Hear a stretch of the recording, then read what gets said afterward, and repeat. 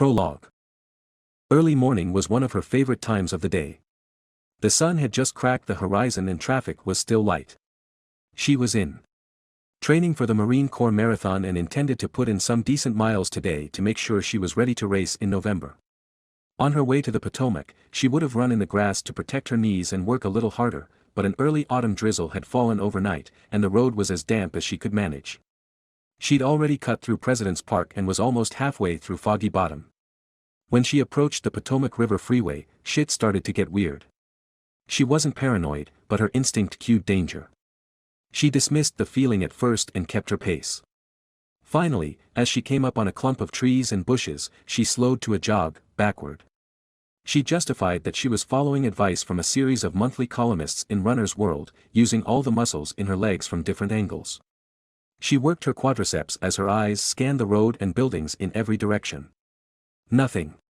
It was just her mind playing tricks. It had been an odd, emotional week. That was half the reason for the long run. To dig her way out of the funk she was in. She fell back into the rhythm of her run. Her Asics gel trainers barely tapped the ground as she mentally prepared to sprint. That's when she felt a cramping sensation in her shoulders. It was the grip of someone's hands. She involuntarily let out a sound like, yo, and just like she'd been trained in countless defensive tactics classes, she swung first her left elbow then her right behind her. The blows didn't seem to make a solid connection. Now the strong hands were around her throat. She had to break free before the grip managed to cut off her wind. Now she felt the panic shooting through her. Her heart felt like it was racing at almost 200 beats a minute. She tried to yell for help just as a hand closed on the front of her throat and cut off her breath before it could build into a scream. That's when the attacker's grip loosened. The rising sun and the streetlight cast a blurry glare over the attacker's facial features. Both hands turned her around, clamped around her throat, and suddenly restricted airflow to her lungs. She looked at the attacker in shock. Her vision started to swim. Somehow she managed to croak, "This is a mistake." Chapter 1. Did you hear that? I listened for a moment and said, "What?" Mary Catherine said, "It sounded like a growl." I stifled a laugh. "You mean like a wolf or a bear?" It certainly wasn't a poodle in a purse like we'd see in Manhattan. They haven't had predators like that in Ireland for hundreds of years. Maybe it's the Hound of the Baskervilles. Like in the movie where Basil Rathbone played Sherlock Holmes. A Great Dane. Ha! We were near the top of Howth Head, a short drive from Dublin. My wife of 9 days was hearing the calls of imaginary wildlife. Or was she? I froze for a moment and heard the low, guttural growl of a large animal. As I pulled myself up the last incline, I saw it. I slowly stood up and held both my hands out. I said in a soft voice, "Hey there." I was staring into the eyes of a black Rottweiler that had to be at least 120 pounds. I tried to signal to Mary Catherine to stay on the lower part of the path. I heard her quick intake of air and knew she saw the dog too. It dipped its head and growled again. The muscles in its shoulders and back popped as it moved slowly from side to side. The hair on its back stiffened. I wanted to tell Mary Catherine to run, but that might attract the dog's attention. Our eyes met. I assessed the risk of facing down a dangerous animal. Then I noticed something. Just a hint of a movement. In the stub of its tail. On a whim I said, "Who's a good boy?" The tail started wagging, fast, like a metronome trying to beat out the rhythm to "Flight of the Bumblebee." I stood up straight. The dog waddled toward me, tail still shooting back and forth. The dog's thick fur felt nice between my fingers. The dog rubbed against my leg, looking for more attention. Mary Catherine climbed a few steps up to me and said, "You make friends wherever you go. You think it's lost?" I shook my head as I rubbed the dog's back. It was well cared for. I kneeled to get a look at the tag on the collar. Just then, a boy, about 7, appeared on the path in front of us. He called out, "Semir, Lulubelle." The dog turned and followed the boy. They trotted away together without another look back. Mary Catherine said, "Lulubelle." Of course a female found Michael Bennett charming. She wrapped her arms around me from behind and kissed me on the shoulder in relief. I had to turn around and give her a kiss on the lips. I couldn't believe how great this trip had been, how different it was from my everyday life. It was the first time we'd ever been able to let go together. No work, no kids, and no responsibilities. It was the last full day of our honeymoon in Ireland. I couldn't have wanted to accomplish any more. We had connected with some of Mary Catherine's family and even met a few of my grandfather's cousins. Their favorite saying was that everyone in Ireland had a cousin in New York City. As we were starting our hike back to the car, Mary Catherine said she wanted to play a game. "Name one of our children," she said, softening her command with a smile, and their most obvious attribute. Quick as I could. Mary Catherine started by saying, "Juliana, talented. Jane, smart. Brian, determined. Ricky, funny. Trent, thoughtful." When she paused for breath, I jumped in. "Eddie, spontaneous. Fiona, clever. Bridget, serene. Shauna, loving. Chrissy, sweet." I took a quick breath and said, "Great game, I win." Mary Catherine went to give me a playful shove, but I turned so she fell into my embrace. Then we exchanged a long, loving kiss until we found ourselves lying in clover, making out like teenagers. I had to whisper to her, "I've never been this happy, and you've never looked so beautiful." Chapter 2.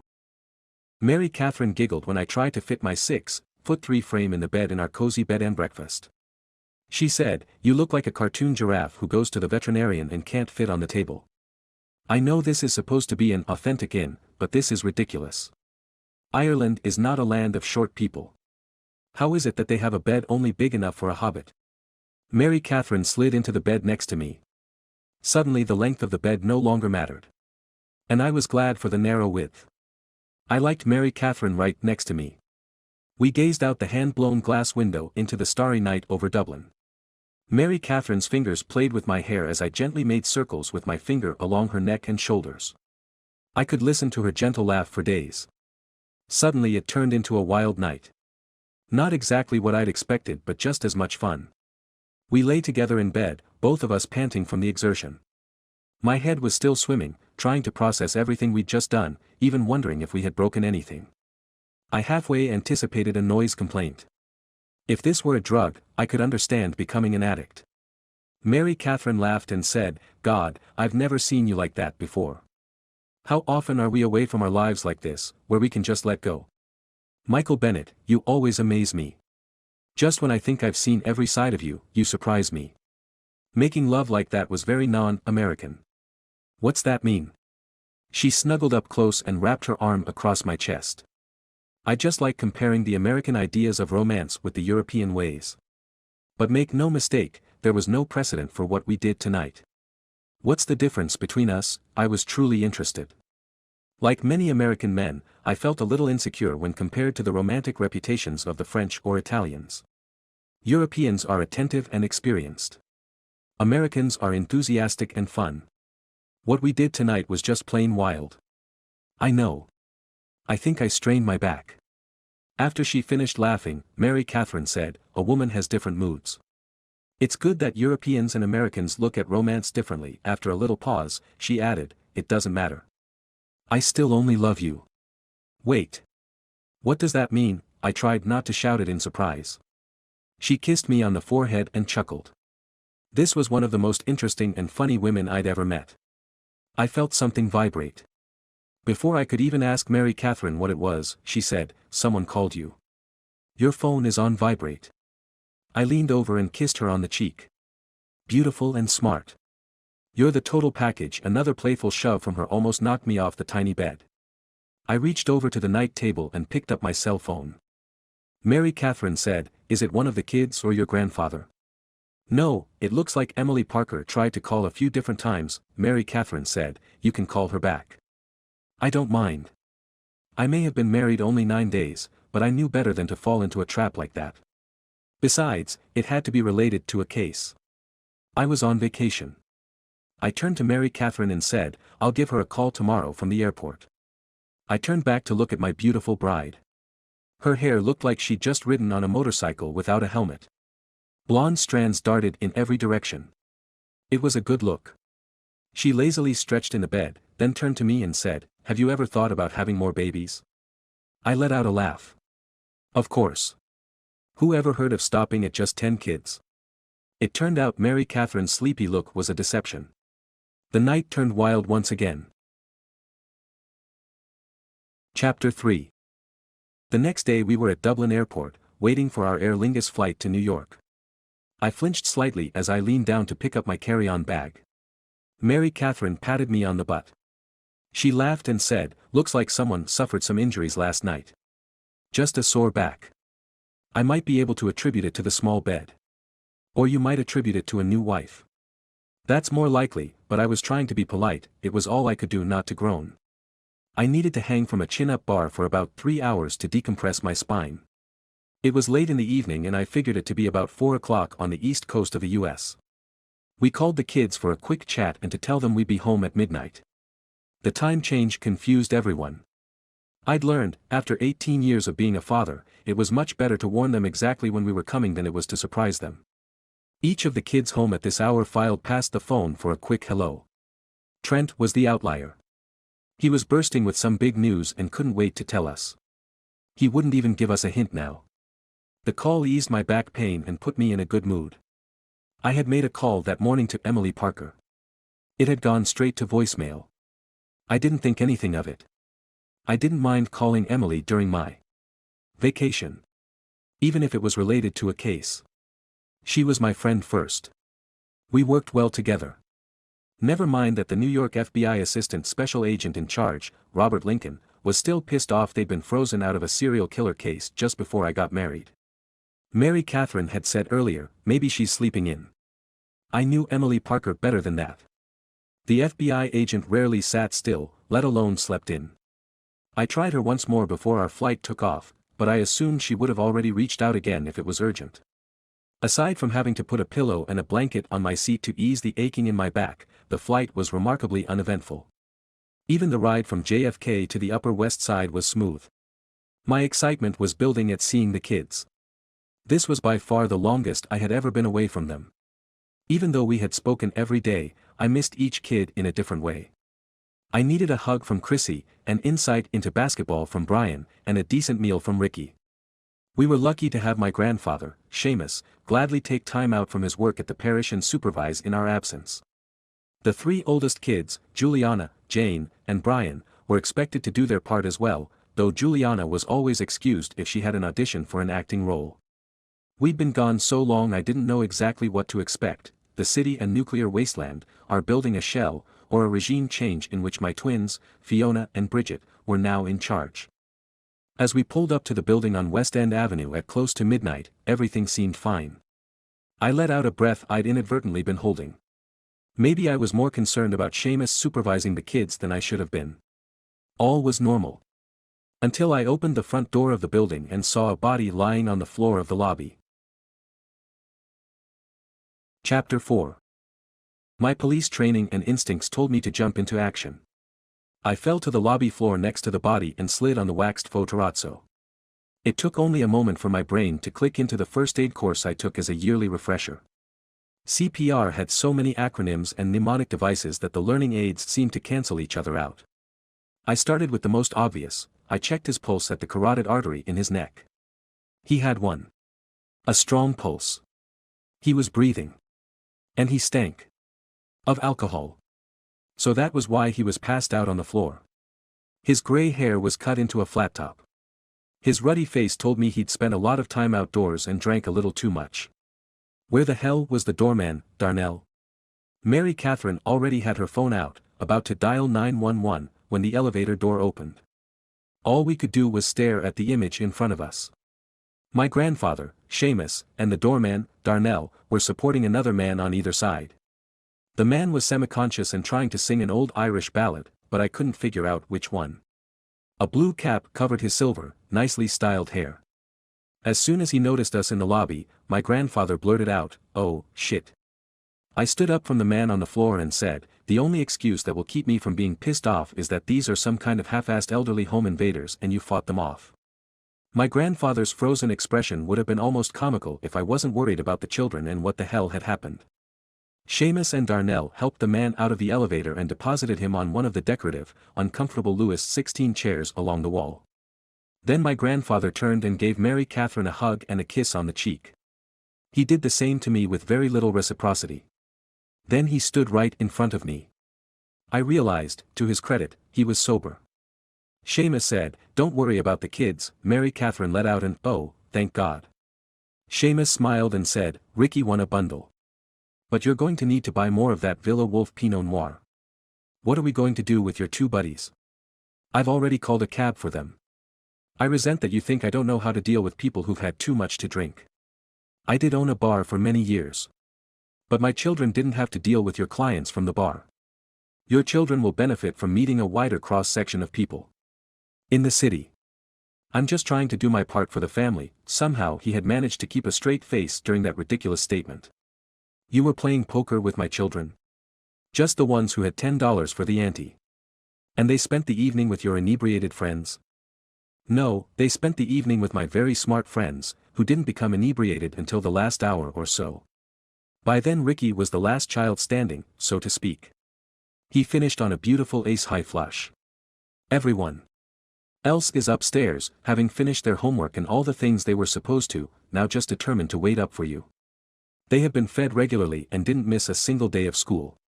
I count this whole situation as a win." As I was about to reply, we heard a car horn out front. Seamus helped his friend off the floor and somehow guided him to the cab he'd called.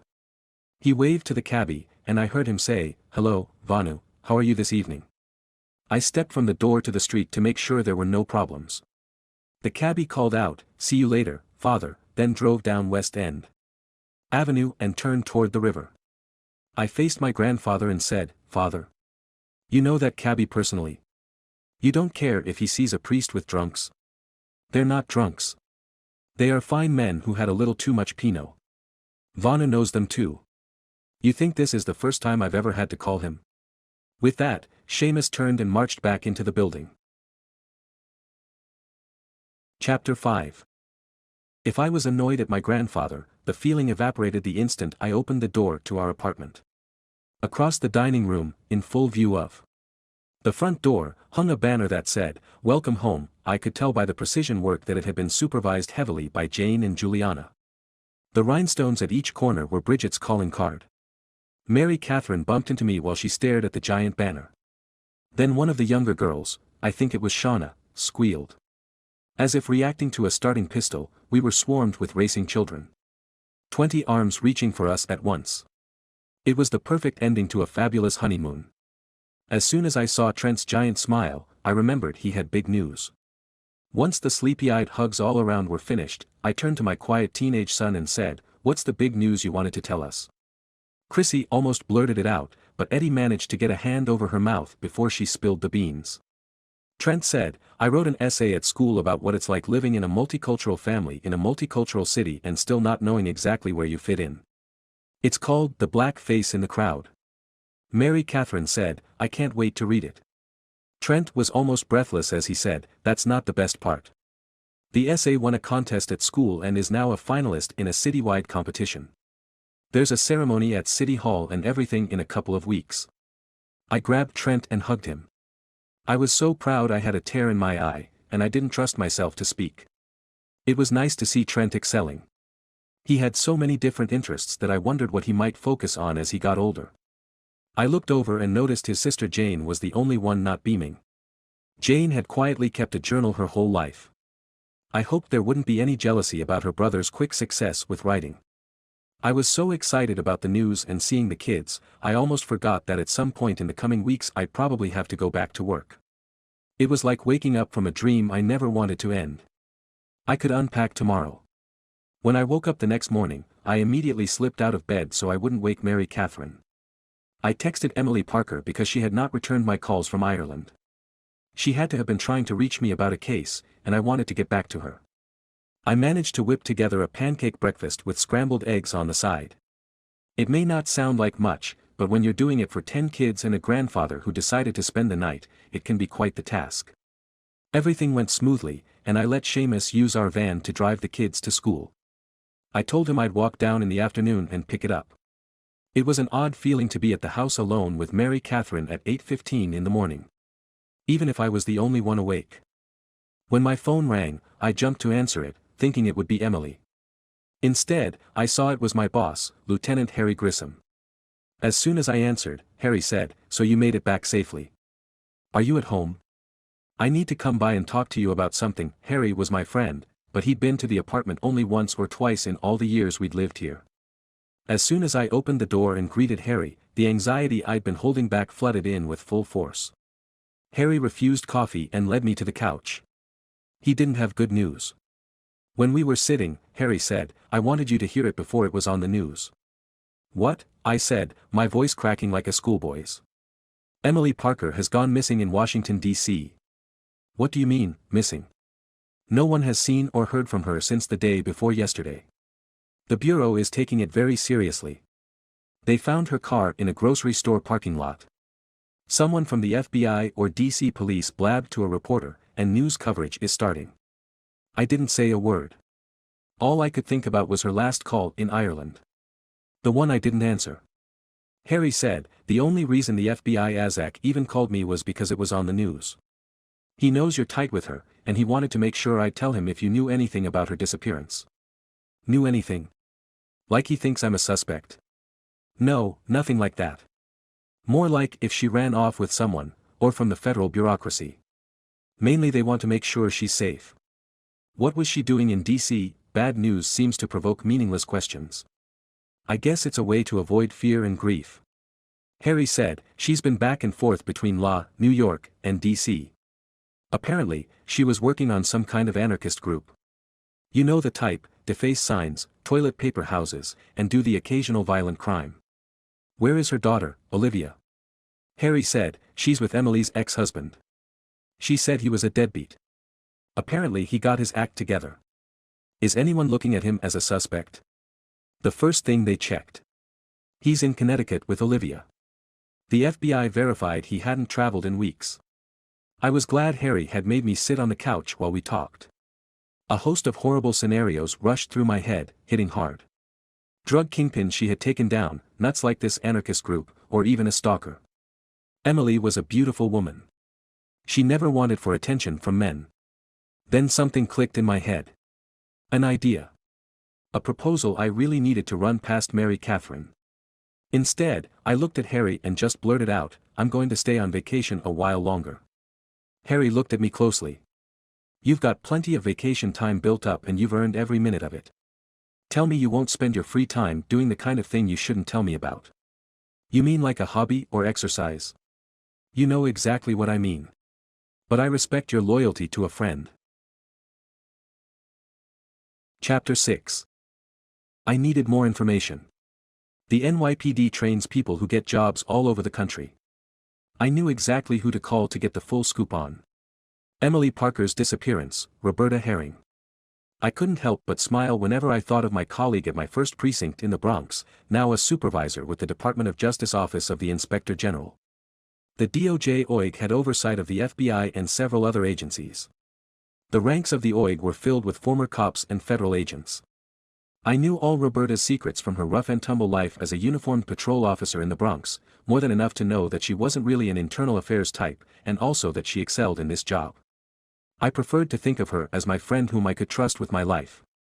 And I was pretty sure she felt the same about me. All I had to do was say, "How would you handle a domestic violence situation?" Usually, she'd just give me a look that told me to shut up. Once she even shoved me out of a restaurant so I wouldn't keep talking. It was a great game in which I held all the cards. The best way to play any game. I knew she had once told an abusive husband she'd cut off his balls if he ever hit his wife again. Say what you want, it worked. On the second ring, I heard, "Roberta Herring, may I help you?" I chuckled out loud and said, "That's very professional. You must have learned that after you left the Bronx." She answered with her own chuckle. "Detective Michael Bennett." I knew my day was running too smoothly. "How's that new wife and platoon of children?" We got through the chit-chat and caught up with each other's lives. I told her about my connection to Emily Parker and the cases we had worked. I said, "She personally kept me and my entire family safe when we were in witness protection. I'm just worried about what's being done to find her." Same old Bennett. Doesn't believe anyone else can do the job as well as he can. "I've seen too many times where you step in and figure things out when no one else can." There was a pause. I heard footsteps and then the sound of an office door closing. "The FBI is taking Emily's disappearance seriously," Roberta said, now that she could speak freely. The DC police are also taking leads.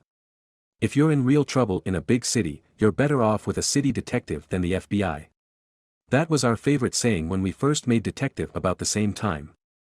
She didn't say it out loud, but I knew we were both thinking it. I wasn't an idiot. Roberta said, I don't know Emily Parker personally, but since she disappeared there have been quite a few rumors. People believe that she's dated a number of very powerful people in DC. The rumors all indicate that she has a real wild side. I've known her for years, and I've never had any hint she had a wild side. Are you sure we're talking about the same person? Emily is as dedicated as any cop I've ever met.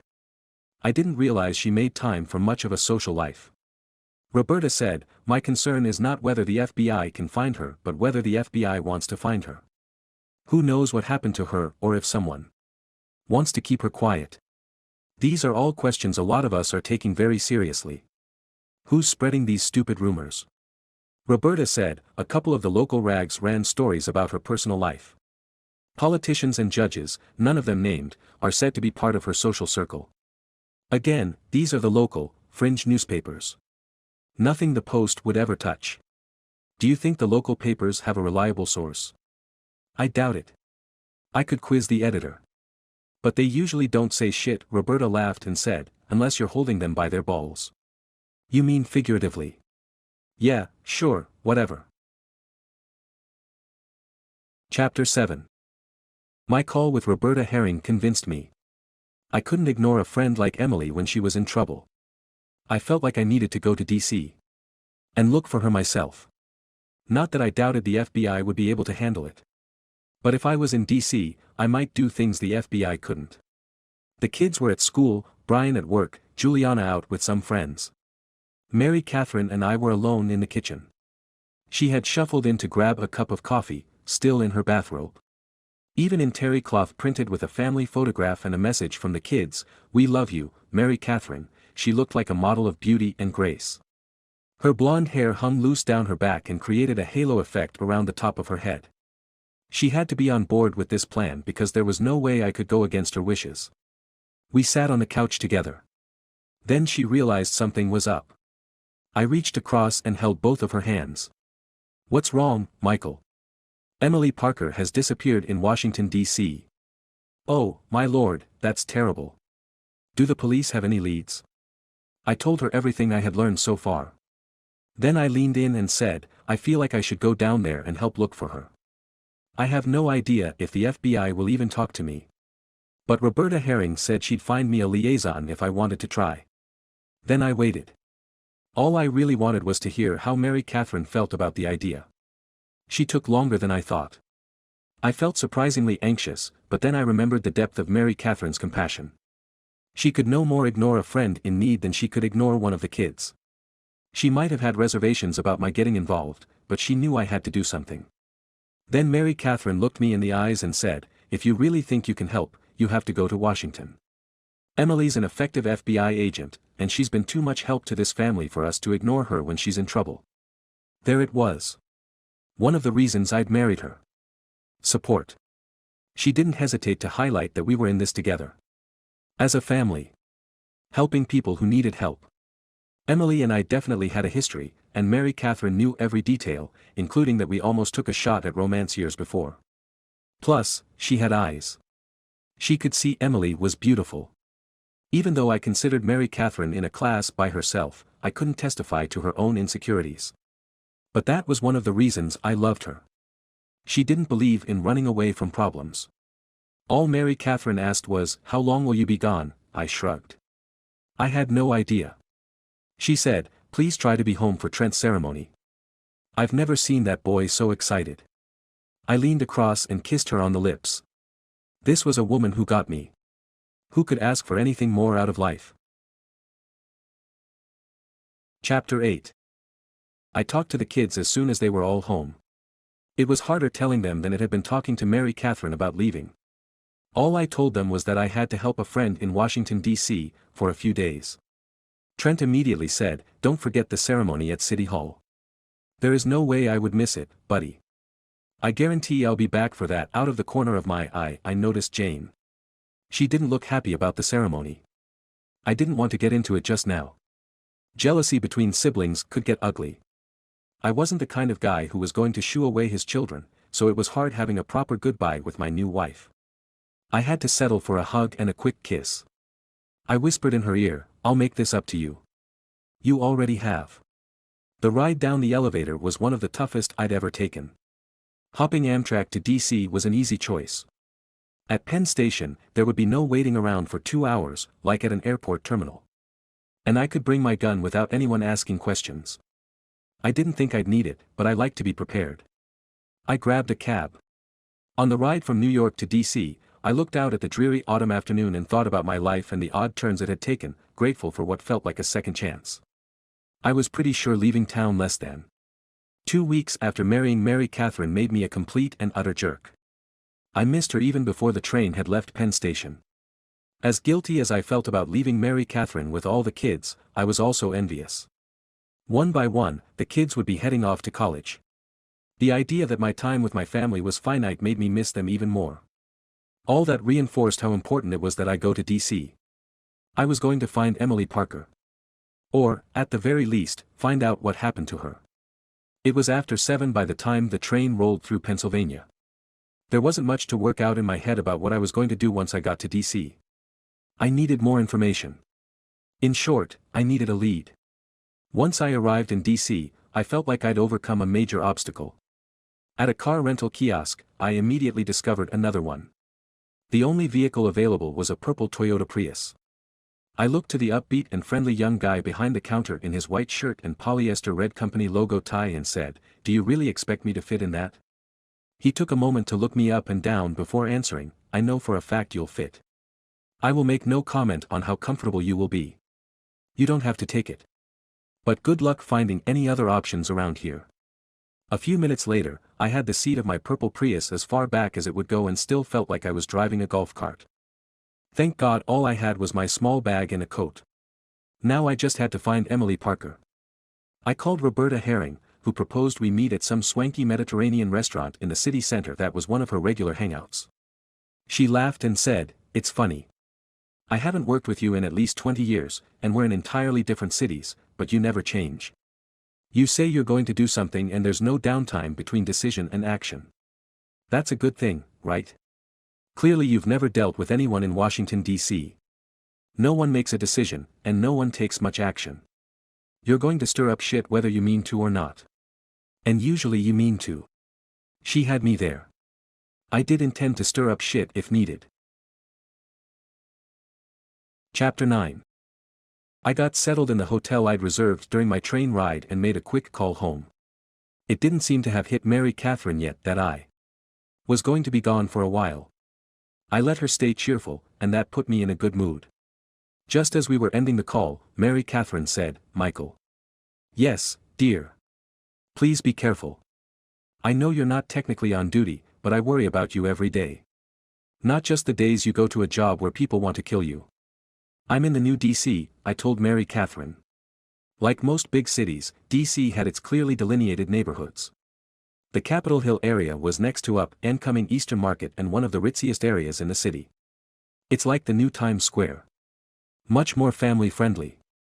What I didn't mention was that the people who lived here rarely acknowledged disadvantaged neighborhoods like Brentwood or Anacostia. No one wanted visitors from the outside. After riding in the cramped Prius, I didn't mind waiting at the front of a Mediterranean restaurant on 8th Street named Cava Mezzi. Roberta swept into the place like a tropical storm in a patterned pantsuit and pumps that drew her 5'10", broad-shouldered frame to a commanding presence that topped 6 feet. A couple of people greeted her in the entryway and led us to our table. Once seated, Roberta ordered a bottle of Montez Folly Syrah.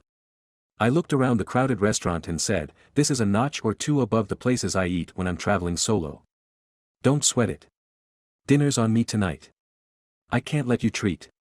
You're doing me a favor. Actually, you're doing me a favor." As soon as I heard about a missing female FBI agent, I worried they wouldn't have the right agent to look for her. You know that at any agency there's always that one right investigator who can get shit done. Now, instead of me worrying, you show up. And I know you're the right investigator. I was speechless at what had to be the biggest compliment she had ever given me. Maybe the biggest compliment she had ever given anyone. Then Roberta said, besides, after my last divorce, and being at the top of the federal pay scale, I don't even look at prices anymore. If I'd been smarter when I was younger, I would have married a plumber the first time instead of a mail carrier. We both laughed. Roberta leaned in and said, it's a shame our jobs take such a toll on our families. Everyone talks about the divorce rate among cops, but they never look at why. Maybe because we spend so much time protecting everyone else's family, it's hard to focus on our own. You may have been married a few times, but Joey is doing well at Howard, isn't he? He's doing fine, and I'm happy he's studying here in DC, though unless he's got laundry or needs money, I don't count on many visits. We caught up with family news for a few more minutes, then I had to get serious. Have you been able to follow up on any of the rumors you've heard about Emily? I'm looking for any available leads. According to my casual inquiries, she was definitely involved with the newest Supreme Court Justice, Robert Steinberg. He's only a little older than Emily. It looks like he might have known her since she started at the FBI. There's just one problem. What's that? He's married, she paused for effect. To the daughter of Lom Welmy. The senator from New York, I almost shouted in surprise. The very same. And it looks like Emily's had some other high-profile lovers over the past couple of years. Emily and I were friends, but once it was clear we weren't going to be romantically involved, I didn't think it right to ask her any questions about her romantic life. Roberta said, the most important thing I was able to work out was finding you a decent FBI contact. He's the lead agent on Emily's disappearance, and he's worked with her for the past year. His name is Bobby Patel. The only problem is, it might be a day or so before he can sit down with you. You'll have a couple of thick files to occupy yourself. I know how antsy you get. He's okay being a liaison with someone not officially on the case. I spoke to him face to face. He'll benefit from experience like yours. But remember, this is a completely unofficial association. I said you wouldn't cause too much trouble or talk to the media. I even told him there was a slight chance you might be helpful. That sounded more like the Roberta I knew. It also put me at ease. Chapter 10. It took a day for everything to line up so I could sit down with the FBI agent Roberta Herring had arranged for me to meet. I used the time to read the case file Roberta had given me. It had the FBI reports along with the DC police reports on Emily's disappearance. I also used the time to catch up on the DC gossip surrounding Emily. Every story and internet post I read led me to another 5. Then I started learning a little more about the new Supreme Court Justice, Robert Steinberg. By the time the FBI agent was ready to meet me, my head felt crammed with conspiracy theories as well as a few facts. It was no surprise that my FBI contact, Bobby Patel, didn't want to meet me anywhere we might be seen by FBI people, but I picked him out as soon as I walked through the door of Baked and Wired, a coffeehouse on Thomas Jefferson Street, not far from the Potomac. The basic color scheme and unfinished ceiling were trying a little too hard to be trendy. Bobby was a tall, fit guy in his early to mid-30s with a dark complexion and black hair. In a dark suit with a yellow tie, he wasn't trying too hard to blend in among similarly dressed federal workers occupying chairs and stools at a long communal table. His expression made him look like he was brooding. Maybe he was. The dark stubble on his cheeks and bags under his brown eyes made it clear he was driven and stressed. His thin lips spread into a brief smile as he recognized me too and stood from the long table to greet me. He turned his head in either direction. I picked this place because I figured we could talk in private. In the 10 minutes I've been sitting here, a couple of guys from my unit have already come and gone. There are another 2 FBI agents sitting in the mock living room in the back, reading the paper like they're at home on their own couches. I feel like I'm a target of surveillance. We can go somewhere else. He declined the offer. Bobby Patel had a certain childlike energy and antsiness I found endearing. I knew that look. It was the same one I got when I had leads on a major case. Bobby said, I'm exhausted from going out on useless leads. I hope you have some ideas. I've read about some of your cases and wish I worked with a guy like you. I'll confess, working with a smart, young FBI agent wasn't the worst idea. I doubted I'd ever have the trust I'd built with Emily Parker, but it was always good to have a contact with the bureau.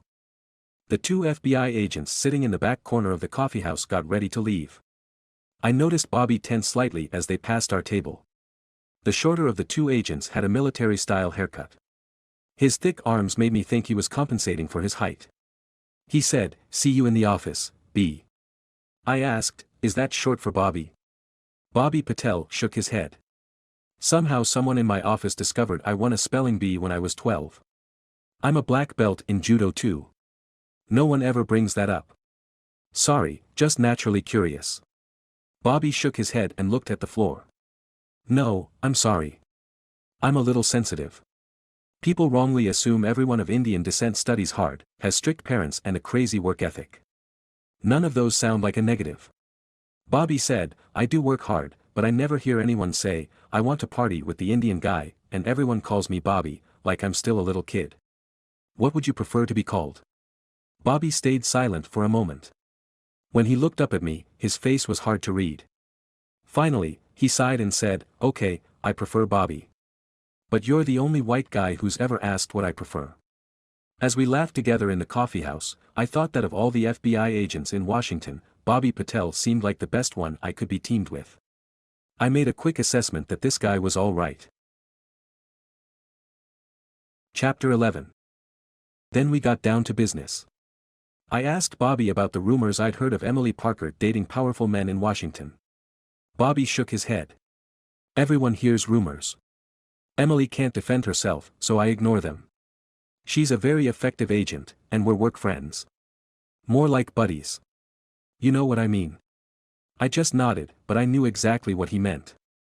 I had a number of female buddies. Emily was my best female bud. And I intended to find her. Bobby kept going. I'm looking at the actual information I have to go on.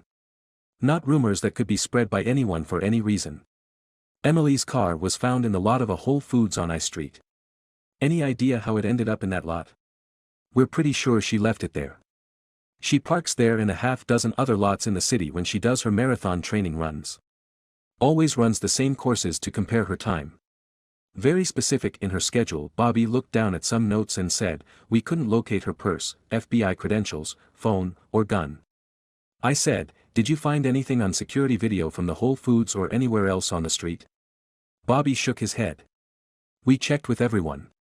We even created a website that aggregated security footage from a number of stores.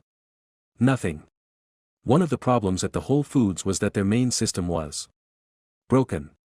They were using a backup DVR system with little storage capacity, so the staff downloaded to DVD daily, then wiped the DVR for the next day. But the DVD that would have had the files showing Emily pulling into the lot was missing. Just a simple screw-up that's causing me a lot more hassle. You have any leads or suspects at all? Bobby shook his head. Nothing that's panned out. We searched for a square mile around where we found her car. The DC police have had an extra boat patrolling the Potomac and looking for any sign of her. Still nothing. What about her FBI investigations? Would one of her targets be a viable suspect? He shook his head. She's been tracking an anarchist group known as the Burning Land. Mostly younger men who like to stir up trouble by pretending to resist authority. In reality, they're thugs looking for chaos. They've been linked to half a dozen fires, looting, and some of them are suspects in 2 separate murders of former members. We talked to a few of them. They didn't realize anyone has been looking at them. I guess you can beat up people and riot and expect no one to pay attention. Then Bobby passed a folder across to me. He said, everyone we've talked to with a quick summary of what they said is in this folder. So are the principals in the Burning Land. He looked me in the eye and took a beat. I'd like to set up a few ground rules for our investigation. Anything you want. First and most important, no one at the FBI can know I'm feeding you tips. I know your friend from the OIG called me personally, but my bosses won't cut me much slack if they hear I've been farming out leads. I understand completely. It's generally my goal not to have contact with the FBI. Bobby let out a laugh and said, I get the feeling that's most cops' attitude. He looked down at his notes again. You need to tell me everything you find out related to Emily's disappearance. And I mean everything. Even suspicions. I just nodded at that one. My experience with the FBI had not made me particularly open to sharing everything with them. This was a unique situation. Finally, Bobby said, I'll feed you some interviews, but you can't tell anyone you're working the case. I'll just say I'm looking for my friend. Which is true. Somehow I had the distinct impression that a lot of the interviews would fall into one of 2 categories, people who had no useful information and people who were powerful enough to ruin an FBI agent's career. Chapter 12. Before I ran out to stir up shit, I made a quick stop at my hotel's cramped business center. One of the first steps in any investigation, after gathering information, is research. An internet search told me that, as a group, the Burning Land was suspected in several deaths, fires, and a whole host of crimes related to riots they helped start. I was shocked they hadn't been designated domestic terrorists. The FBI may have spoken to a couple of the group's members, but that didn't mean much to me. I wasn't restricted by the rules of the FBI. I didn't have to be polite or courteous. And I could spot a liar. Everyone in the damn group had some kind of arrest record. One member, a guy named Jeremy Pugh, stood out. He was a little older, about 37, and was listed as a direct suspect in 2 fires. I was able to track down public records of his arrests for stalking, aggravated stalking, and assault with a deadly weapon. That gave me the impression of a dangerous man backed by the encouragement of a dangerous group. A note on a booking photo listed Pugh as 6'4" and 250 pounds. It didn't take me long to find the warehouse where the Burning Land might ostensibly be headquartered. At any rate, one person in a web forum had listed this address as a meeting place in the past few months. I drove past slowly and looked through the open bay doors, any identifying signs missing. Above the patchwork of asphalt, a few young people in an unmarked bay sat talking on crates or on the concrete floor. My guess was they used this place because the rent was cheap, or maybe it was the base of some other activity that helped fund the group. Since no one ever would make a small purple Prius for a police car, I drove past several times. Nothing changed. Then I started looking through the rest of the neighborhood.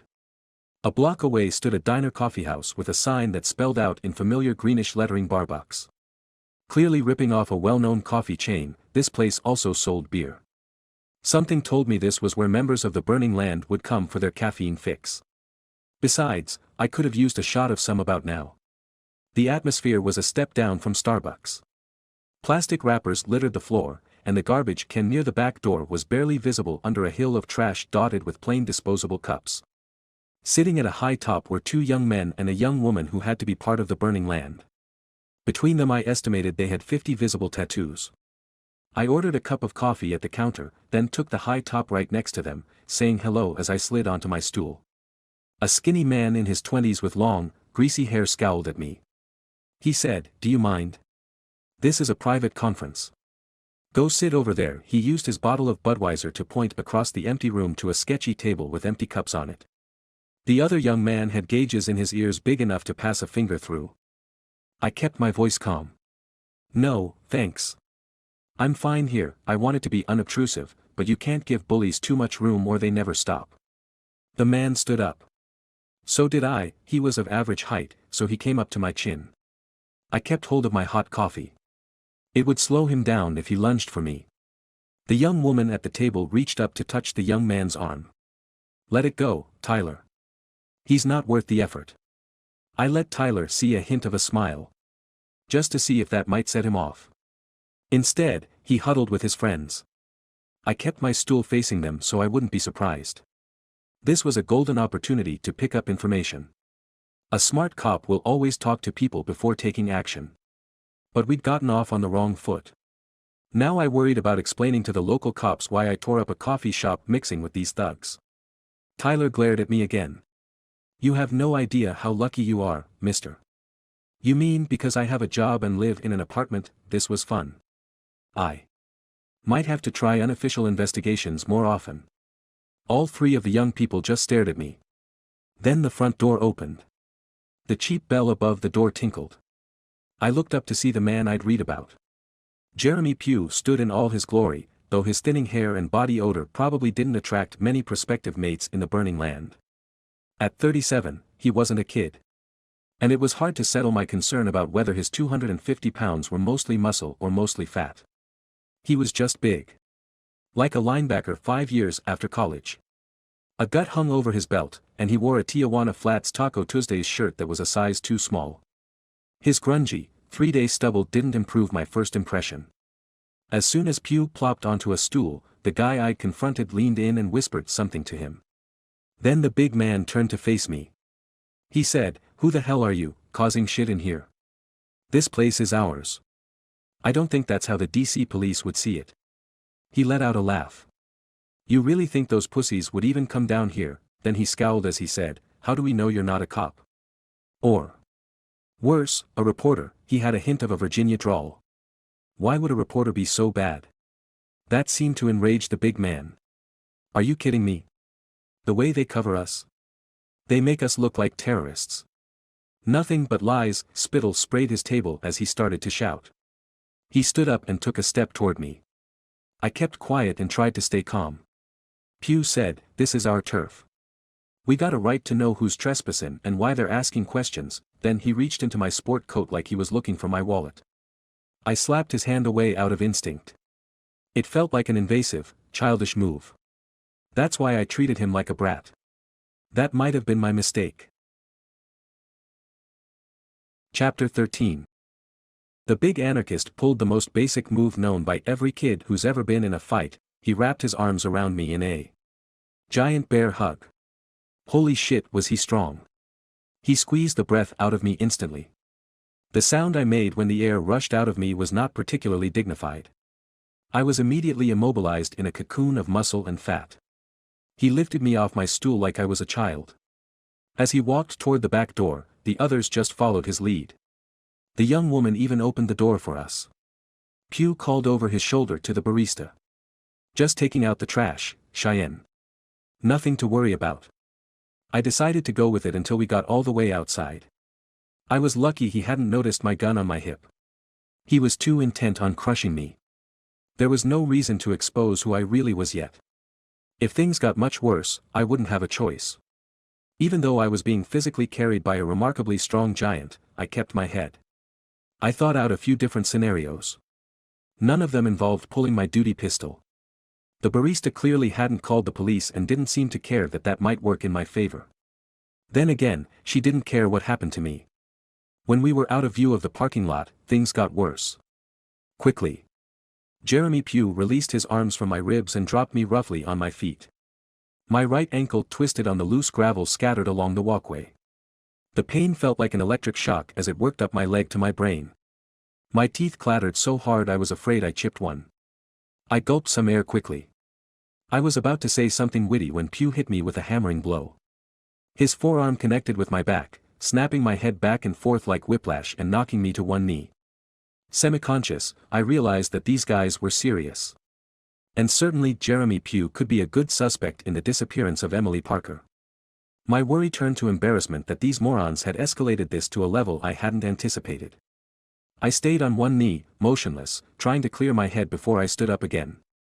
I did flinch at a kick that wasn't thrown. Then I felt something else. First on my leg and then on my back. Then I realized with a sickening feeling what it was. Piss. Jeremy Pugh was peeing on me. I'd like to say it was the first time I'd encountered the use of urine as a weapon. But as a uniformed patrolman in the Bronx, my team had all been showered with jars of urine from the upper floors of apartments. This just seemed so much more personal and disgusting. By the time I was upright, Pugh had zipped up his fly and his friends were all laughing. Then they just wandered away like I wasn't worth another thought. I watched them. I knew we'd see each other again. Maybe soon. Chapter 14. I made it back to my hotel room, holding my jacket at arm's length as if it had been sprayed with a biological weapon. I cared nothing about the view from my 7th floor window. I didn't care that I could see the Library of Congress clearly. Instead, I jumped into the shower, still wearing my pants and shirt. Eventually I stripped down and threw the clothing into a laundry bag. I'd spring for the hotel dry cleaning before I ever wore that jacket again. I try to never let emotions dictate my actions. I was thinking this might be an exception. I needed a little time to cool down. And to pick my time and place to remind Jeremy Pugh that I would not forget what he'd done to me. Now I had Pugh on my list of suspects. That brought up a lot of questions. How did he find Emily? Did he know she ran most mornings? Where did he take her? As soon as I was cleaned up, I called home.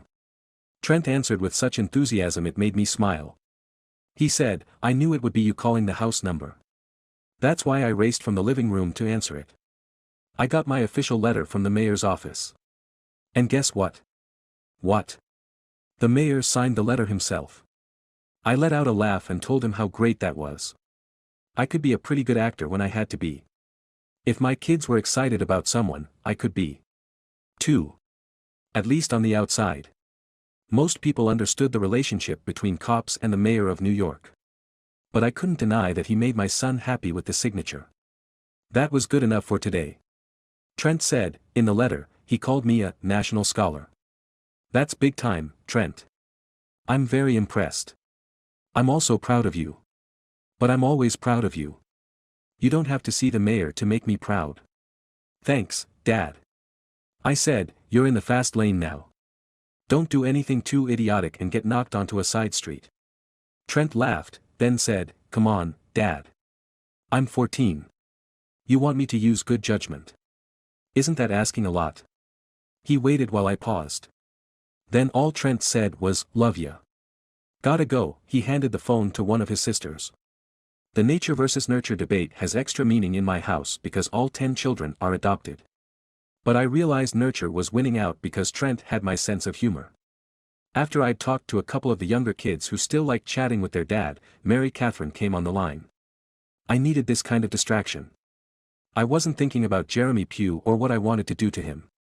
I filled Mary Catherine in on most of my trip, leaving out a key detail of what had happened to me in the last hour. I also told her about the rumors I'd heard concerning Emily Parker. I don't like to gossip, but I wanted a female perspective. I said, I know Emily really well, and I never would have suspected she had a thing for powerful men. Or that she would possibly date someone who was married. As usual, Mary Catherine could set me straight quickly. Usually I'd make some joke about your age and how you're out of date. But truthfully, the way I see couples today, I think we're both a little old-fashioned.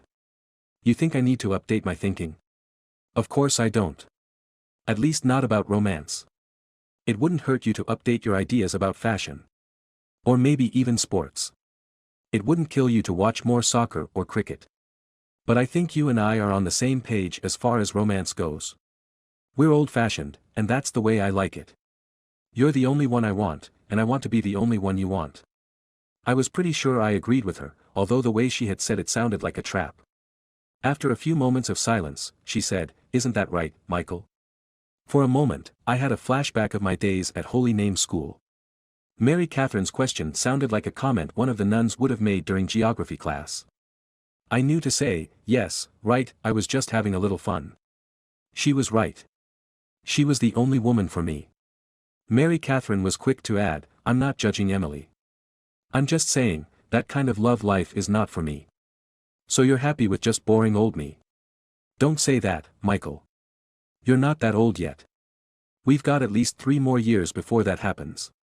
Sharing a laugh together was exactly what I needed to set my head straight and get back to work. Chapter 15. An hour later, dressed in very casual clothes, I stood in the lobby of my hotel, waiting for Bobby Patel. He'd called me and wanted to drop something off. He said he didn't care if other federal workers saw us together. They couldn't be any more inquisitive than his friends from the FBI who had seen us at the coffee shop. We grabbed a sofa in a corner where we could speak privately. I felt underdressed compared to the younger FBI man. It wasn't just his tailored suit but his precise hair, perfect tie, and polished shoes. When I told Bobby about my day, I left out the assault. I didn't know how he'd react. He might want to take official action. Now was not the time. I just told him the Burning Land people seemed to be assholes. He agreed. I told him I'd read an article in Rolling Stone magazine about the group's formation and its early members. One of the founders had dropped out of Harvard, and his mother was the representative from his district in Massachusetts. Bobby laughed at that. He said, I wouldn't have survived telling my parents I was dropping out of Harvard. My mom almost killed me when I didn't go to med school. Bobby handed me a thick file folder. He said, here's some background our analysts did on the people we talked to. I took the folder and judged its weight in my left hand. The extra information almost felt like a distraction. I said, I'm going to do a little research on my own. Starting with Justice Steinberg. The look Bobby gave me when he heard the Supreme Court Justice's name gave me pause. He asked, how are you going to do something like that without drawing attention to yourself? This evening there's an author signing a new book at the Barnes & Noble about a mile from here. I figured I'd go for a nice stroll and listen to what the author had to say. The book's about the history of the Supreme Court and how it affects decisions today. Sounds thrilling. It might not be a Tom Clancy novel, but I expect it will have some good information. Maybe the author will be inclined to give me a little inside scoop. Bobby just shrugged. It was his way of telling me I was wasting my time. But that was why I was in DC, wasn't it? To do the odd things the FBI and the DC police weren't going to waste time on. You never know what will turn an investigation.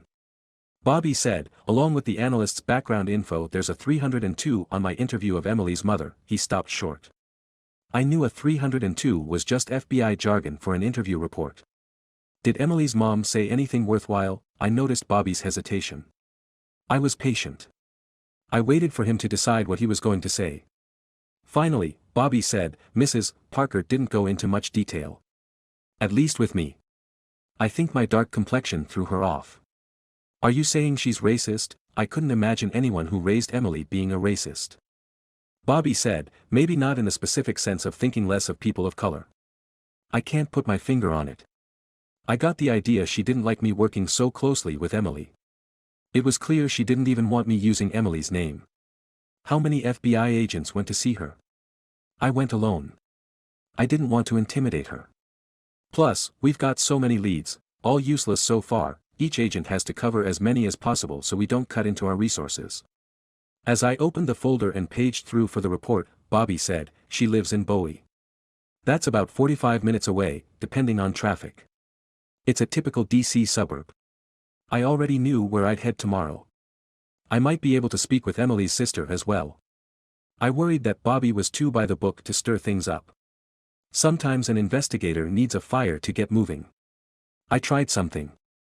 I said, you gotta be done for the night. That drew a quick laugh. Are you kidding me? I have 3 stops to make before I even think about heading home to Alexandria. My longest stop will be at local corporate security for Whole Foods to see if anyone found the missing DVD of the security footage of when Emily drove into the lot. He sighed and rubbed both his eyes with the palms of his hands. That response satisfied me for now. He had a good attitude and was a hard worker. Maybe it would be good to work something with him if he ever transferred to New York City. Bobby looked at his watch, and I noticed a woman in an oversized chair in the lobby pretending to watch TV. She had long dark hair and wore a baseball cap that made her look like a teenager. On closer inspection, she appeared to be around 30. And she was watching Bobby and me, not the TV. I let Bobby go on his way to see how the woman would react. She stayed with me. I decided to act. Chapter 16. I stood right where I had been talking to Bobby. I pretended to look at different reports from the folder while I gathered information about the woman watching me. She looked over her shoulder twice. I followed her gaze to 2 other men. A tall black man and a shorter heavyset white dude wearing a shirt and tie. The tie was way too short. It only accentuated his gut. At least now I knew there were 3 people I had to deal with. After acting like I dropped a page from the folder, I used a decorative column to block the woman's view. It was only a couple steps to get me into a hallway. Then I did a quick jog through the hallway in a giant loop around to the other side of the lobby. By the time I came out the other end of the hallway, the woman was with her 2 male companions. They weren't even trying to conceal the fact that they were looking for me. I'll confess that I had no clue who they might be. They looked too old and well dressed to be members of the Burning Land. Maybe Bobby hadn't been honest with me and felt like he needed an FBI surveillance team to keep track of me. A lot of thoughts ran through my head. I decided the best course of action was just to ask them. I waited till the 3 of them were deep in discussion and stepped up almost behind them. I couldn't hide my smile when all 3 of them jumped as I said, "Are you guys looking for me?" Now I could see the black guy was in really good shape. About my age and almost as tall as me. The woman was also very fit. It was only the older white guy who clearly didn't care anything about physical fitness. As I looked a little closer at him, I realized he didn't care much about fashion either. His windbreaker had a mustard stain on it, and his tie looked even more ridiculous up close. It was a circus scene with judges and lawyers in the role of clowns. They turned to stare at me. Like I was a giraffe at the zoo. I realized they were some kind of law enforcement. I said, "Is this like a surveillance practical from the academy? Do you guys want my notes on your effectiveness?" Now the black guy spoke up. "Hello, detective.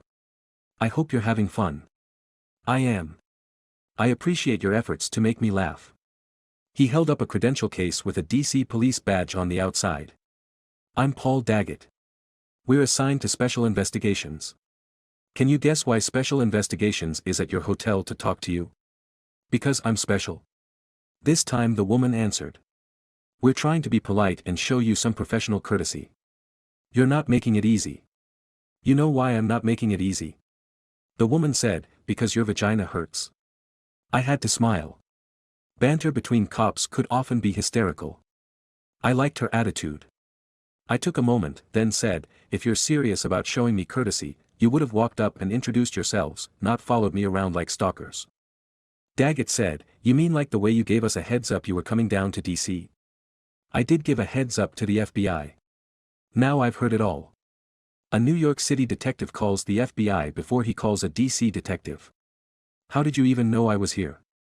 Why do you care? Daggett said, if it goes on in the city, Special Investigations knows about it.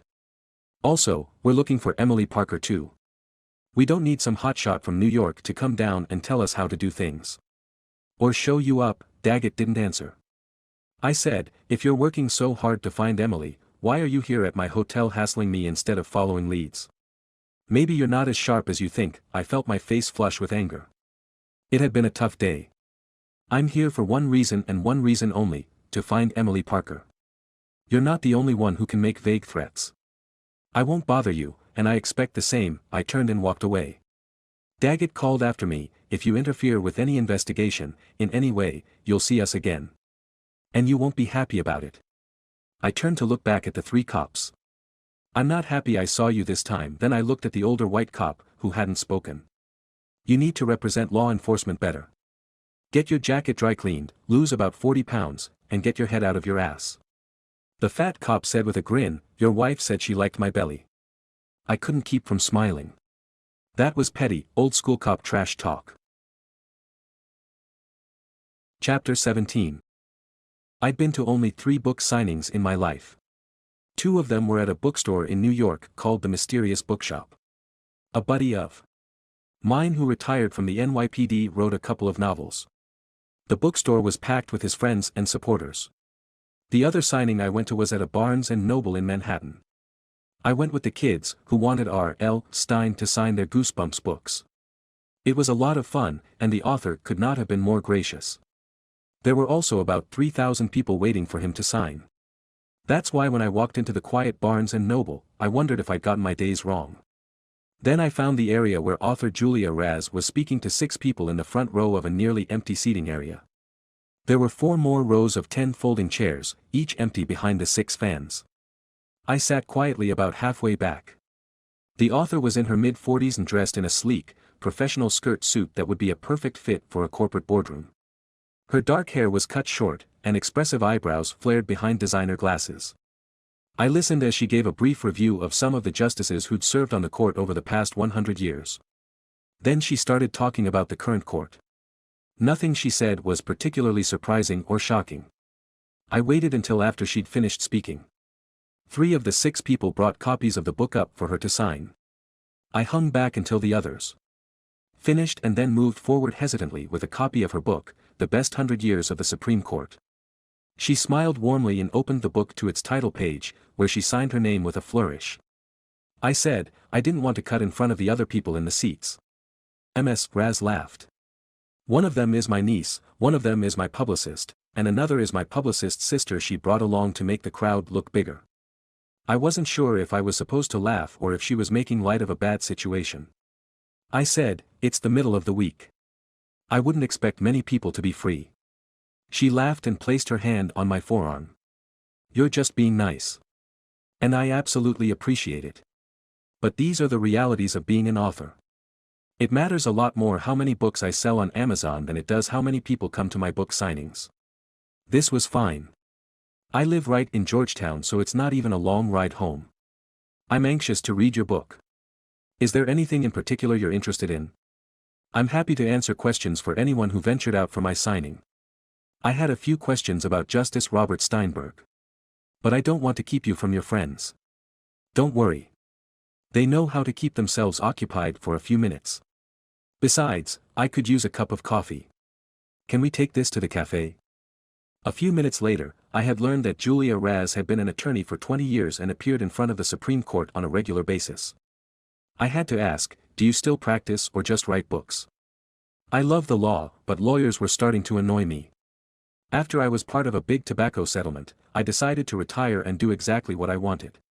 This is my second book on the Supreme Court. I asked about Justice Steinberg, and she told me a lot of what I'd already read. He was considered a great legal mind. He was somewhat nonpartisan, especially considering who his father-in-law was. And he was private. He rarely gave interviews, and when he did, his chief of staff always sat in with him. Blah, blah, blah. I asked, do you know his chief of staff? I downplayed my knowledge of the justice. Everyone knows his sister, Beth. His sister is on the payroll. She doesn't take a salary but acts in a purely administrative role. She's very bright. Went to Stanford. But she's not an attorney. If she's not an attorney, is she that much help to the justice? She's everything for him. Mostly, she protects his privacy. She could be a bouncer at a high-end nightclub. Athletic, no nonsense. I think she's the perfect chief of staff for a town like Washington. So Beth is the key to the justice. That's a good way to put it. Why so interested? Just curious. The fact that he's married to my senator's daughter is one thing. We have some other people in common. Justice Steinberg's wife is also very bright. She may not be as tough as his sister, but she got her law degree from Columbia. Is she going to get one in the US as well? That made Ms. Raz guffaw, and I had another lead, Justice Steinberg's sister, Beth. Chapter 18. When I came to D.C. to find Emily Parker, I realized that I might run into some roadblocks. I anticipated petty FBI people wanting to keep the investigation to themselves. D.C. police could do a lot to discourage me. Now I'd been told in no uncertain terms that they didn't want me here. And I still had no idea what had happened to Emily. I had some background information. I had no real leads. And no matter what Bobby Patel was telling me, the FBI had no decent leads either. I was going to talk to people they had already talked to. Maybe stir things up a little bit. I endured a snicker from the valet when he brought my little purple Prius around in front of the hotel. 2 other valets joined him to watch me get into the tiny car. I took a moment to gather my thoughts before I wedged myself into the driver's seat. I must have looked like one of my kids when they would drive the little electric cars I bought them when they were little. I took the John Hanson Highway out to Bowie, Maryland. This was one of the nicer suburbs that served D.C. Very neat and orderly. I found the subdivision where Emily Parker's mother had a nice 3-bedroom, 2-bath. It matched virtually every other house on the street. A single tree shed a few leaves in the otherwise tidy front yard. This was not an interview I was looking forward to. No one wants to bother the mother of a missing person. The FBI report I'd read indicated that she had no usable information but hadn't mentioned anything about her demeanor, so I had no idea what state of mind she was in. I pictured a lot of cats. When I rang the front doorbell, I realized how wrong I was. It started with one bark. A deeper, resonant bark. Then it was like a floodgate had opened. The cascade of different woofs rushed toward the door. I could hear bodies of various sizes slamming against the door. Mrs. Parker was a dog person. The door opened, and I was prepared to be mobbed by dogs. Instead, an attractive woman with auburn hair and glasses sitting at the top of her head said, "You must be Michael Bennett. Emily says you're a bulldog." As you can see, I appreciate any kind of dog. I looked down to see 6 dogs. Most of them were mixed breeds, but one of them was related to a German Shepherd and one to some kind of toy poodle. None of them crossed the threshold of the front door. They all just stared at me silently. Mrs. Parker smiled. "That's called proper training. While you and I are chatting, they won't make a peep. They'll bark when someone knocks at the door, but they won't run outside unless I give them permission. Their training is very impressive. Too bad my control over my children isn't as good." I stepped inside as I said, "You think you could have stopped whatever happened to Emily?" "I would have stopped her from ever joining the FBI.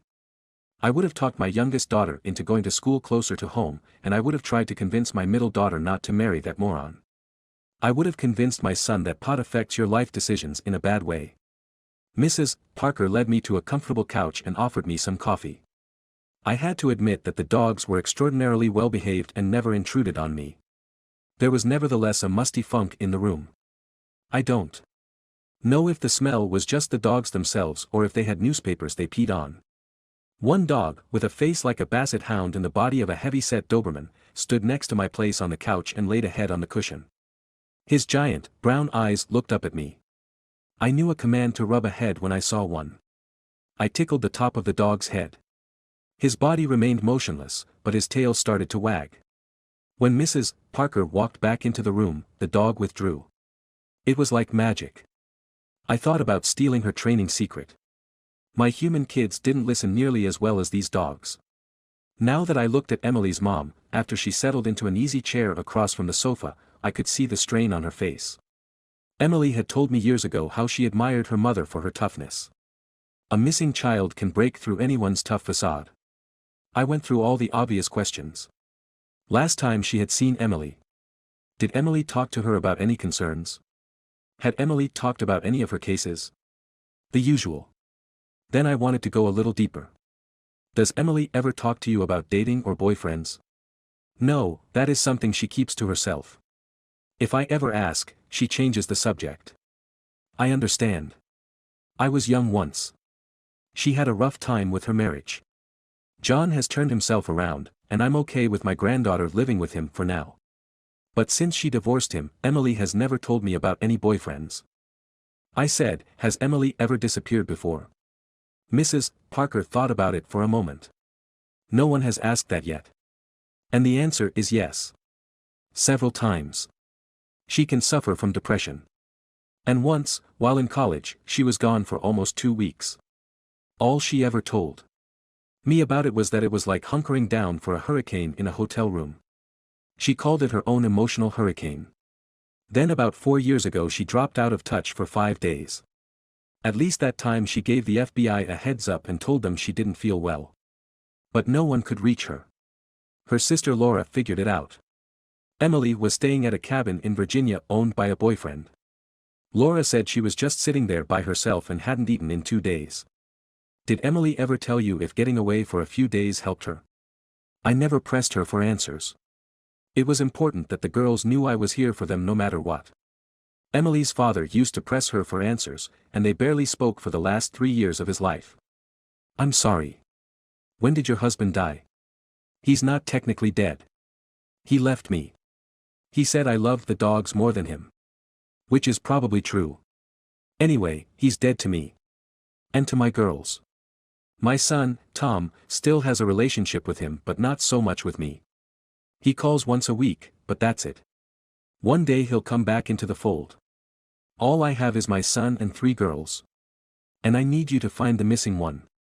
For the first time since I started looking into things here in DC, I had some hope of finding Emily alive. Chapter 19. I made the short trip from Bowie to Springdale, Maryland, again on the John Hanson Highway, back to the I-495 interchange. Emily's sister, Laura, whose married name was Nardo, was 2 years younger, a 4th grade teacher who lived with her husband and baby in a development that looked almost exactly like her mother's. Even the house was a similar 3-bedroom, 2-bath 1-story. With a single tree in the middle of the trimmed front yard. When I knocked on her door, I did not hear the sound of dogs. I should have told myself to beware of memories. The woman standing inside the open door looked exactly like Emily. Laura had the same slender frame and pretty face. Her hair was a little lighter, cut in a similar style as Emily's so that it fell playfully across her face. My heart hurt looking at her. Laura gave me a weak smile. The first words out of her mouth were, "I can see why Emily always talks about you." She was a little like her mom, direct and to the point. In no time, I found myself on a comfortable sofa in a living room littered with baby toys. A mesh playpen stood in the corner. Laura noticed me looking around the room and said, "You have good timing. The baby's been down about 15 minutes and usually sleeps for a good 2 hours."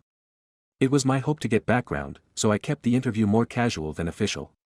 If it felt like we were just chatting, Laura might come up with some morsel of information that would put everything into perspective. Maybe an old cabin the family used to visit. Or an old lover Emily might flee to if she was having problems. I said, your home has a different atmosphere than your mom's. You mean the dogs? I had to stop her from calling them my brothers and sisters. Laura was all movement and nervous drumming of her fingers, more animated and fidgety than Emily. When I felt like I was starting to gain her confidence, I asked, are you and Emily close? You have any brothers or sisters, Michael? Nope, I'm an only child. Her eyes opened in surprise. Really? Considering you have 10 children, I would have thought you came from a big family. She read the confusion on my face.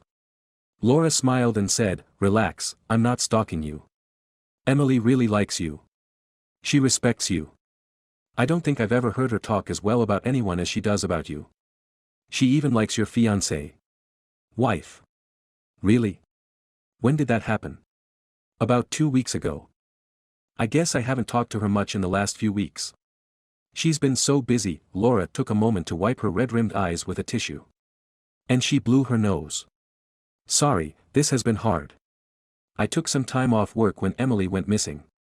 Mom is in denial, and my younger sister, Liza, calls every 10 minutes. We told her to stay at Northwestern until we learned more. She's in the audiology program. She's in what? Good dad joke, Laura said. I looked Laura in the eyes and said, can I ask some personal questions about Emily? Embarrassingly personal. That made Laura smile. Anything you want. I didn't see Emily judge people and I'm not going to do it to her. I just want to find my friend. And I don't know what will help me. Laura solemnly nodded her assent. I'm hearing rumors that she's dated powerful people. Like it's a regular occurrence. Does she talk to you about that kind of stuff? Laura nodded again. Emily was very quiet growing up. I'm sure my mom told you my dad could be tough. It wasn't till Emily enrolled at the University of Virginia that she came out of her shell. She told me about dating a philosophy professor. She said knowing influential people made her feel like a star. She was giddy telling me about it. In the last year, since she's been in DC quite a bit, she started to see a few different people. She's told me about some, and others she says she can't talk about. Did she give you any names? She dated some congressman from Delaware. I think his last name is Bryant. That's all she really told me. She was a little secretive about him. I don't know if he's married or something else. Laura looked off toward the corner of the room. I could tell she was hesitating. I tried not to rush her. Eventually she focused back on me. I think there have been a few other politicians. And of course Justice Steinberg. You say, of course, why is that? She talked to me about it like everyone knew. Everyone on the inside. Do you think Steinberg's wife knew? Did being married mean anything? Not to him or Emily. I think his wife was even okay with it. I made a few notes on a pad mainly to cover my shock. Laura said, not everyone is into traditional relationships. Like a man with 10 kids. I held up my hands in surrender. You're right. But I'm not judging. Just surprised. I've spent a lot of time with Emily and never had any idea this was one of her interests. Laura shrugged. You get used to it. Emily's other qualities are more important. She's bright, loyal, and caring. And apparently secretive. Laura nodded. And secretive. Secrets tended to make any investigation more difficult. Chapter 20. Sandra Hyland liked taking her gifted third-grade class outdoors to discover the hidden nature in the DC area. She'd already taken the kids to 2 parks near the private school where she'd taught for almost 6 years. Now they were in the southernmost area of Rock Creek Park. The green space was named after the Rock Creek tributary that joined with the nearby Potomac, but at this end of the meandering greenway, extending from the larger park farther north, it wasn't particularly natural given the nearby connection between Interstate 66 and K Street.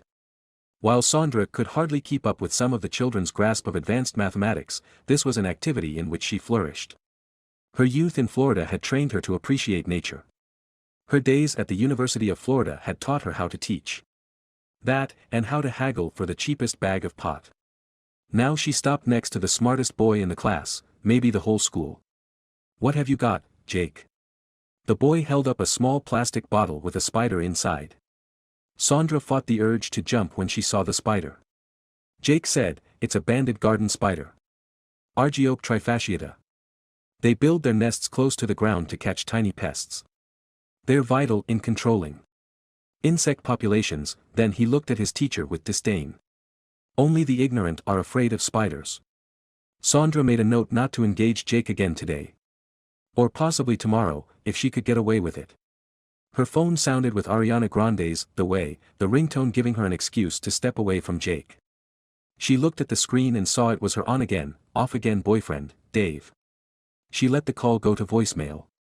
He was literally the only person she wanted to speak to less than Jake. Sandra's usual response was to deal with each tiny drama as it appeared, but she wasn't getting any help from Donna Andrus, the other teacher on the field trip. True to her slacker reputation, she told Sandra to cover for her for a few minutes. That was almost an hour ago. Having sole responsibility for 16 kids running around a park near open water was overwhelming. The kids were having a good time learning. But now all Sandra could think about was having a couple of beers tonight. She occasionally called out, "Don't get too close to the water," usually that was directed at Lainey Steele. At this moment, a group of kids clustered right at the shoreline. And of course Lainey was in the middle of them. The small, beautiful girl had the charisma of a cult leader. The other students followed blindly. This time Sandra yelled with some force, "Everyone step away from the water." A few of the kids listened. But 4 or 5 stayed right where they were. What was so interesting that the kids would risk a letter of discipline to see? Sandra took a few steps closer. Then she saw that little Lainey was poking something with a stick. 4 boys watched her intently. Typical. Then Sandra realized what she was seeing.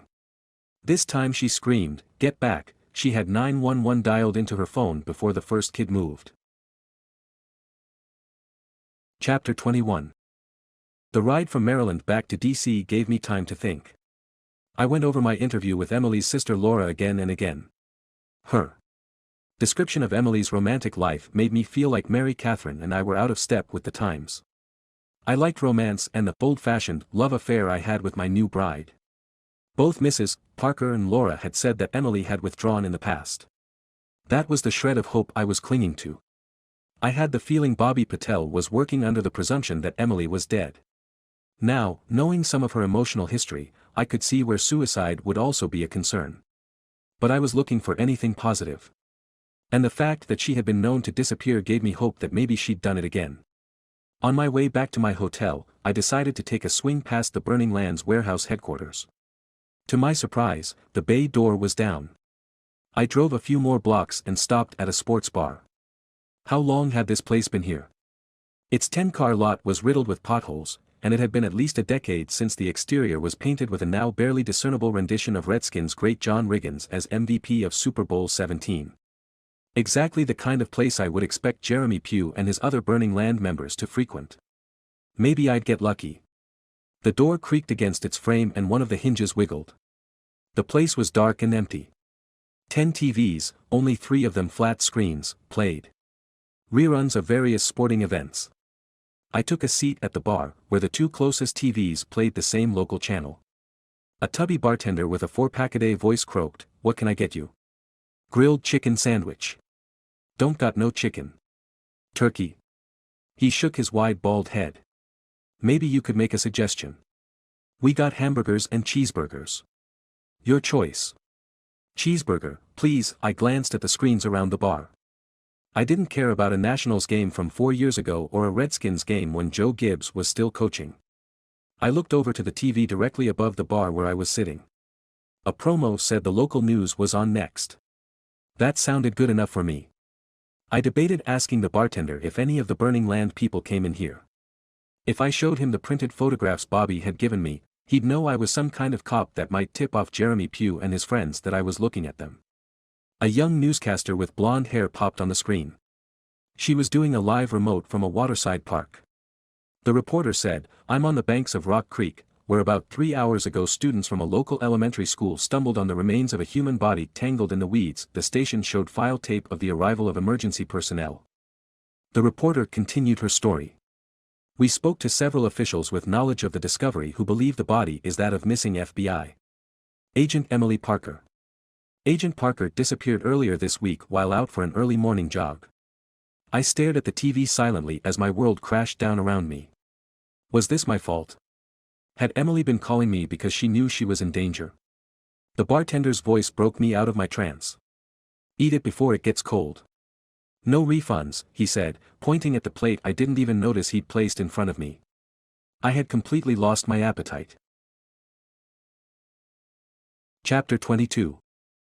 I sat on the stool in the rundown sports bar and stared at the TV until a follow-up segment came on the news. The bartender never walked by to see if I had eaten my cheeseburger or needed anything. I laid a 20 on the bar and shuffled across the sandy hardwood floor and pushed through the door with the sketchy hinge. I'm not even sure how I got back to my hotel. All I did was nod at the valet as he took possession of the small purple Prius. I shambled to my room like a zombie. I was numb. And my brain was working no better than that of a mental patient who hasn't received his daily meds. I've never been a big drinker. Most times that was probably a fortunate decision. Right now I could understand turning to alcohol to numb the pain. I sat on the edge of the bed and let my brain run unfiltered. I had lost friends before. Cops are murdered on a regular basis. The public doesn't say much about it, but cops mourn together at the loss of every officer.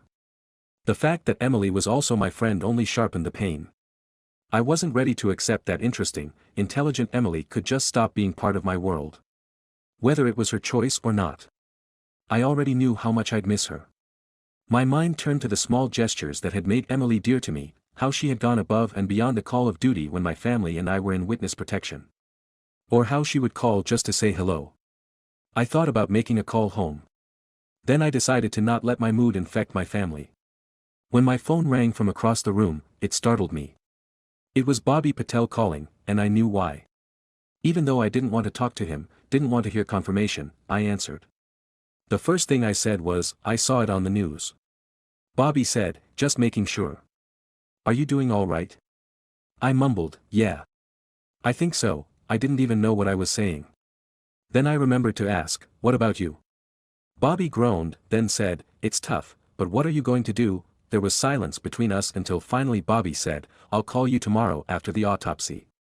I had to do something, so I got off the bed and walked with a purpose down to the business center. My favorite computer was free, and I started doing research on the Supreme Court justices. I looked through some websites. There were a lot of them, and much discussion of conspiracy theories about who should or should not be on the Supreme Court. Then I focused on Justice Robert Steinberg. An article about his sister, Beth Banks, who'd kept her name from a previous marriage, ran with an impressive photograph of an attractive, athletic-looking woman in her early 30s. Her short dark hair and glasses didn't soften her image at all. I thought again about Emily's calls to me in Ireland. Maybe she had been going to tell me who was trying to kill her. Maybe it had been just to say hello. Either way, it made me realize there was no way I was going back to New York without knowing who murdered my friend. This was now a homicide investigation. That was my territory. Chapter 23. I woke up with what felt like a hangover. An emotional hangover. It was probably a good thing I hadn't drunk alcohol. I could barely imagine feeling any worse than I already did. I lay in bed and stared at the ceiling of my standard hotel room. I thought about all the hotels I'd stayed at over the past 20 years. Most were exactly like this. Clean, cold, and dull. White ceiling paint dotted with a sprinkler head and a fire alarm. I'd slept in fits last night. I had called Mary Catherine a little on the late side. I had to break the news to her before I went to bed. I felt pain as intense as a smack in the face when I had to say out loud that they had found Emily's body. After all the years of seeing bodies, I never get used to the way they seem discarded. Especially a body that's washed up on shore. They're often mistaken for trash. It's a sad and unthinkable situation. Mary Catherine cried and, trying to support me, attempted to sound brave. I told her I was fine but tired. She accepted that, and we kept the call unusually short. I knew the only way to find peace in this situation was to go at it hard. No matter what the DC Metropolitan Police thought. No matter how the FBI might react to me going rogue. I knew my time in DC was limited. Sooner or later the FBI would find out I was here and complain. So the first thing I did was call someone not with the FBI. Someone who got me, Roberta Herring. Roberta agreed to meet me at the entrance to the Smithsonian National Air and Space Museum, a short walk from my hotel. As I made my way through the lobby, a local TV news story caught my attention. The reporter narrated a montage. Emily as a young agent, walking a crime scene. Cut to the crime scene around her body. Finally, an ambush of Emily's mother.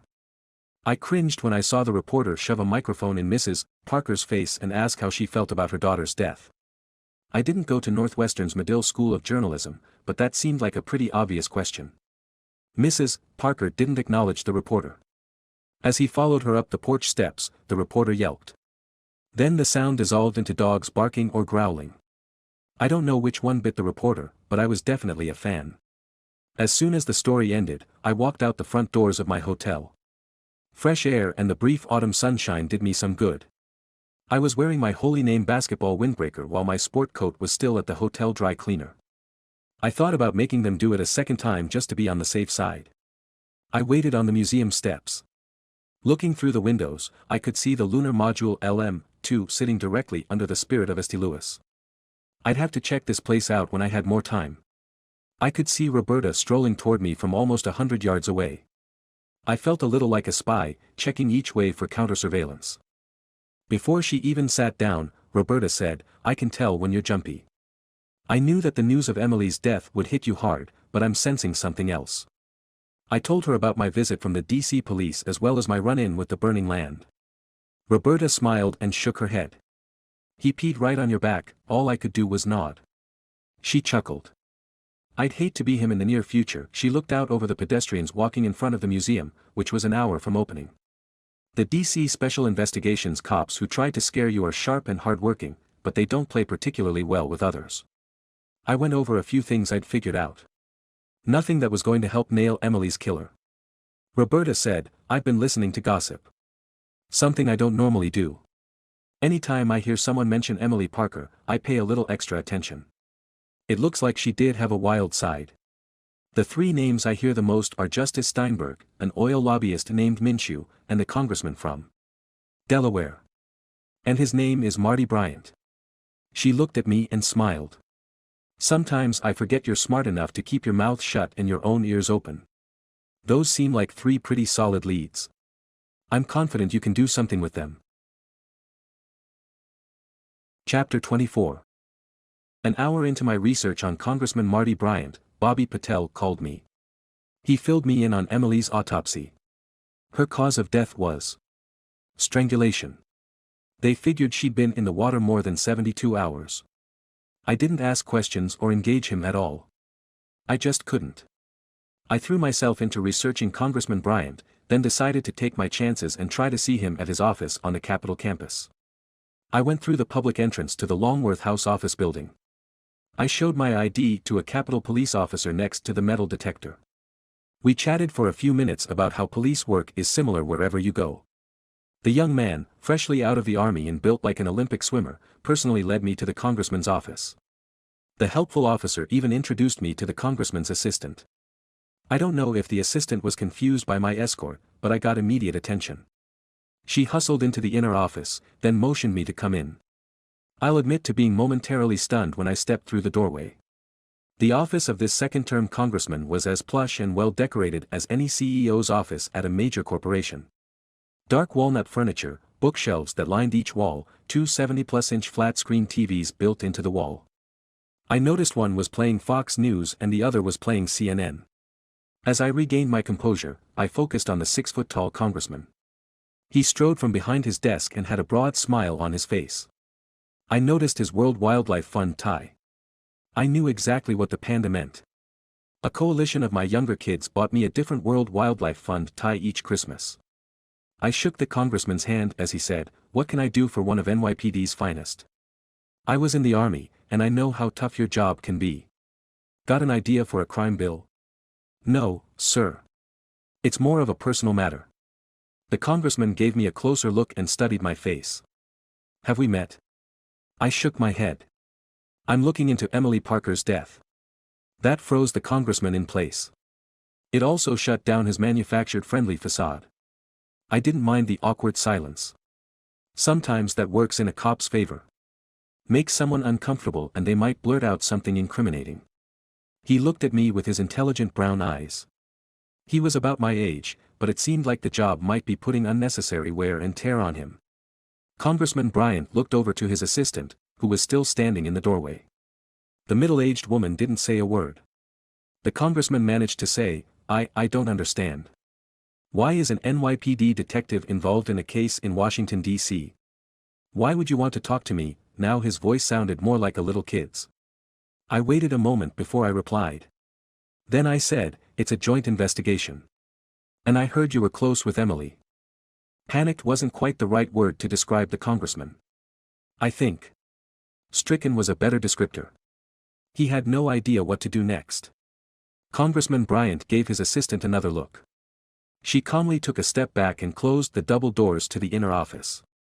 The congressman staggered back and plopped into an overstuffed leather chair that looked like it had come from the White House.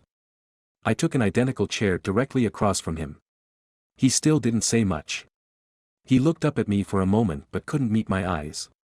I was starting to wonder if his relationship with Emily had been serious. Serious enough for him to have done something drastic if it wasn't going his way. Finally, the congressman took a deep breath and said, I'm sorry. You caught me a little off guard. I was very upset to hear they found Emily's body. But I really can't add anything to the investigation. We were just friends. Nothing more. Friends. That's it. She listened. I liked her. I noticed the perspiration building around his eyes and forehead. He still fidgeted in the seat. But now he could at least look me in the face. I said, I'd think a member of Congress could find a lot of women to listen. That gave me the awkward, uncomfortable silence I was shooting for. I wanted to keep this guy off balance. At least until I could figure out where he fit into this investigation.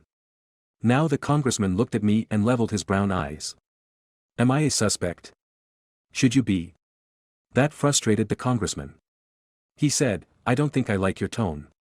I gave him my own version of a friendly politician smile. Then I switched directions and said, I don't really give a damn. You're not my congressman. And I'm trying to figure out who murdered my friend. You're lucky I'm not screaming at you right now. Or maybe, if I used a nicer tone on TV, people might listen to me. That had the effect I wanted. The congressman rubbed his hands together. He took a long time to gather his thoughts. Finally, he said, is this interview confidential? Absolutely. How do I know I can trust you? I was in the Boy Scouts for almost 4 months when I was 12. The congressman just stared at me. He didn't find me as amusing as I found myself. I cleared my throat and used my best solemn voice. I have never broken my word in 20 years with the New York City Police Department. Never. I'm not about to start now. He looked convinced. Then he said something I didn't expect. The first thing you should know is that I'm gay. Chapter 25.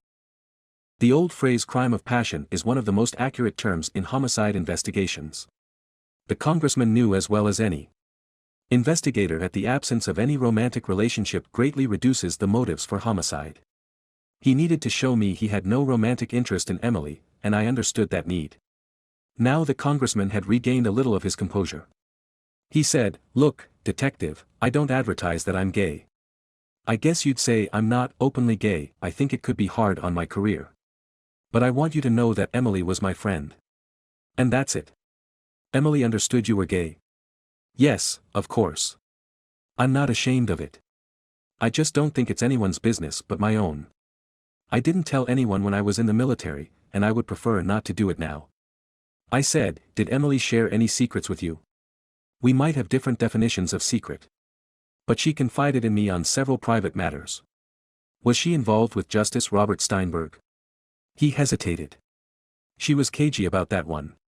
She had a relationship with Steinberg, but she didn't talk about it. I think it was because she promised him not to talk about it. That's how I knew I could trust that she wouldn't tell anyone I was gay. Was there anyone else she was involved with? There is an oil lobbyist everyone knows. A guy named Donald Minshew. I met him a few times. It made my skin crawl to think that Emily ever saw anything in him. He's a disgusting loudmouth. He's a bully. Thank God Delaware doesn't have enough oil for me to ever deal with him. You think he's capable of strangling Emily? Hell, I have no idea. To be honest, I don't see how he could have ever hurt her. She could have kicked his ass. You know how she was always working out. If nothing else, she could have run away. She was training for a marathon. Did she ever talk about work? Any of the investigations she ran? He shook his head slowly. Nothing really. She might have bitched about a particular boss or a bad day, but she never got into the specifics. Have you ever heard of the group called the Burning Land? Those assholes. All of us have had to deal with them. Why? Are they suspects? Just being thorough. I'd like to look at them a little closer. I have an aide who keeps track of any group that's a threat. The Capitol Police also brief us. They tend to have really good insight into these groups. The congressman turned to his desk and picked up a sheet of paper. They're protesting on the National Mall today. The congressman handed me the paper. It was a map of the mall. XS marked where groups were protesting or holding rallies. I looked up at the congressman. Can I keep this? He nodded. Thank you for the info. I might have a few more questions. But you've been very helpful. All I ask is that you find Emily's killer. He didn't even need to ask that. Chapter 26. I took the short walk from the Capitol campus, considering what I was hoping to accomplish, as I crossed Union Square past the Ulysses S. Grant Memorial. The Capitol reflecting pool spread out behind the bronze and marble statue. I wanted to see these morons with the Burning Land in action. I didn't want to alert them to my investigation. It was a tightrope to walk. The temperature had dipped, and I zipped up my light windbreaker. I wasn't sure there was a reason to confront Jeremy Pugh or anyone from the Burning Land. I had to keep telling myself I only wanted to help the investigation. No matter how much I'd like to punch Jeremy Pugh right in the face, I'd have to wait. I had to glance at the map once to see exactly where the Burning Land would be positioned on the wide open fields. 10 minutes later, I was watching the hulking Jeremy Pugh, surrounded by the group's other members. They looked like children next to him. I could make out a couple of signs among the half-dozen protesters. One said, "No political parties." The other said, "Both parties are the same." It seemed redundant, but I wasn't going to mention it. Next to the area where the Burning Land was putting on their show, the Wounded Warrior Project had a couple of information tables. They were collecting money and informing anyone who wanted to listen about the organization. I wanted to listen. As I drew closer, I wondered if anyone from the Burning Land would recognize me out of context. I doubted it. Before anyone noticed me at the table, I slipped a 20 into the WWP's donation jar. A young man wearing jeans and a long-sleeved t-shirt with a tan leather glove on his left hand stepped up to me.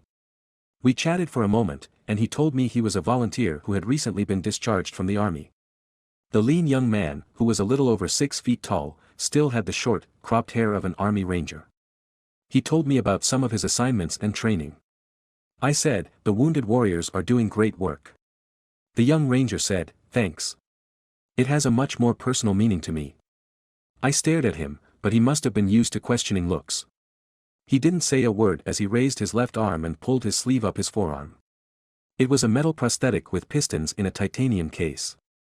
The young man smiled. "I wear the glove even when it's warm. The prosthetic hasn't been completely tuned to give me function in 2 fingers. It also tends to freak out kids." "Can I ask how you lost it?" "Sniper near Bagram Air Base. Took it off from the elbow down. My brother calls me the Terminator because I'm learning to use the arm in 100 different ways." The young man cocked his head and looked at me. "What about you? Were you ever in the service?" "No, I joined the NYPD more than 20 years ago." "That's cool. Anyone who's doing something in public service deserves credit. Especially cops." I enjoyed talking to the young man as people walked past without even glancing at the table. I could also look over at the Burning Land members. There weren't many of them right now.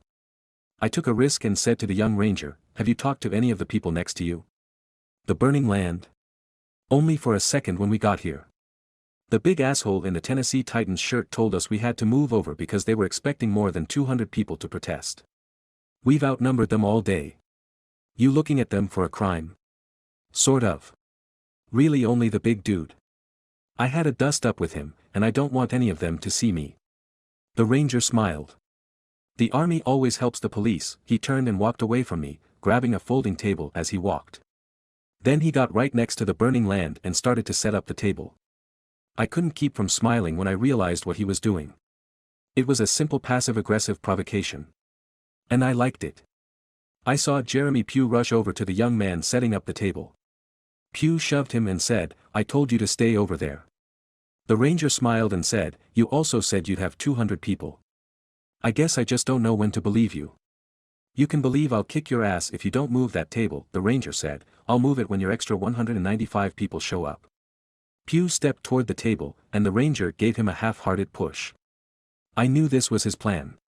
I wanted to see what was going to happen. I was also ready to intervene because I didn't want this ranger to get in any trouble. Before I could move, Pugh threw a wild right-handed haymaker. The ranger calmly raised his left arm to block it. And he smiled. Pugh's wrist caught the titanium under the young ranger's sleeve. It sounded almost like a muted gong. The sound was so unusual that everyone looked in that direction. Pugh grabbed his wrist and held it to his belly, as if he could squeeze the pain away. It didn't work. Pugh sputtered a few curses before he stared at the ranger. After a few moments of trying to intimidate him, Pugh stomped away. The ranger gave me a broad smile and a wink. I put my last $10 bill in the jar. Chapter 27. I enjoyed my walk back to the hotel to get my rental car. The sky was clear. I felt sunshine on my face. I had leads to follow. And I'd achieved a small measure of revenge. I chuckled every time I thought about Jeremy Pugh's wrist. And the ranger had been just so casual in the way he'd blocked that punch. Clearly he knew that by never punching Jeremy Pugh himself, he had committed no crime. By early afternoon, I'd driven past the address for Donald Minshew 3 times. I hadn't seen any cars in the driveway or anyone in the front yard. This part of the Capitol Hill neighborhood was beautiful, and the Minshew townhouse was no exception. It was 3 stories tall, with wide balconies on the 2nd and 3rd floors. The front yard was awash with imported flowers and colorful plants. I noticed tulips and some kind of tall tropical-looking flower. They must have installed a heater system. The flowers looked healthy now, but I didn't think many of them would make it through the winter.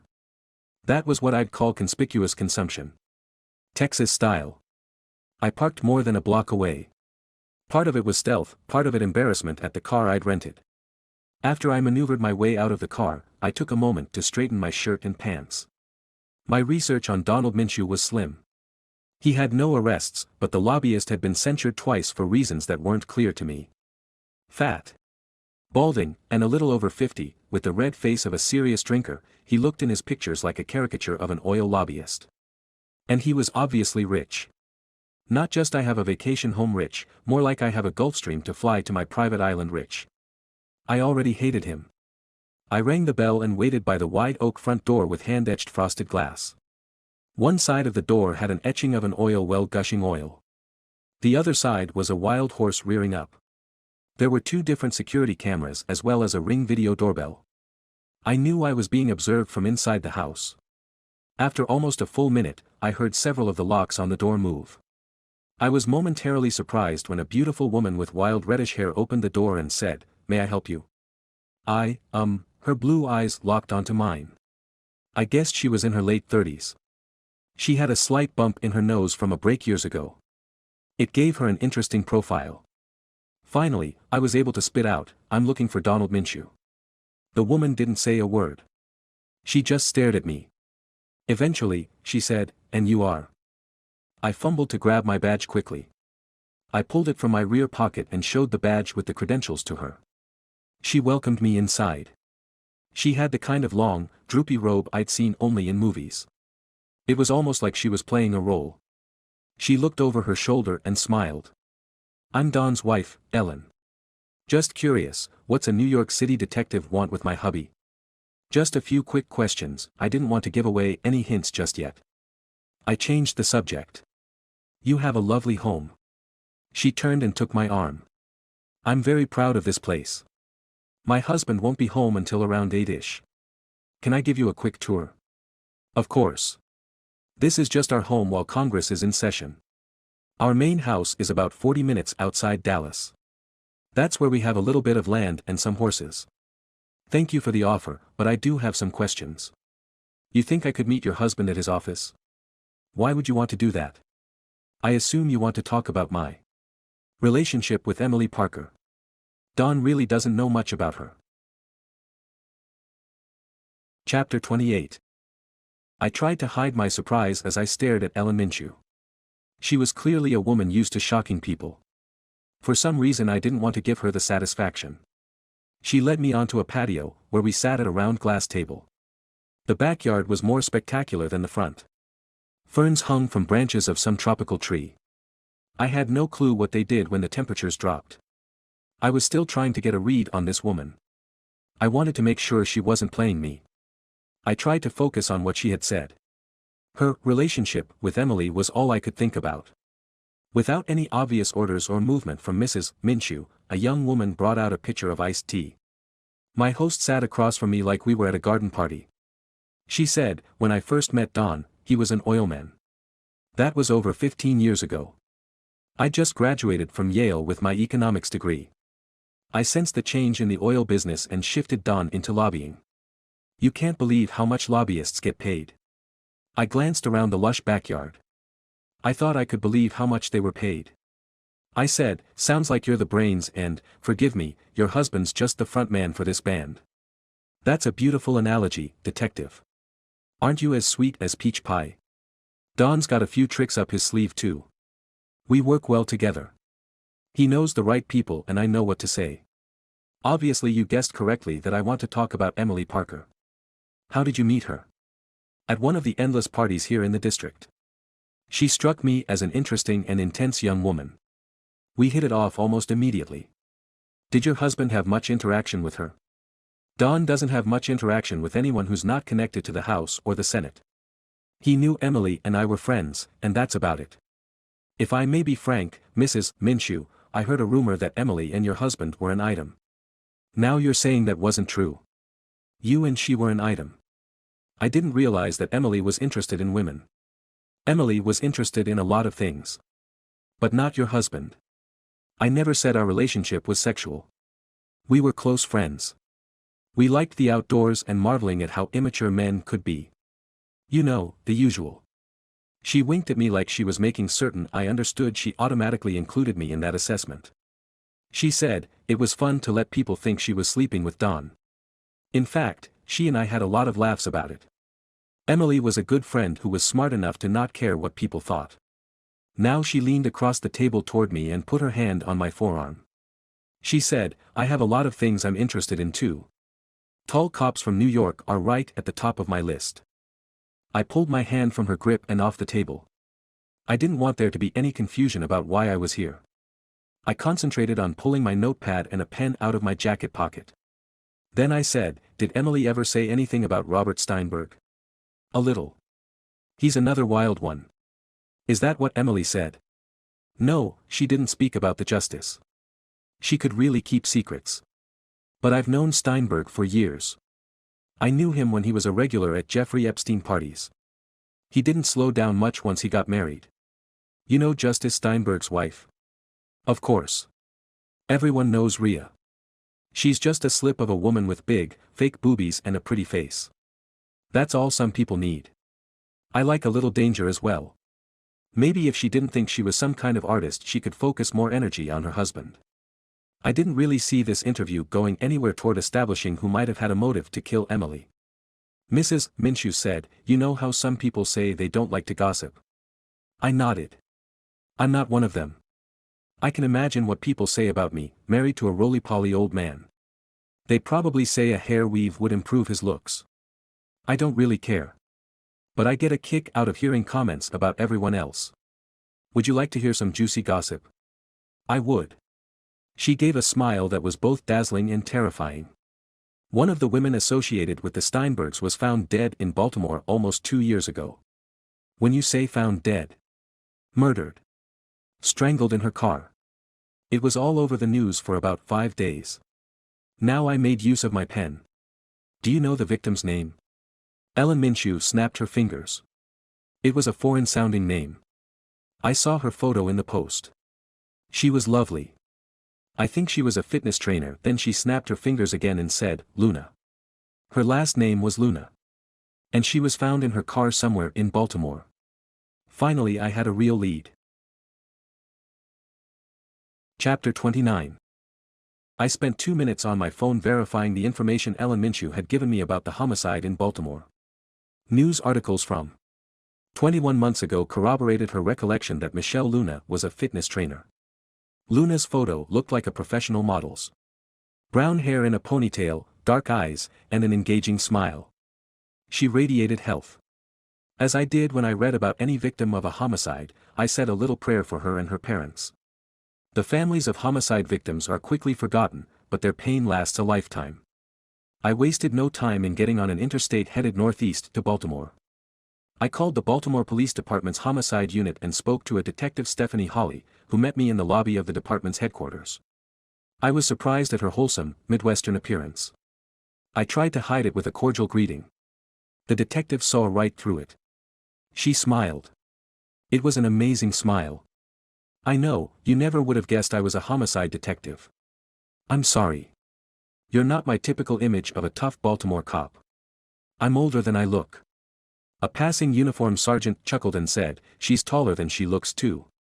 I tried not to laugh, but I could tell this was a common line of jokes. Detective Hawley was probably 5'1" and couldn't have weighed more than 110 pounds. Though she wore her hair short in a practical style favored by cops and nurses everywhere, she could almost pass for a University of Maryland student. I noticed scars on the knuckles of her right hand. She had punched a few people over the years. I bet she was tough. I followed her one flight up a rear, wooden staircase, our footsteps sending echoes up the stairwell.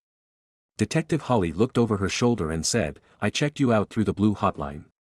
You've had some pretty decent cases with the NYPD. My friend Chuck, who works at One Police Plaza, says you're a legend in the department. The Blue Hotline is a back-channel way for cops to check one another out. Everyone knows someone at a major department. From there it's just a game of 6 degrees of separation. New York and Baltimore are both on the East Coast. Both right along I-95. And both cities have active underworlds that no one wants to talk about. At least no one other than the cops." I caught some interaction between Detective Hawley and the other detectives on her squad. I was impressed. A tall, younger black detective, trying to pull off a pork pie hat, stepped right in front of her desk and looked me up and down.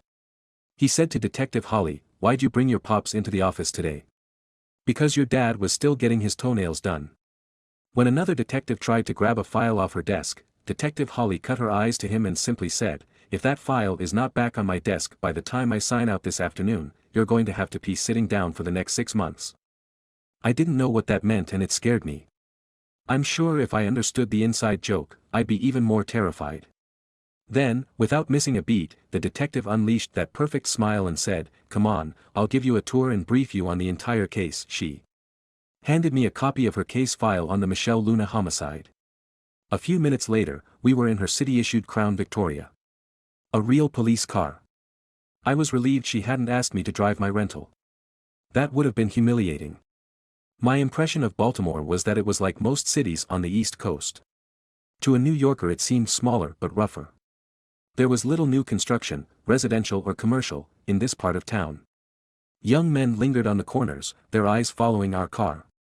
Detective Hawley said, "We don't concede Baltimore to New York as being the toughest police job. We have about 40,000 cops. I don't think that would be enough to get Baltimore under control. And we only have about 2,500 cops. Between gangs and who's not much interested in prosecuting, crime has spiraled out of control. We've had mayors go to jail, and no one trusts a single council member. We were hoping some of the national attention we've been getting lately might lead to some relief. But the city administrators don't seem to care." I said, "I think most cops feel that way. Although, I agree, Baltimore does get its share of time in the spotlight on the national news." We pulled down a street with 2 abandoned cars on one side and no vehicles at all on the other. It reminded me of a post-apocalyptic movie. Or of Newark. Only a few people were on the sidewalk, and more than half the businesses appeared to be closed. A cat sprinted across the street. Detective Hawley said, "I'm a little short on time, so I'm showing you one of our rougher neighborhoods closer to the PD. The Fairfield area, where Michelle Luna was murdered, is closer to the water. The body was found in the front seat of a newer Audi the victim had leased in D.C. I tried to visualize exactly how crowded the streets might be on a Saturday night. I had read in the report that the medical examiner put her time of death sometime between 11 p.m. and 2 a.m. Her body wasn't discovered until 9 o'clock the next morning.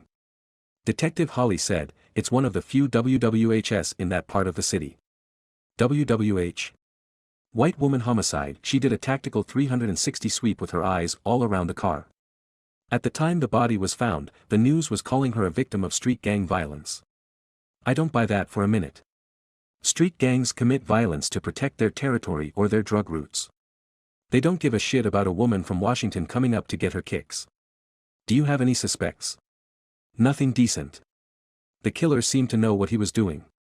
He sprayed the entire interior of her Audi with WD-40 to screw up any forensics. But an industrious forensic scientist checked everything and came up with some DNA on the back of the victim's earring. We believe it's from the killer. He choked Michelle Luna from behind. I thought about this for a moment. They had DNA evidence. This could get interesting. Chapter 30. I made sure to say goodbye to Detective Holly at the front door of the police department. I wasn't about to risk her seeing my rented purple Prius. I thanked her and made sure she had my contact information. Sitting in the Prius, I flipped through the file Detective Holly had given me. It was very thorough. Using the victim's cell phone, they'd made lists of everyone Michelle Luna had talked to in the previous month. Just scanning the list, I happened to notice one of the numbers belonged to Justice Steinberg's wife, Rhea Welmy Steinberg. That was going to take some following up.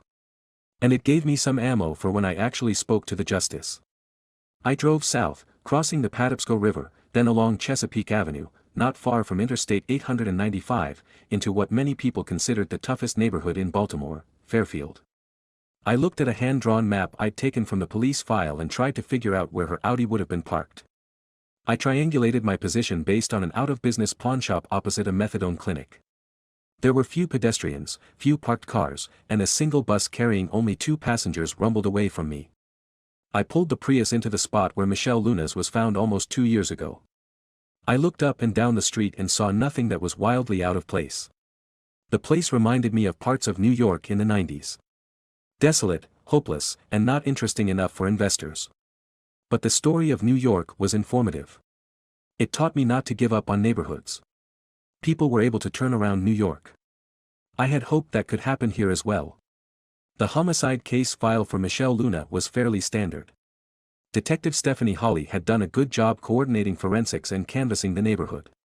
No investigative information jumped off the page as pointing to the murderer. But I was confident the clues were in there somewhere. As I got lost in the case file, I didn't pay careful attention to what was going on around me. In fact, I did exactly what I tell my kids not to do. I was not aware of my surroundings. The loud rap on my driver's side window startled me.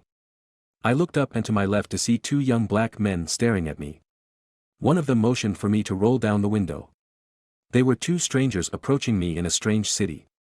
I wrestled with the age-old question that went back and forth in training classes: do you interact with potentially hostile strangers from the protection of a car or outside where you can move? Exiting the car went against common sense, but I knew I would learn nothing by sitting inside. I decided to greet my visitors in person. I struggled out of the Prius with as much dignity as I could muster. By the time I was standing up straight, the 2 men had stepped to either side of me. Was that on purpose? From a tactical standpoint, if they were going to attack me, doing it from 2 directions was their best bet. I turned to put my back to the little car. Before I could say or do anything, the man to my right spoke. Are you sure you're in the right place? His Baltimore accent had a touch of Brooklyn. He was a little heavy and wore a light Ravens jacket over a fluorescent Nike t-shirt. I said, as a matter of fact, I'm not sure I'm in the right place. The heavier of the 2 young men said, we always try to help lost tourists, so if something bad happens they can't blame our neighborhood. It's all about optics. The thin man on the other side of me, who was maybe 25, said, what are you looking for? I said, the usual: love, security, and a long-term investment plan. That earned an odd look from the thin man. The chunky fella on my right laughed out loud. The chunky young man said to his friend, this guy has seen some shit if he'll joke with 2 strangers in the hood. Then he looked at me and said, what are you really doing here? No bullshit. I'm interested in the murder of a woman who was found in her car just about in this spot almost 2 years ago. The thin man said, the white woman in the Audi? That's exactly it. You probably heard it was gang violence. I know that's what was on the news. I'm not sure I see it that way. That makes you smarter than the average reporter. No one has any idea why someone killed that lady. Technically, we're a gang according to the city. We call ourselves the Fairfield Crusaders. You're not acting much like gang members. How are gang members supposed to act? Maybe we should sell drugs or rob people. Don't watch so much damn TV. There's all kinds of gangs. I nodded. You're right. I'm sorry. Now the chunky guy said, know what our toughest achievement is? I shook my head. We built a playground in the next block that gives kids under 6 a place to play safely. When we were done with that, we made sure Meals on Wheels came in to help serve the elderly people. They refused to come out here until we started taking over the routes. Never listen to the news, mister. Reporters don't know shit. The thin man said, you want to find out more about the woman in the Audi? I nodded. Come with us. Chapter 31. I felt comfortable with these two. They hadn't bothered to give me any names, and I wasn't going to ask. This wasn't an official investigation. I didn't have to write any reports. The chunky man and the thin man led me into the next block. A man who could have been anywhere between 50 and 75 was balancing on a plastic chair with only 3 legs. His sparse gray hair circled around a bald crown over one of the darkest complexions I'd ever seen. His right eye was gauzy with cataracts. Half of his teeth were missing. The others were yellowed and jutted out in odd directions. He had that worn look of a man who had lived on the streets a long time. The chunky man said, Charles, tell this man about what you saw 2 years ago when that lady was killed in her car. I looked again at the old man. He lowered the bent cigarette he was smoking and squinted up at me with his filmy eye. The man said, I seen 2 people pull up in that fancy car. About 10 minutes after it parked, one person got out and walked away alone. Before I could ask any questions, Charles added, and no, I couldn't see the person walking away. Not sure if it was a man or a woman. But I could tell they were white. That's about the only thing that stands out in this neighborhood. My chunky guide prodded the man some more. Tell him the rest, Charles. I tried to tell the cops. They just told me to get lost. Never got to tell no one. No one who matters. Ain't no one ever going to believe a white person murdered someone in this neighborhood, then just walked away. But I swear to Jesus, it happened. The thin man looked down and said, you get your water for the day, Charles. The homeless man held up 2 bottles in one hand. To me, the thin man said, some of the people who live on the streets forget about the basics. We make sure they have water and arrange for them to wash up at the community center down the street. I asked a few more questions but quickly realized the only firm detail was that someone had walked away from the car. That reinforced my theory that the homicide had had nothing to do with anyone local. My 2 guides led me back to my car. As we walked, I said, this neighborhood might be in bad shape without you guys. The chunky guy said, the neighborhood is in bad shape. No one gives a shit about these people. None of the city resources come to us, except to arrest someone or put out a fire. The entire country has the wrong idea about neighborhoods like this. Is there anything I can do to help? Sort of a thank you for your guidance. You can pray for us. And if you go by the community center at the end of the block, they take donations. I'm headed there right now. I shook hands with both men. They had reinforced my belief that most people are basically good. Chapter 32. I'd received a lot of information in a short amount of time. My head was spinning as I tried to figure out how the murder of Michelle Luna might be even remotely related to Emily Parker's death. And I had no idea how I'd explain to Bobby Patel my theory that the 2 murders might be connected, that I'd gone to Baltimore and looked into Michelle Luna's death. Then I thought ahead. What if I came up with information the FBI didn't want to hear? What if they focused on me for some kind of obstruction charge? Bobby Patel didn't impress me as that kind of petty prick. But I'd dealt with enough FBI supervisors to know that many wouldn't think twice about sacrificing a city detective. My other concern was, if Emily really had been interested in powerful men, what would those individuals do to limit this investigation? I went ahead and called Bobby. I told him all about my trip to Baltimore. Bobby said, I knew about the Luna homicide. It was news in both Baltimore and D.C. She may have known some of the same people as Emily, but we can't find any connection between the two. That's a dead end.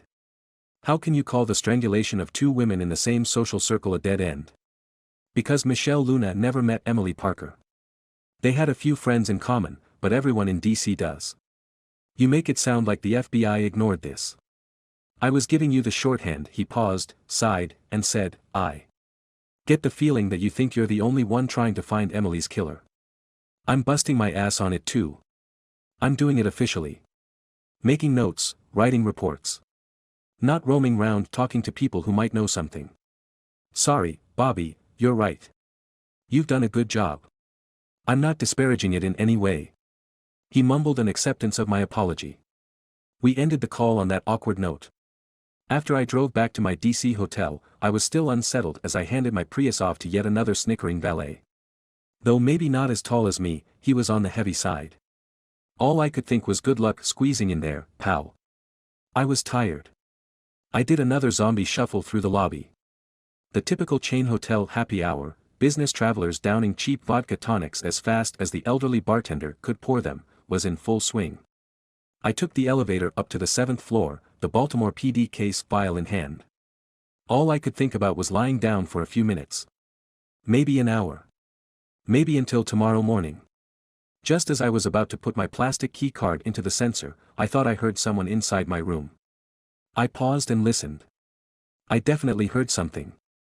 I took a second to scan the hallway while I reviewed the list of possible suspects. Members of the Burning Land, the DC cops who'd harassed me at the hotel, the FBI, or maybe someone else I hadn't thought of. I put my ear to the door, trying to figure out how many people were inside. There was no way to tell. And I didn't have the patience to wait it out. I swept back my windbreaker, wedged the Baltimore case file into the back of my waistband, and put my hand on the butt of my pistol. In one quick motion, I swiped the card and turned the handle. It's fair to say I burst into the room. I was prepared to draw my pistol in an instant. Instead, I froze when I heard Michael. I just stared. Mary Catherine stood in the middle of the room. She looked spectacular in jeans and a button-down shirt. Maybe it was the unexpected and sudden shift of blood that made me dizzy. I took my hand off the pistol and stood up straight. Mary Catherine didn't say anything. She just rushed to me. Between kisses, I blurted out, "What? How?"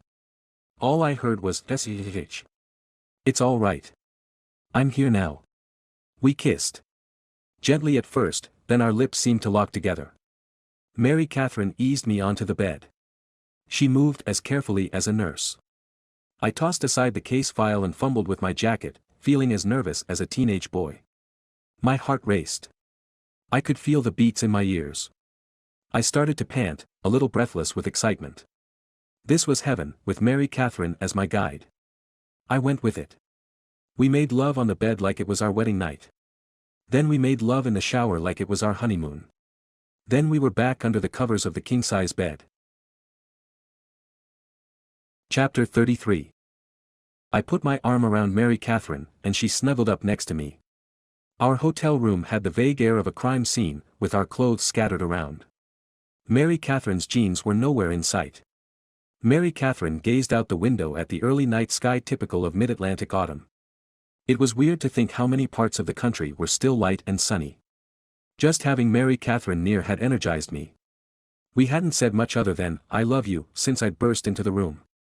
We'd been too busy concentrating on other things. I said, "Ready for a little dinner?" Mary Catherine sat up in bed and faced me. "Oh God, I wish I could. I've got to make the 8:30 train." "What? Why? You're not staying the night?" "I'd love to, sweetheart. But this was all I could work out. I missed you so badly, I just needed to see you for a few hours. I'm volunteering in Chrissy's class tomorrow. Seamus is spending the night, but I told him I'd be back at the apartment." She caressed my cheek with her hand. "I hope you're not sorry about the short visit." I didn't answer. I kissed her. What a woman. I doubted I had another round of lovemaking in me. At least not for a couple of hours. But I was ready to give it a try. We ended up snuggling for half an hour until my fantastic dream came to an end. As we got dressed, Mary Catherine asked me if I'd found out anything new about Emily Parker's murder. All I could do was shrug. I told her about some of the interviews and about Michelle Luna's murder, that I felt useless for not connecting any of it to Emily. Mary Catherine said, I never would have guessed about Emily's personal life. She was always so proper. Goes to show how little anyone knows about other people. I've been surprised by some of the revelations. It doesn't change the fact that she was murdered. Or the fact that I desperately want to find out who killed her.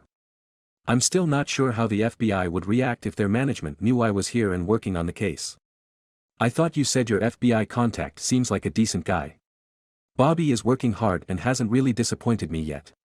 I just wonder if he has the backbone to stand up to his bosses if they disapprove of me helping. Mary Catherine hugged me and said, whatever happens, I hope you can find peace. The kids and I just want you back home. As soon as you can make it. No one seems to want me here. It's nice to know I'm wanted somewhere. Don't get me wrong.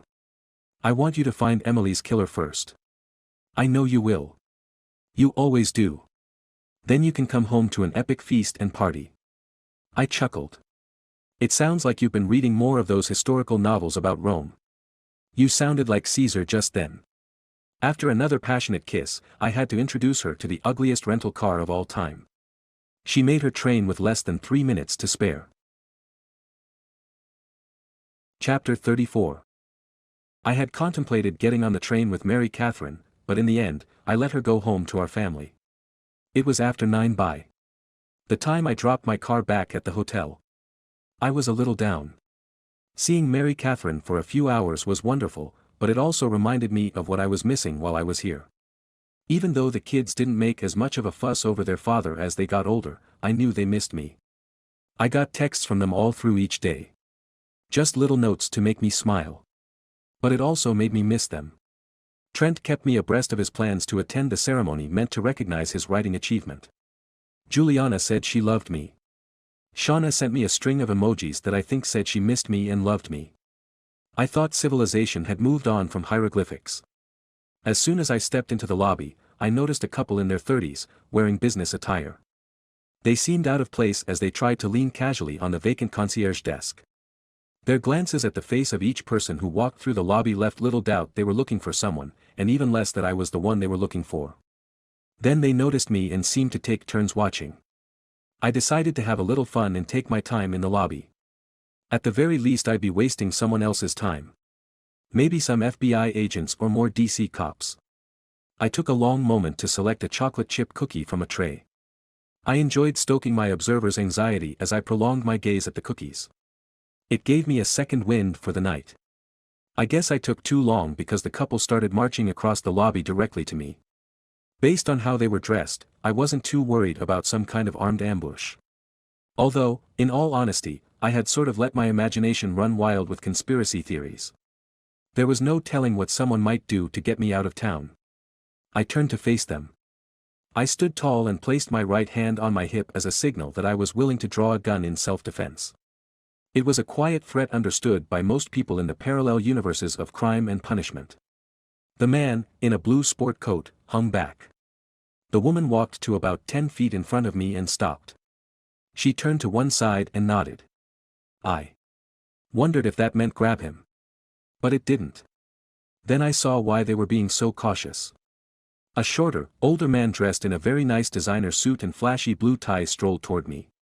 He had a slight limp. I recognized him immediately. The man called out, "Hello, Detective Bennett." I said, "Senator Whelmy, nice to meet you." It wasn't really nice to meet him, but when I was younger, Seamus taught me how to be polite. Some of it had latched onto me over the long years. Always nice to see a constituent down here in Washington. "I didn't vote for you." The senator was clearly used to being disparaged. He didn't miss a beat. "You're still of value to the constituency." The two security people had moved to within earshot. Maybe the senator wanted witnesses in case I went off on him. I broke the strained silence with, "What can I do for you, Senator?" "I'd be happy if you went back to New York. Maybe help the citizens who pay your salary." "I don't understand. I'm on vacation." From everything I had heard about the senior senator from New York, his way was the only way, and he clearly wasn't expecting any pushback. He stared at me as if to get a better look. Then I realized he was trying to intimidate me. I'd been threatened by drug dealers with knives to my throat. His idea of a threat was damn near pleasant. The senator decided to take a different tack. He said, "You ever thought about what you're going to do after the NYPD?" I didn't answer. I knew it would drive him crazy. The senator was undaunted. "I could use a law enforcement liaison on my staff. A lot more money. You could move your family to someplace more livable, like Albany." I had to concentrate not to make the face I usually make at the sound of the 3 syllables in New York's state capital. Then I looked at the senator and said, "You're worried I'm poking around your son-in-law. When he did nothing wrong. Then he's got nothing to worry about." The senator glared at me. Then I said, "Your son-in-law is an interesting guy. With an interesting family. It's funny, it feels like his whole family works for the government." "You mean his sister, Beth?" Now the senator gave me a crooked grin. "I'm pretty sure she's a woman. Tough as nails but odd. As my mom would say, as odd as a kid raised in a remote Adirondack farm. You should thank me for steering you away from her. Probably just another reason to leave. If you got on her wrong side, she might twist your head right off your body." I couldn't control myself any longer. "What do you have against finding justice for a murder victim? That's not what you're doing. You're simply trying to ruin the reputation of a good man." "I don't know what you're talking about. I'm not even in Washington officially. Like I said, I'm on vacation." The senator stepped closer to me. He lowered his voice so his 2 security people wouldn't hear. "And I'm not speaking to you officially. That's why I can say, go home or hold on tight. You have no idea what's coming your way if you don't stop." Then I laughed out loud. If the senator thought it was uncontrollable nervous laughter, he was mistaken. The senator almost shouted, "What's so damn funny? You sound like the blowhards who tell cops I pay your salary when they're being arrested. You're not even any more polished than those assholes. You're just an obnoxious, entitled politician." "Good day, Senator." I spun in place and marched away like I'd just dropped the mic. It felt glorious. Chapter 35. The next morning, I had an appointment with Emily's psychiatrist. She knew, thanks to calls from both Emily's mother and Bobby Patel, that I was involved with the case. Her office was 2 rooms in a professional building occupied by a few lawyers and a plastics company and located in Columbia Heights near the Smithsonian National Zoological Park. With no receptionist monitoring the waiting room, she opened the door to her office almost immediately. I introduced myself and shook hands with the 60-year-old Elizabeth Zeta. Her long dark hair had dignified streaks of gray. Her brown eyes were clear as she gave me a quick once-over. She had nice laugh lines around her eyes. I like that in people. I noted diplomas from Notre Dame. As Seamus would call it, the holy grail of the Catholic community. She offered me a chair in front of her desk, but my eye was drawn to the green leather couch. In movies, psychiatrists always have similar couches. I really wanted to ask if I could lie on it while we spoke. I realized that would be unprofessional, so I sat in the offered chair. She sat in a second chair across from it. Dr. Zeta explained to me that although she was trying to help the criminal investigation, she was required to follow certain parameters so that she didn't expose any of Emily's personal issues. I commended her professional attitude toward my dead friend. After a few questions, Dr. Zeta said, "I'm sure you understand, detective, that we all make choices. Some choices turn out well, and some don't. Some people might agree with those choices, while others don't." She leveled those intelligent brown eyes at me and added, "I'm sure you've made choices others might disagree with during your career." I withheld a smile as I said, "You have no idea." She paused as she assessed my answer. Clearly she was sharp enough to pick up on body language and read into comments like that. She made me consider my choices during this visit in D.C. For the first time I wondered if insulting a senator was helpful. Would it lead to finding Emily Parker's killer? Or did I just throw up another roadblock to my investigation? To be fair, I've resisted my entire life being told what to do. Listening to that pudgy politician as he basically ordered me to return home had made something inside me snap. I wouldn't have left if he had been holding a gun to me. Dr. Zeta said, "Emily was a little withdrawn. I will say she really respected you. She spoke about you several times. That's one of the reasons I agreed to meet with you. I'm not questioning your assessment of Emily, but I knew her, and I never would have considered her withdrawn. I'm using that term in the clinical sense. She did find some solace in certain social interactions. But on a day-to-day basis she could feel overwhelmed with the number of people she had to meet and talk to. I thought about that and said, doesn't that run counter to her social life? She seemed to go to a lot of parties and meet a lot of people. The psychiatrist thought about it for a moment. Those were the kinds of social interactions she appreciated. Dr. Zeta, all I really want to do is find her killer. I think her death might have had some connection with her romantic relationships. Is there anything you could tell me that might be useful? Was she having a rough time in a relationship? Did she feel threatened? Emily was relatively private. She liked strong, ambitious, and motivated people. She enjoyed their company. Did she talk about any of her relationships specifically? Now I have to use a little more caution. I don't want to drag anyone into your investigation who might be mourning her death. She never gave me any indication she was in danger from a relationship. She didn't care about rumors, so she didn't care that people gossiped that she slept around. I can tell you she didn't. She had romantic relationships, but they were private. I really can't name names. So you couldn't talk about Supreme Court Justice Robert Steinberg? The psychiatrist's startled pause told me she knew about the relationship between the justice and Emily. I realized, talking to the doctor, that every interview I did wasn't attacking the primary problem. I needed to go to the source. I knew exactly what my next move would be. If I was going to insult powerful people, then I'd do it to the people who might know something about Emily's death. That did not include Senator Whelmy, no matter how much I wished he was involved. Chapter 36. Dr. Zeta had inspired me. At least that was the excuse I was using the next day for doing something potentially stupid. I was on my way to the Supreme Court's administrative offices. I counted on the same ploy I'd used at the Capitol when I'd gotten in to see Congressman Bryant from Delaware. At the entrance, I waited until there was no one at the magnetometer. I used the southwest door to the administrative offices.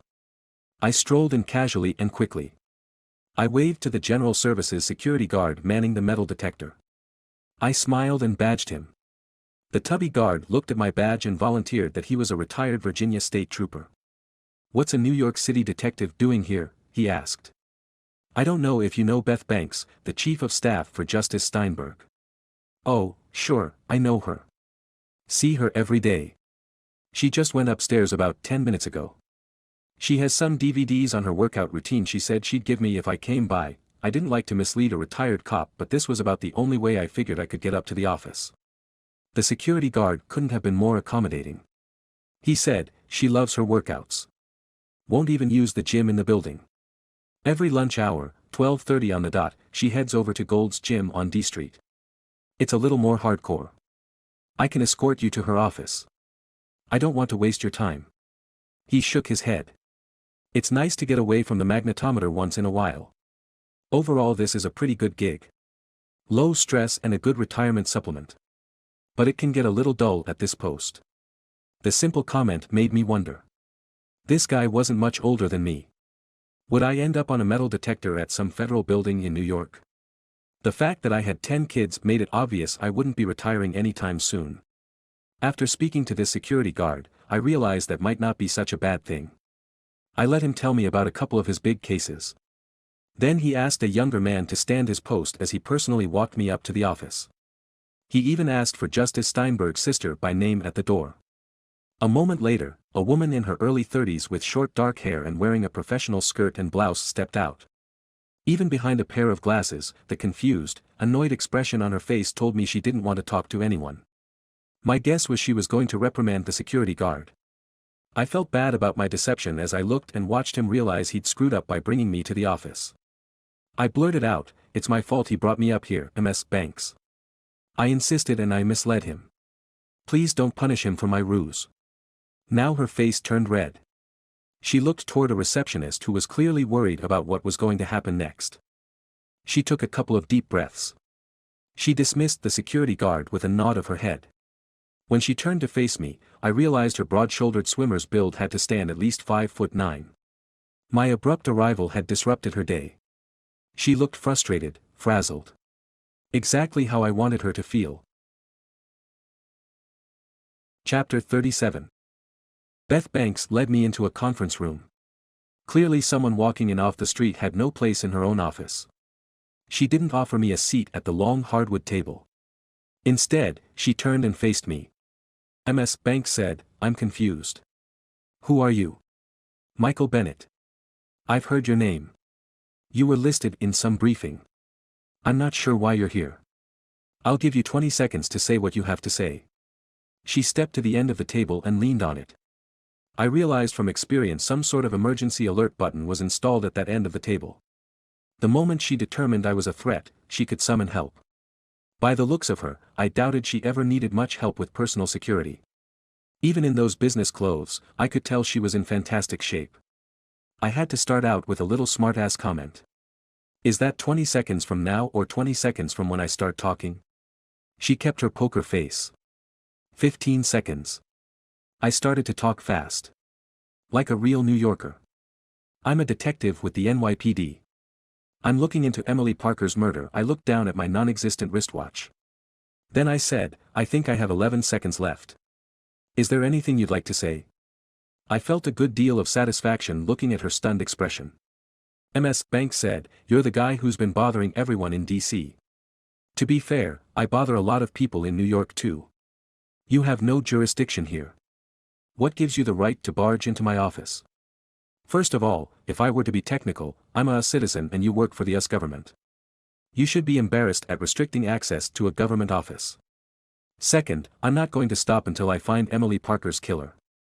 You say this like anyone would have an objection to you finding a killer. I knew Emily. I'd love for someone to find her killer. The only way that happens is by asking questions.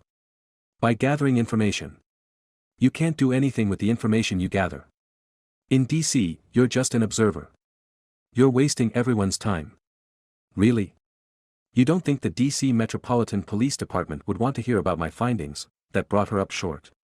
Mr. Bennett, I run the office here. That's clerical staff, more than 30 law clerks, as well as managing the justice's schedule. What makes you think I have time to chat with you about this foolishness? Because I'm trying to handle this quietly without any media coverage. I don't know how long that can last. Beth Banks just stared at me. Was she calculating what kind of trouble she'd be in if she murdered me? Was she thinking of talking to her brother? Then she seemed to regain her senses and said, I think we're done here. She turned toward the door and started to open it.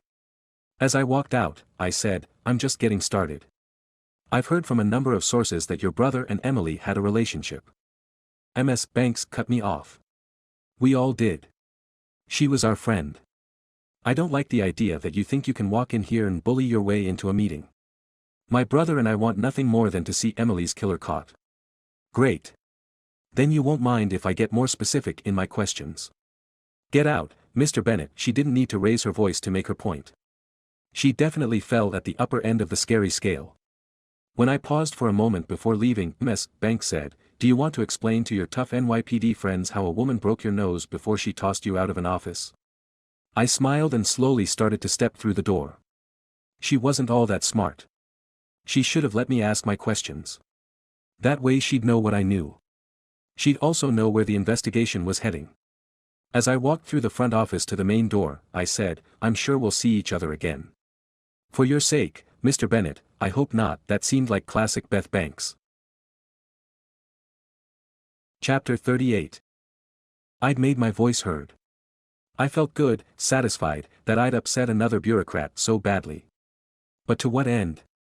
I hadn't learned anything of value. The only thing I'd really done was go completely overt. There would be no hiding anymore. When I was trying to do things quietly, I still got harassed by the DC police and my own senator from New York. I didn't see any reason not to go full speed with my sirens blaring, so to speak. I still couldn't get over the fact that Senator Whelmy had tried to buy me with a job in Albany. That was insulting.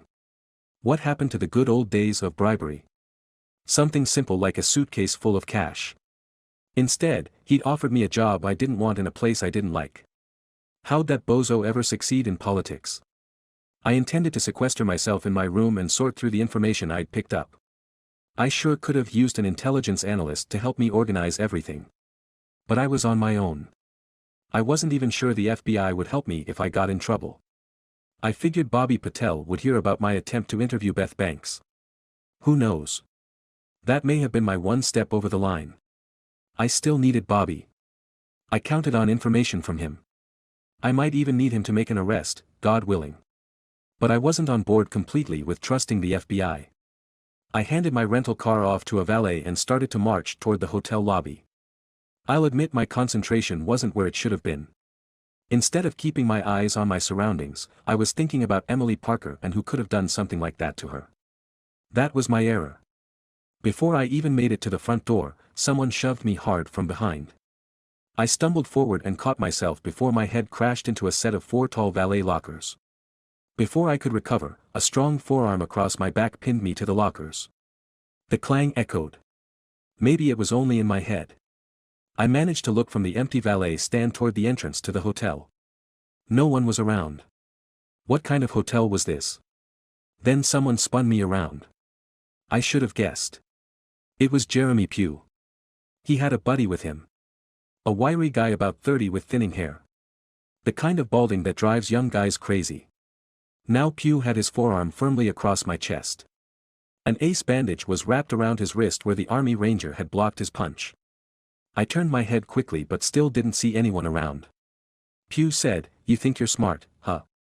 I said, not to brag, but I did graduate from Manhattan College with a degree in philosophy. I shifted my eyes back and forth between my assailants. Sorry, you two know what graduate means, right? Pugh pushed a little harder on my chest. I think I felt my internal organs shift. Hey, asshole, I went to USC. No shit? You went to the University of South Carolina? I was shocked. No, University of Southern California. Wait. What? I wondered if the shove into the lockers had scrambled my brains. You went to Southern Cal? We don't ever call it that. Just SC or USC. And I did 3 years there studying marketing. I just stared at him. I had so many questions. Pugh said, "Don't look at me like a monkey in a zoo. Accents don't indicate intelligence, no matter what you might think. Why'd you leave school?" I learned the truth. What truth?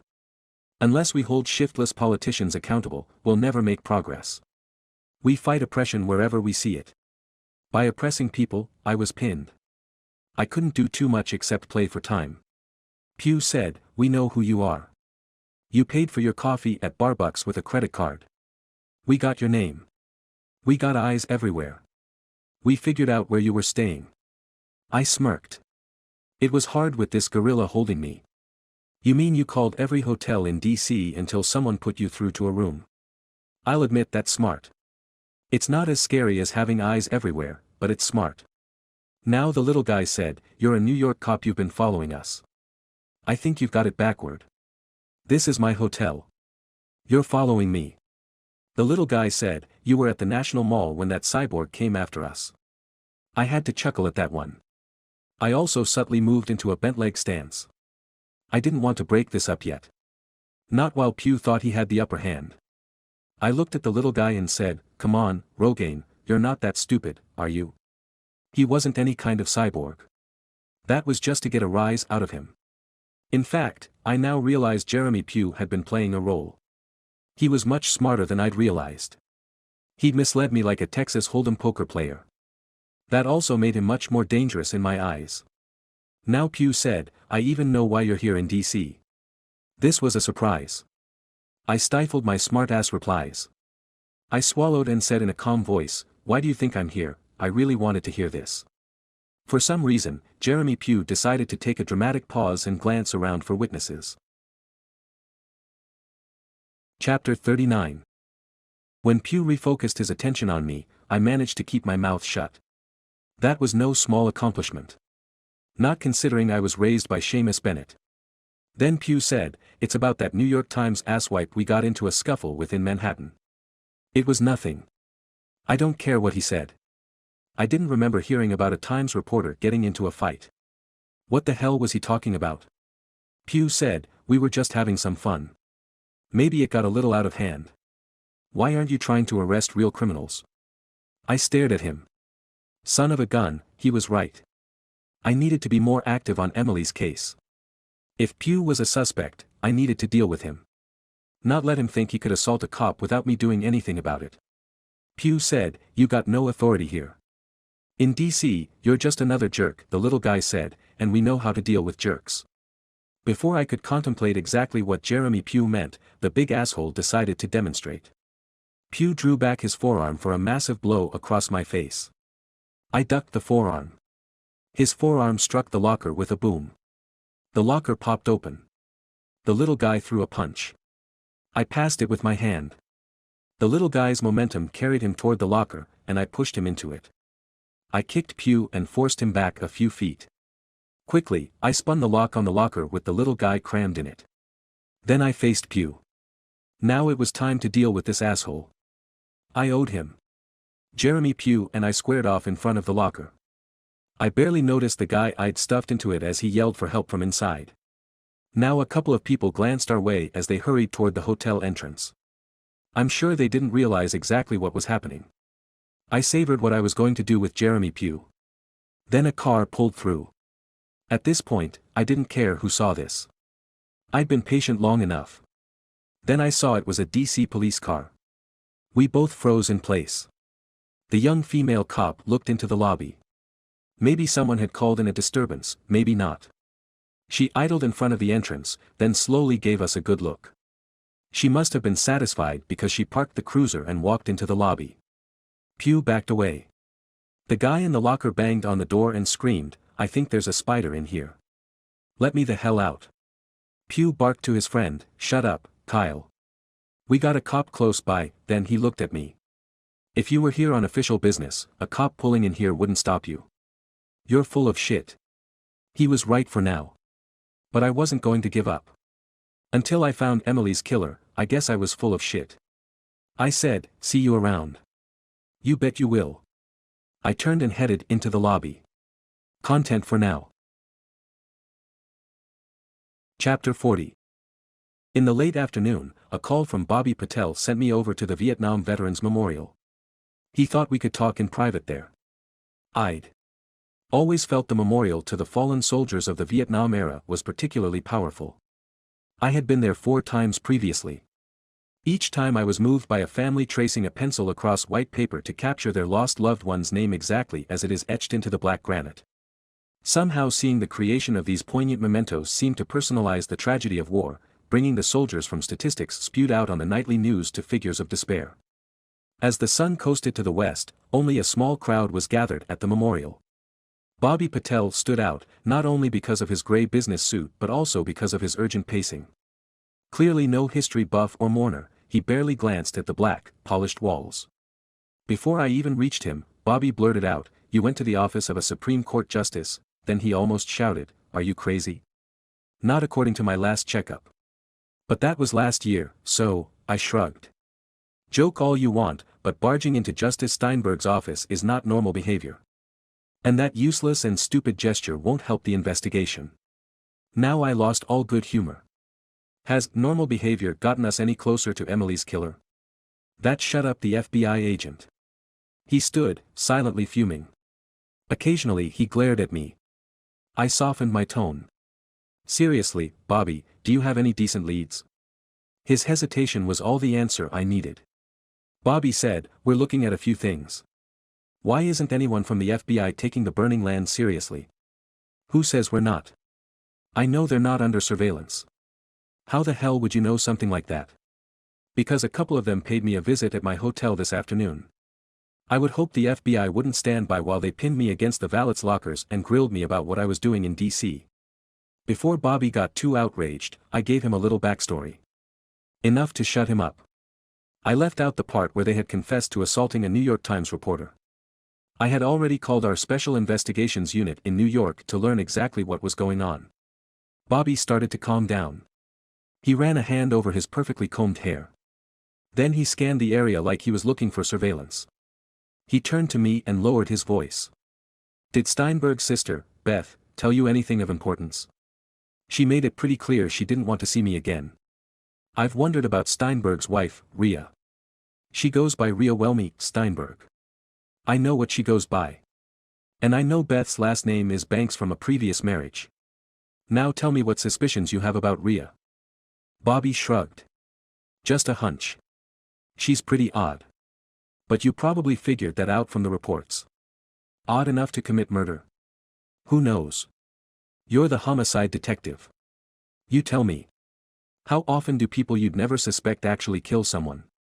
I thought about that. He was right. I just nodded. Bobby said, be careful. But most importantly, don't tell me what you're doing. I have a feeling I'll need to deny any knowledge of you at some point. He turned and walked away with purpose. I had just been scolded. Chapter 41. After a couple of hours in my hotel room to clear my head, I started to think about dinner. Dinner alone. I was tired of talking to people. Very few people had been particularly nice to me today. That made me miss Mary Catherine. The nicest person I knew. With just a look, she made me feel like I could conquer the world. But she was so much more. She got me. She got the kids. She'd found a way to integrate her life with ours and make all of our lives better. It made my heart hurt to think about her and my kids in New York City. And me stuck in D.C. Then my phone rang. At least I'd get to talk to them. I sprang up from the bed and jumped for my iPhone on the cramped hotel desk. When I looked at the screen, I felt a wave of disappointment. It was Harry Grissom. He knew I was officially on vacation. This wasn't a call from a friend. As soon as I picked up, all I heard was, Mike, what the fuck? Hey, boss, nice to hear from you too. Cut the shit. This was un-Harry-like. He rarely got rattled. It made me pause and just listen for a change. I've gotten calls from our captain all the way up to the commissioner. Who'd you piss off in D.C.? Actually, Harry, there's a whole list of them. Come home. Now. Harry, I have a gut feeling on this. My gut tells me no one's going to solve this if I don't stay here. Harry's voice was even but scary. I have a gut feeling you're going to be fired. Let the goddamn FBI handle this. Come on, Harry. If it was someone close to you, would you let the FBI handle it? There was just silence. Finally, Harry said, sometimes it's tough being your friend. That doesn't compare to being your boss. A smile crept across my face. I said, if it means anything, you're a good boss and a better friend. Harry said, when you get to be my age, you realize that's really all there is. Friendship. That's also why I'll try to buy you some time. I won't forget this, Harry. When we're working together at McDonald's, I'll remind you of that. It was good to have friends like Harry. Chapter 42. Generally, I listened to Harry Grissom. Why not? He was a smart guy. You didn't get to be where he was in life without making good decisions. As a lieutenant with the NYPD, a friend, and one of the people I would trust with my life, I listened to him. Except when I couldn't. He'd told me to let this go. He wanted me to come home. But I couldn't. Seamus was big on going with your feelings. Usually he'd apply that by saying, trust and faith. It was a Catholic way of saying, don't overthink things. That's why I was trying to figure out why I felt this need, this compulsion, to find Emily Parker's killer. It made me remember an incident from my childhood. Something I hadn't thought about in years. I got a nice Spalding basketball for my 12th birthday. At least it was nice for me. It was one of my most treasured possessions. One day I decided not to use the courts at Holy Name, where I knew everyone and they knew me. I made the perilous journey across West 97th to the courts at PS 163. I knew a bunch of kids from the neighborhood who went there. It just felt a little cooler to be playing with my new ball at a public school instead of a private, Catholic school. A few minutes into a 3-on-3 pickup game I made a beautiful pass to a kid a little older than me. Maybe 13 or 14. He tried to look like a surfer with long blonde hair that hung in his face. He caught the pass, smiled at me, turned, and ran away with my ball. He was fast. I chased him. I guess it was my first foot pursuit of a criminal. After a few blocks, I lost sight of him and lost my ball. I was heartbroken. I remember sitting on the steps of Holy Name and crying uncontrollably. Later, at home, Seamus told me to let it go. Just like Harry had done. The next day he bought me another ball and told me not even to think about the last one. In his own odd way he could be quite comforting. He explained that not everyone had the same sense of right and wrong. He even said maybe the boy couldn't afford his own ball. We should consider it a good deed that he'd ended up with mine. But it still bugged me. Enough that even Sister Sheila, a much younger version of the one who has guided my 10 kids through Holy Name, sensed something was wrong. When I told her what had happened, she simply said, "You're a good boy, Michael. I've never seen you show malice toward anyone. The boy who took your ball had a lapse of judgment. Perhaps one day he'll see his error. Either way, God will work it out in the end," she suggested I pray for the boy's soul. I should have listened. Of course I didn't. I haunted the courts around PS 163, not playing. Just watching. 8 days later, I saw him. The same kid, playing with my ball. His hair still flopping in his face. I thought about what Sheila had said. Looking at him, I realized he wasn't poor. He was wearing new Nike Air Maxes. He was just a jerk. I marched up to him. When someone passed him the ball, I intercepted it. Then I ran. What I hadn't considered was that if the boy could run away from me, he could also catch me. And he did. He was at least a year older than me and a fair amount bigger. He punched me in the arm, then punched me in the face. The second blow knocked me off my feet. Then he calmly picked up the ball and stared me down. I sprang to my feet. I got in one good lick. Straight jab right to his face. He stumbled a step backward. Then he smiled. A trickle of blood ran from his nose. I waited for the thrashing, but it turned out to be worse. He just looked at me and snickered. Then he walked away with my ball. I remember the feeling of satisfaction that I'd at least done something. It hadn't helped the situation, but I'd felt better. Maybe I hadn't changed. Because right now I drove past Supreme Court Justice Robert Steinberg's beautiful house in Georgetown. It was a freestanding 3-story with a brick facade. The lights were off, but at least I felt like I was doing police work. I was seeing where a potential suspect lived. There was something comforting in the action. I felt like it was exactly what I was supposed to be doing. Then a car pulled up behind me. Chapter 43. I stayed in the driver's seat of my rented purple Prius. Headlights flooded inside and reflected off the rearview mirror into my eyes. I didn't think a Supreme Court justice had 24-hour security, so I felt myself tense at the direct approach. Whoever was in the car was in no rush. That's when I started to think it might be the Metropolitan Police. Someone was running my tag. When both people in the car got out at the same time and one hung by the trunk of my car while the other approached me, I figured they had to be cops. A plainclothes African-American female officer had her badge out and stayed about 3 feet away. She said, "My name is Officer Lila Barrett of the DC Police. Leave your hands on the steering wheel, sir." Officer Barrett was very professional and smart. I did exactly what she said.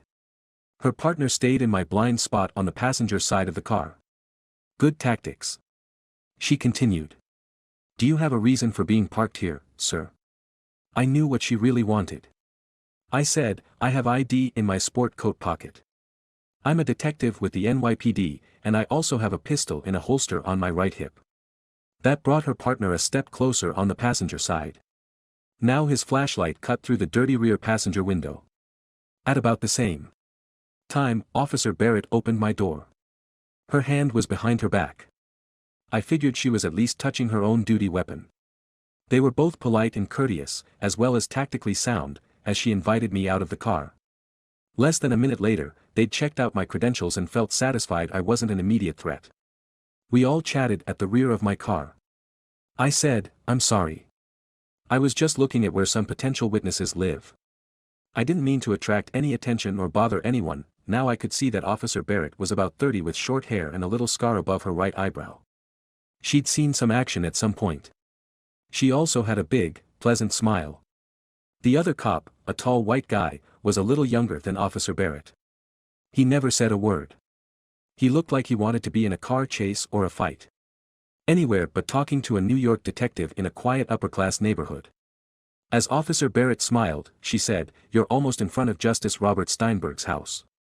His wife doesn't like the idea of marked police cars going up and down the street. Our chief doesn't like the idea of a public figure like the justice being open to potential threats. So we get to patrol the whole neighborhood in an unmarked car in civilian clothing. Not a bad gig."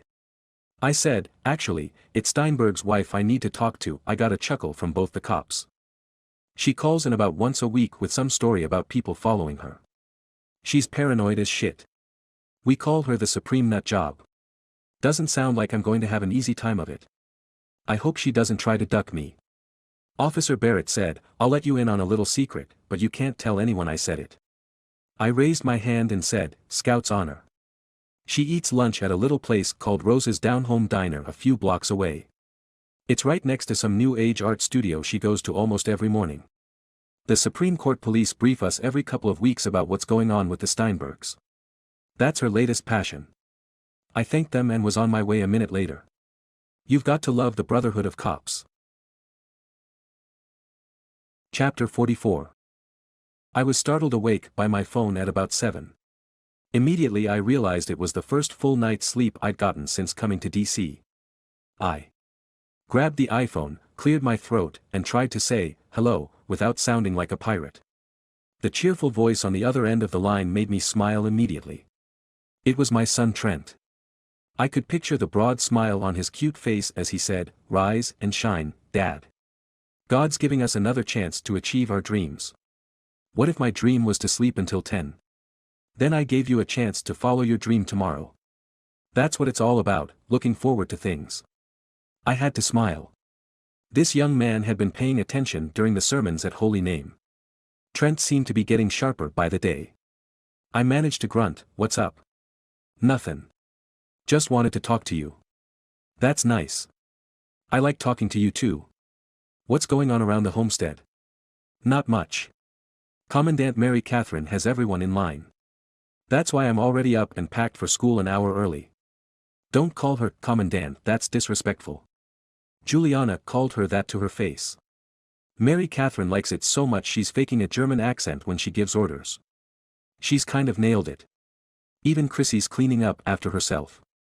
Well, if Chrissy is pitching in, maybe there's something to it. What do you hear about your big date with the mayor? Everything's still a go. You'll be here for the ceremony, right? Wouldn't miss it for the world. I could picture the ear-to-ear grin on his face. Trent said, Cool. I guess I should let some of my siblings talk to you now. They're lining up like they want to talk to Don Corleone on the day of his daughter's wedding. You and Ricky watching 70s movies again? The Godfather and the Outlaw Josie Wales. What do you think? Just like you say, they don't make them like that anymore. Did you know the guy who starred as Josie Wales made a bunch of great movies? Clint Eastwood. I knew. Have you ever seen Dirty Harry? Every cop has many, many times. We finished up our dive into great movies, then Trent handed off the phone. Each of the kids took the phone for about 10 seconds to say, Hey, Dad, I knew Mary Catherine was behind the efficient tactic. Only Fiona hung on at the end for an extra minute. She said, Sister Laura asked if I would play on the basketball team. I'm not sure what to do. I've never played sports before. How does she know you'll be a good player? Were you shooting around in class? Nope. She just walked up to me in the hallway and asked if I was interested. I wasn't at first, but the more I think about it, the more I want to try it. Is it okay with you? Of course it is, sweetheart. I'll support any activity you want to try. I paused and thought about that for a moment. I'm going to walk that last statement back. I know how you guys pride yourselves on trying to outdo one another in tricking me. I support any activity that's within the structure of civilized society and doesn't involve violence or any sort of crime. I paused for a moment to be sure I had included outlawed behavior. And nothing to do with human sacrifice. Fiona said, Wow, Dad. It's not like I'm one of the boys. They're the ones who do all the stupid things. I have to set the same guidelines for everyone. Even if you do have exceptional judgment. Sister Laura also asked if you would be available to coach the team. I'd say this for her. Laura was a subtle one. Sister Sheila, whom I'd done battle with my entire life, would have just told me to be the coach. I thought I liked Sheila's approach better. All I could say was, of course I'll coach. It'll be fun. We'll work on your shots as soon as I'm back permanently, Fiona giggled, and I knew I'd made the right choice. A few seconds later, Mary Catherine came on the line. Her voice soothed me, set everything right. I smiled just hearing her warm greeting. I said, How's it going? Everything good with the kids? The kids have been great. I've been tough on them too. Her voice sounded scratchy, like she was starting to get a cold. I let out a laugh, but I didn't say anything about what Trent had called her. I didn't have to. Mary Catherine laughed and said, "The kids have taken to calling me the Commandant. I'll put a stop to that in a heartbeat. I kinda like it. I'm not used to people being afraid of me. I don't know what I did, but no one's questioning my authority in any area. Usually one of the older kids will give me some pushback." Fiona told me her news. "Somehow I don't see her running up and down the basketball court. But I think it'll be good for her." "Sounds like you're against the idea." Mary Catherine hesitated. "No, it's not that. I'm just tired. Bone weary. I'm sorry. Can I help?" "Not for this. I just need a little rest." We chatted for a few more minutes. I'll admit it may be hokey, but just a call with my wife and kids puts me in a good mood first thing in the morning. That's rare, especially when I'm traveling. Chapter 45. I found Rose's down-home diner easily enough. It was less than half a mile from the Steinberg residence in Georgetown. A tiny place. With a brick facade covered with creeping vines. Near the entrance, more than a dozen decorative ferns hung from the ceiling. An older woman worked behind a bay window open to the kitchen. I wondered if it was Rose. A solitary waitress with 2 nose studs and a tattoo of a knife on her left hand made no effort to greet me. I took a far booth. 2 other customers sat sipping coffee at a booth at the other end of the restaurant. The daily menu was a card about 6 inches long by 5 inches wide. Today's specials were an organic turkey and kale salad or a meat-free meatball over whole grain pasta. How could they call this place a diner? Let alone a down-home diner. I didn't want to miss Rhea Welmy Steinberg, so I had come in at 11:30 for an early lunch. The waitress definitely didn't fit the decor. She reeked of cigarettes when she came to the table and plopped down a glass of water. Her lank hair popped out of a black hairnet. Know what you want yet? She didn't have a down-home accent. She sounded like she was from Jersey City. She was starting to act like it too. Not quite yet, I said. Just then, Rhea Welmy Steinberg walked through the front door, carrying a copy of the Washington Post under her arm. The waitress at least smiled for Rhea. She was a regular, just like Officer Barrett had said. My first look at Justice Steinberg's wife got me thinking that Ellen Minshew's description of her as a pretty face with big, fake boobies wasn't particularly fair. Rhea was pretty, but there was no way to tell what was or was not real. A slight streak of dark green on her cheek gave her a rough-and-tumble look, and below the goggles that hung loose on a strap around her neck, her smock was smeared with different colors like she was part of a kid's finger painting class. I sat for a minute, sipping my water. Rhea took a corner booth and ordered lentil soup and a sparkling water. As the waitress turned to fill Rhea's order, I knew I had to move quickly. If I could get to Rhea before she started reading the paper, our encounter would seem like a complete surprise. I stood and held my credentials in my right hand as I took the 5 steps to the corner booth. Rhea looked up at me and said without emotion, "Lucy took my order already." "Ms. Welmy Steinberg, I'm not a waiter." "Then I'll ask you to step away from me. I don't talk to reporters." This was the second time someone had mistaken me for a reporter. I wondered if I needed to upgrade my wardrobe. I said, "I'm not a reporter. I'm a New York homicide detective looking into the murder of Emily Parker." She didn't flinch or give anything away. She was confused but not skittish. Rhea surprised me by saying, "What have you found out?" "I've been sick thinking about what happened to her." I took the opportunity to sit across from her in the booth. I might have been in a little shock. This was too easy. I was already in an interview and almost at a loss for words. Almost. I looked at her with my best sincere face and said, "I wish I had information to give you. I'm still gathering facts. When was the last time you saw Emily?" She paused and looked at me. I noticed for the first time that her eyes were a little bloodshot. Finally, Rhea said, "You think I don't realize who you are? I do talk to my husband once in a while. I even talk with my sister-in-law, Beth. You've met Beth. You're lucky she thought you were a joke. Otherwise you might not be sitting upright." I tried to push forward with the interview.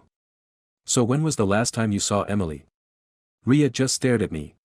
Then she said, "Am I a suspect, detective?" "Not at the moment."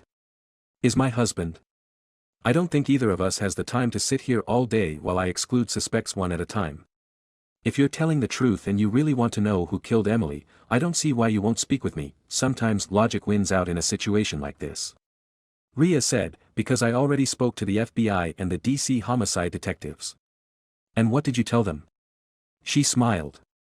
She had the kind of perfect, straight white teeth that a combination of nature and good orthodontia can produce. You're a funny guy, detective.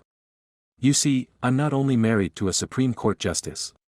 I also graduated from Columbia Law. Impressive. And I don't waste time on people like you. Like me? What am I? An irritant. Not much more. Now you can go about your business and tell whoever sent you here to back off. I hope. I said, move on, detective. Her tone and inflection were as good as any beat cops in the Bronx. I still had no idea who had killed Emily, and I was definitely not impressed with her friends. Chapter 46. About 40 minutes later, I found myself on a park bench, looking at my friend Roberta Herring. I liked the sun on my face. We both ate gyros bought from a street vendor. Roberta said, this guy has the best gyro I've eaten in DC. Still not as good as the guy near Claremont Park in the Bronx. I agreed the food was good, though it had taken a stack of napkins to stem the flow of tzatziki sauce. Roberta looked at me and said, so your whole interview with the justice's wife was a bust? Not a complete bust. I didn't have to eat that shitty food. But she shut me down pretty quick. Somehow Roberta had kept her blue business suit spot-free while munching on her gyro. All I could do was look at her and think how far she'd come from working a foot patrol in the Bronx. Our bench was next to a running trail. I felt a pang of guilt every time a runner darted past us. Each giant bite of the gyro seemed to calm me down. I said, Harry Grissom told me to come home. Will you listen? I cocked my head at her and said, what do you think? Roberta started to speak in a stream of consciousness. She said, I wonder if there are politics involved. Are agencies guarding their turf? Even though the kid from the FBI is working with you, is he telling the truth? Is that why the DC cops talk to you? I wonder if you're close to something. I said, I don't feel like I've gotten far. Compared to what? You're used to working mostly drive-by shootings. You can solve those with a few interviews. This one might take some time. There are just too many factors. Hell, for all we know, Emily Parker's murder could be random. I liked this sort of spitballing. It helped me form my own ideas. But when Roberta suggested Emily's murder might be random, I said, what about Michelle Luna's death? They were in the same social circles. They died by similar methods. Roberta said, what angle are you looking at? You think it could be a lover? If you think someone's going to let you talk directly to the justice, you're crazy. I don't know why this investigation feels so different to me. Roberta said, I know why. I can't believe you don't see it. You're used to working cases in New York. No matter how bad a serial case can be or how bloody a domestic murder is, you still go home to the kids and marry Catherine every night. I think you're overwhelmed. You don't get to take a break. All you hear is information about Emily's murder all day and all night. I just stared at my friend. Oh, my God, I think you're right. You, of all people, need your family. You're a classic family man, don't try to run from it. Embrace it. I swallowed the last of my gyro. Thanks, I said. You always seem to know what's bothering me. Chapter 47. I didn't drive to my hotel. My recent experiences told me nothing good happened at that place. I'd had to talk to people I didn't want.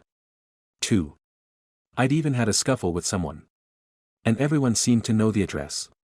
Instead, just a few minutes after I left Roberta, I found myself headed north. North on I-95. The only slowdown I hit on my 4-hour trip to New York City was in Philadelphia. And it wasn't too bad.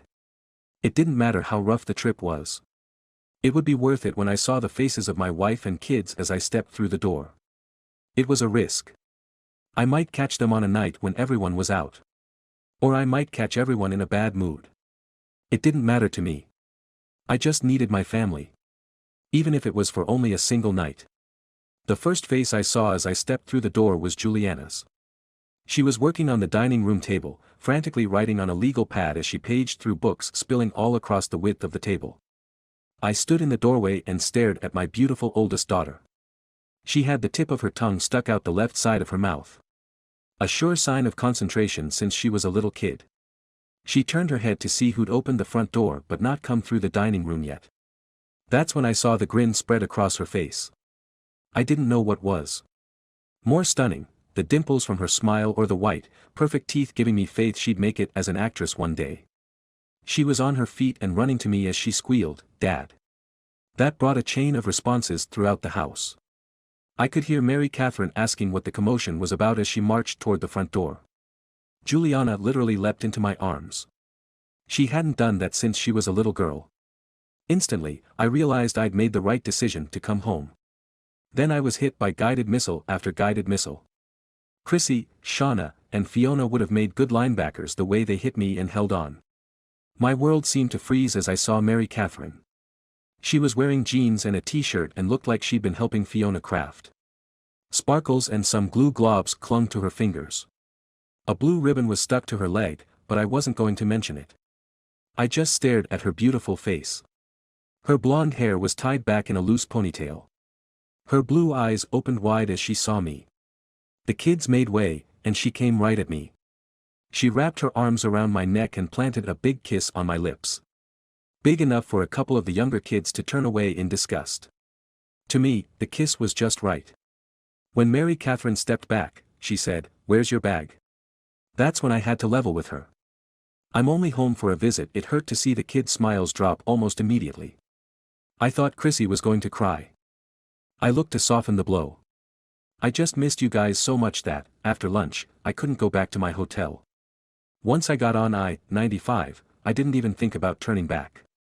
Brian and Ricky wandered in from the living room. Their greeting was much more restrained. "Hey, Dad," they both gave me a quick hug. But the others were still staring at me like they deserved an explanation. I said, "I have to go back to DC tomorrow. I hope I won't have to stay long. What I'm doing in DC is really important to me." Mary Catherine still had her arm around my waist as she said, "If it's important to you, it's important to us." When she didn't get the rousing response she'd expected, Mary Catherine looked at the kids and said more forcefully, "It's important to us, right, guys?" Now I saw where the term commandant came in. Every kid immediately chimed in. It was very impressive to influence so many people with just one command. She could work for the NYPD. Maybe even the Marines. Either way, I was glad she'd taken on this job instead. I owed Roberta Herring a lunch. Hers was the best advice anyone had ever given me. I'd been home only a couple of minutes and I already felt like a new man. Chapter 48. I took my time making the rounds. I was careful to spend alone time with each of the kids. Most everything was the same. Shauna was working on some secret project with my grandfather. She only hinted that it had something to do with artwork. Jane was a little tougher to corral. I sat next to her at the dining room table, where most homework was completed. I said, "How's school? Anything giving you a problem?" The teenager let out a laugh. "I'm a little stuck in calculus too." "Think you can explain it?" Her look effectively communicated what she thought of my math skills. "What about creative writing?" "I'm good at that." "If you mean supportive, you're right. All you ever say about any of our essays is, 'Good job.' Can I help it if you are all so talented?" Jane scowled as she looked at the empty page in front of her. I gave her a few seconds and said, "Talk to me. What's wrong?" I knew each of the kids' moods. Jane got frustrated but not openly angry. She looked at me, and I saw a tear in her left eye. I'll admit I'm annoyed. I've been journaling since I was 8 and always get an A on any English or writing assignment. Trent, who spends more time thinking about sports, gets recognized for the first thing he's ever written. But his subject matter might have helped.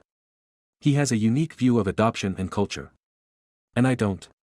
I've written essays on being one of 10 adopted kids. On what it's like to be obviously Asian in a multicultural family. I never even had a teacher bring it up. Trent writes the same sort of essay and he's going to meet the mayor. I've met the mayor. It's not much of a thrill. In fact, I lowered my voice to sound conspiratorial, he's a bit of a dick. That made her laugh. She gave me a spontaneous hug. If I'd made her feel a little better, she had put me in a great mood. Then I found Brian, who wasn't in school anymore. He was also the source of most of my concerns. Since coming home from prison, he'd given us a few scares. At first, he had been sullen and he disappeared all day long. Later, I learned he was going through air conditioning repair school. He had wanted to surprise me. And he had. We sat together on the couch. He was still wearing his gray uniform shirt that said Bill in lovely embroidery across his right chest. When I asked him about the name, Brian said, at first it was just because they didn't have a uniform for me. Then everyone thought it was funny. Now I just sort of answer to the name Bill. I laughed. That's exactly how things happen at the police department. Usually it's with a nickname. You do one thing you regret and the next day you're stuck with some nickname you don't like. I almost got hung with the label kickback. What did you do? It doesn't sound like that bad of a nickname. Unless you're on your third week in uniform and you step behind a mounted unit, then slip in the horse's poop. I paused as Brian laughed. What made it worse was, the cop on the horse looked behind me and shouted, "Get out of there, you idiot. Do you want to get kicked back into the Stone Age?" Now a couple of the other kids had wandered in to hear the story. A few of the other rookies heard it, and I had the nickname before I went home for the night. Thank God it was the end of my week and I had a 2-day break. The nickname was forgotten by the time I went back to work. I think I would have been named Kickback to this day if I would have had to go right back and face those guys. We were holding dinner until my grandfather arrived. He was polite enough to call and say he was being held up at Holy Name, but then Bridget let it slip that I was home. I had kinda wanted to see how surprised he would be to see me. When Mary Catherine cautiously approached the couch, I knew there was a problem. She gave a quick look to Brian, who took the hint and found somewhere else to go. Most of the other kids were busy again with their own projects. I hate waiting to hear bad news. All I could say was, "What's up?" She brought a piece of paper clipped to an envelope from behind her back. "I was going to break the news to you this evening. No one is getting suspended from Holy Name, are they? I wish it was that simple." I knew it was important, then. Mary Catherine took church and school at Holy Name very seriously. Some of it had to be her love for Seamus. I gave her my full attention. She said, "It's a certified letter from the IRS." I had an idea where this was going. We're being audited going back 5 years. For some reason Senator Lom Welmy's face popped into my head. I glanced at the paper Mary Catherine handed me and said, "I think 6 years is the legal limit for review. I'm not sure I make enough money to worry about it." "You think they'll ask questions about the apartment? Or the trust set up to pay the taxes?" "I don't know. I wonder if we need a lawyer. An accountant at the very least." Years ago, my first wife, Maeve, had cared for an elderly man who lived in this apartment. She had completely changed the man's perspective and life. He had gone from being a sour old curmudgeon to wanting to come to the kids' birthday parties. When he died, with no heirs and few friends, we had been shocked to learn he had transferred the title of this beautiful apartment to Maeve and me. He had even set up a trust fund to pay the taxes. I thought I'd been straight with the IRS concerning the apartment. I guess that was about to be tested. Chapter 49. As usual, Mary Catherine made dinner an event. And clearly she'd had the meal planned long before she knew I was coming. A pork roast. With sauerkraut and mashed potatoes, with a healthy assortment of vegetables on the side. The food was heaven, as was the chance to listen to the kids chat about every possible subject, from the NBA to a Wolverine comic book. Jane asked Fiona about joining the basketball team. Fiona's smile confirmed I'd made the right decision. She said, "I'm going to play, and Dad is going to coach me." Coach the whole team. My policy of treating each of the kids equally could come back to haunt me. Though I could already picture myself having to coach a half-dozen other teams, I shrugged and said, "Sounds like fun." After dinner, while all the kids pitched in on cleanup, my grandfather and I had a talk on the couch. Seamus said, "Where is Mary Catherine?" "Taking a well-earned hot bath." "Good plan. The girl deserves it. You should see the way she holds down the fort while you're gone. And those kids love her.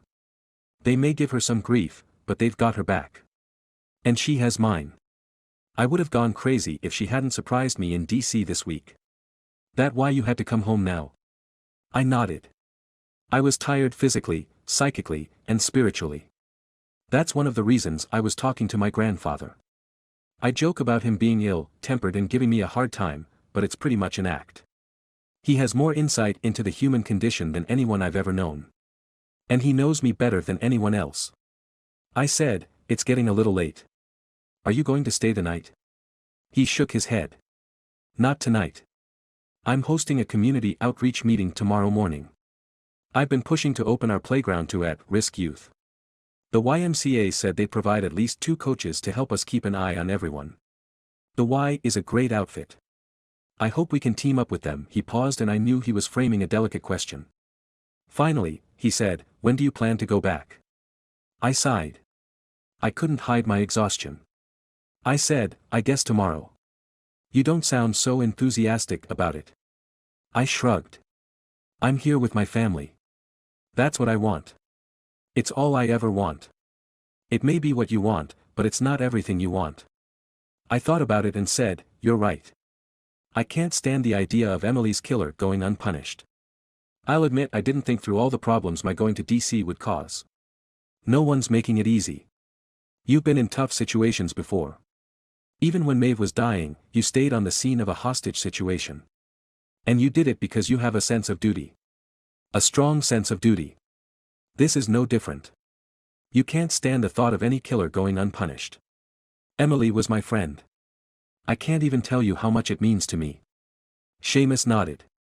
I understand. I liked Emily too. She was a lovely woman. What I'm saying is, I'm torn. I miss my family when I'm not here.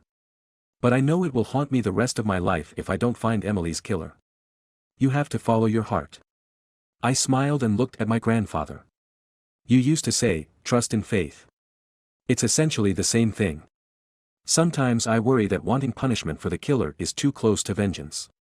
I'm not sure how Jesus would feel about that. God threw down some punishments over the years. Everything from a flood to turning a woman into a pillar of salt. He did what he needed to do. Just like you need to do this for your friend. I truly feel we both found the right careers. You just did it at a much younger age. I turned on the couch and embraced my grandfather. When I felt his thin body in my arms, it made me worry about life without him. But at least I had him for now. And once again he was making sense. Chapter 50. I was up early. I knew I would be. It wasn't even light outside when Mary Catherine murmured, "Are you awake?" Staring at the ceiling, I mumbled, "Yes." "What time do you have to leave?" It hurt to say it out loud. Harry wanted me to meet him for coffee around 8. That way I can be back in DC by early afternoon. I'll miss you. That was all it took for me to spin in the bed and face my beautiful wife. We wrapped each other in a tight hug. As soon as she kissed me, my resolve to go back to Washington started to fade. We made love in the early morning darkness, before any of the kids were stirring. It was the kind of intimate encounter that made me feel like everything was fine. I could lose all my worries anywhere I was with Mary Catherine. It was only after, as we lay in bed with our arms around each other, that I heard some of the kids start to move around. Jane was our early bird who liked to shower before anyone woke up. I could also hear Brian as he got his gear together for another day at work. Mary Catherine said, "You need to get up and get ready as well. As much fun as this was, you need to finish your business in DC. Then come back here and take up the easy job of raising 10 kids." We both started to giggle. As we all sat together around the breakfast table, the kids were much more subdued. Sort of like they were every morning. It was tough saying goodbye to them as I headed out the door. 30 minutes later, I found myself at a coffee shop on West 42nd named Romeo and Juliet Colombian Coffee. I liked it because I could take the Lincoln Tunnel under the Hudson River and be on I-95 headed south in just a few minutes. The small place was busy, and we grabbed a tiny table in the corner where we could talk. I couldn't help but look at Harry and once again think how much he reminded me of an Old West gunfighter. The crags on his face had been earned over a career as a cop. His nose had been broken on the job 4 different times. His mustache dipped a little below both sides of his mouth. He was definitely pushing the NYPD grooming policy. But given that he was a 27-year veteran of the force with more decorations and commendations than any one person could count, people tended to give Harry some leeway. Harry said, "I'm glad you're back in New York." "I'm not. In fact, from here I'm heading back to DC. It's not something I want to do, but I'm going to do it." I hadn't wanted to be so blunt, but I didn't want to ruin our reunion either. Harry was my friend and needed to hear the truth. Harry kept his gray eyes staring straight ahead. It was a habit he had whenever he was about to deliver some bad news. I'd seen it a dozen times. If he wasn't looking at you, you didn't want to hear what he had to say. This time Harry said clearly but not directly at me, "They want to transfer you." "You're kidding me." "Where?" "Staten Island. They're talking about starting some kind of opioid task force for all the kids of city workers who use that poison." Sometimes I forget Staten Island is still part of New York. I thought about it and couldn't wrap my head around that kind of punishment. Aren't all of our bosses cops? You'd think they'd understand what I'm trying to do and how cases can unfold at different speeds. Harry let out a heavy sigh. He turned to face me, which made me relax a little. For the first time I could see his age more clearly. To me he was almost like my grandfather, ageless. Even though he was older than me, I always thought of Harry as part of my age group. But now I saw the deeper creases and the gray advancing in his eyebrows and hair. Harry thought about my question and said, "They may be cops, but they work for politicians. In fact, a lot of them have become politicians to get to where they are. If they feel the heat, their answer is to turn off the oven and run out of the kitchen." Speaking of bosses, how's Roberta Herring? I liked the way his face lit up when he said her name. I said, "She's doing great. I've had a couple of meals with her in DC. Harry said, "I miss her." "She's old school." After a moment, he said, "I guess I'll have to cover for you a while longer. Do you at least have some decent leads?" There was another woman from DC who was strangled in Baltimore. She and Emily traveled in the same circles. Something tells me my suspect lives in the DC area. I trust you to do what's right. Keep working on it and I'll figure out a way for you to stay employed. If I can. I smiled. In his way, Harry was telling me to follow my heart. It was one of the many ways he reminded me of my grandfather. And I rarely regretted it when I listened to either of them. Chapter 51. Luckily, I was on the road and out of the city early enough to reach DC by lunchtime. It wasn't that I was hungry or planned my meals that carefully. I knew exactly where I was going and what I wanted to accomplish. I was running out of time in DC. Something had to crack and had to crack fast. In a way, surveillance was my only available tool. Cops have a love-hate relationship with surveillance. You can accomplish a lot by seeing someone do something illegal.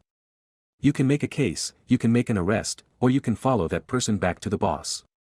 That's all theoretical.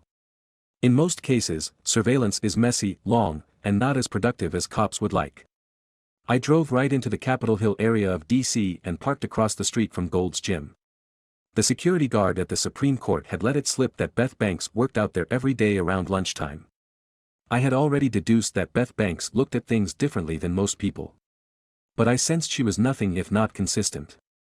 She had the kind of orderly life that many of us aspire to but none of us really want. Same schedule every day. Same problems to deal with. Same time to work out. I knew to be here by 1:30 or else I'd miss her. Now, from my vantage point across the street, I could see through the only unobstructed window of the gym. I didn't have any surveillance equipment with me. No binoculars, nothing like that. But I had learned a few tricks over the years. I zoomed my iPhone all the way and looked through the camera. It gave me a good view of some of the people inside the gym. And after only a couple of minutes I saw Beth Banks. She was in a black unitard. Now that I could see her arms, I wouldn't describe her as a swimmer. She had better biceps than most men I know. She wasn't fooling around either. I now understood why the security guard at the Supreme Court building had said a government gym wasn't good enough for Beth Banks. She needed a challenge. It looked like she was getting it. I first spotted her on a treadmill, running at a frightening pace. My lungs hurt just watching her. Then she moved to a set of dumbbells beside the treadmill and did 10 reps of shoulder presses. After that, she balanced as she lifted a knee and the opposite arm while still holding the dumbbells. Then she jumped back on the treadmill. I didn't ever want to have to tangle with her. I made a few notes, then wondered if I would see her meet with anyone from the case. That really had to be my goal. She was hardly going to buy cocaine from a known dealer on the street. I had to see something that would let me draw some conclusions or at least create a theory about how she could be involved in Emily's death. I really was reaching for straws at this point. All I could tell from this quick surveillance was that Beth Banks was capable of overpowering Emily Parker. Even with Emily's FBI defensive tactics training, I'd have to give the edge to Beth Banks. As I watched her, I started to realize why she could be a good suspect. If she had felt Emily might jeopardize her brother's reputation, maybe she would have done something drastic. The only way to figure out if she had committed a homicide was more investigation. More questions. And more time spent in D.C. The math didn't seem to be working out in my favor. Chapter 52. If Beth turned out not to be a suspect, I wanted her on my side. That's why I continued the investigation in half measures. I left my rental car parked on the street. Then I strolled across to the gym, walking casually in front of the big bay window to get a better look inside. I could remember a surveillance I was on in Brooklyn about 15 years ago. I was helping a narcotics bureau unit. We'd set up on a coffee shop where an informant was supposed to meet one of the bigger heroin dealers in Brooklyn. While I sat alone in my car, looking at the coffee shop, I noticed two men rush into a liquor store next door. It was a robbery, and people could get hurt. I knew what I had to do. I popped out of my car, and two of the local detectives followed me. The robbers were so shocked and they burst out the front door and saw us standing there that they surrendered instantly. The funniest part to me was the fury of the narcotics detective that I would blow a drug deal for a good armed robbery arrest. Sometimes you had to question people's priorities. Like someone who'd do anything to protect the reputation of their brother. I walked past on the sidewalk as casually as possible to see if Beth Banks was still working out. I didn't see any sign of her. The treadmill she'd been using was now occupied by a large hairy man in a fluorescent orange shirt. When I turned from the window, I felt the world tumble in front of me. Or maybe I was the one tumbling. I was on the sidewalk in an awkward sprawl. My vision went dim, my stomach heaved, and I felt like I might be having a stroke. When my senses started to return, someone was standing directly in front of me. I looked up from my humiliating position like a dog on all fours. To make matters worse, I looked up into the stern face of Beth Banks. As I slowly rose to my feet, I realized Beth had just kicked me in the head with her long, limber legs. Hard. It didn't matter that I stood a head taller than her and probably weighed 70 pounds more. I was impressed. I rubbed my temple where her foot had caught me so squarely, knowing that she had a clear shot to prolong the attack. Beth Banks put her hands on her hips and cocked her head a little to the side. All she said was, "Don't be creepy. It's bad enough you barged into my office.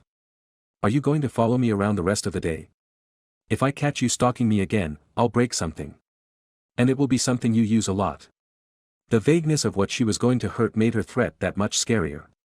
She turned and walked away confidently. Even in the business suit, she was clearly fit. I kind of liked her. Chapter 53. I sat in a nearly empty sub shop a few blocks from Gold's Gym. The half-eaten turkey sub on my plate was evidence that my head hurt too much for me to eat. My remedy, for the moment, was to sit quietly with a bottle of cold water pressed against my temple. Almost the exact spot Beth Banks had kicked me. I thought I could reasonably say I was the only person ever kicked in the head by a Supreme Court Justice's chief of staff. I figured she'd kicked someone in the head before this. I just assumed it was before her tenure with the Supreme Court. I recognized I was feeling a little sorry for myself. I just had my ass kicked by a woman 70% of my size. I wasn't on the trail of a killer, nor did I have any decent leads. Most of all, as I sat there wallowing in self-pity, I missed my family. My quick trip home had only made me realize how desperately I needed my family. And that was a joyous realization. Most people would be thrilled if they could actually say they enjoyed spending time with their family. But I really did love spending time with them. Yet I couldn't do it. At least not now. The three other people in the sub shop all had their own problems.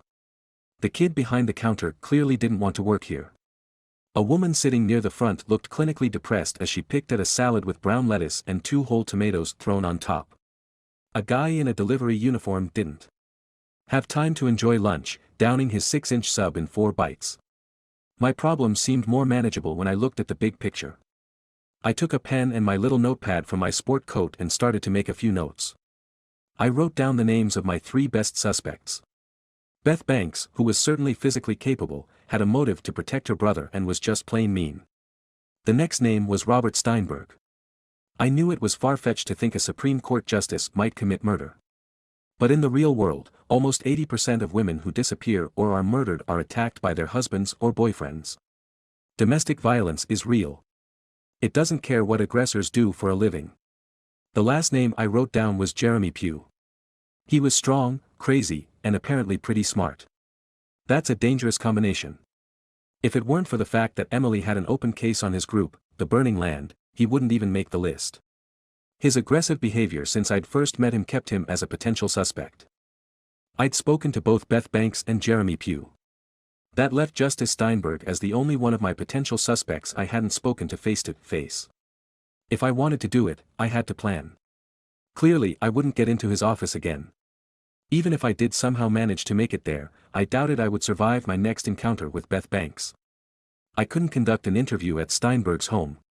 He'd call the cops so fast I wouldn't even get out a greeting. And all the locals would need is some kind of criminal charge like trespassing or a beefed-up burglary charge to send me home. Permanently. I took another bite of tasteless turkey, then drank my cold water. As I sat there, thinking about buying another bottle of water just to keep on my head, my phone rang. I looked down and saw it was Bobby Patel. I wondered if Beth Banks had even bothered to report my lurking around her gym. There was no sense in putting off bad news. That seemed to be the only thing Bobby called me with.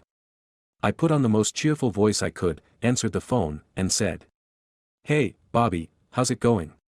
Metropolitan Police Department just called me. They have someone in custody for Emily's murder." Chapter 54.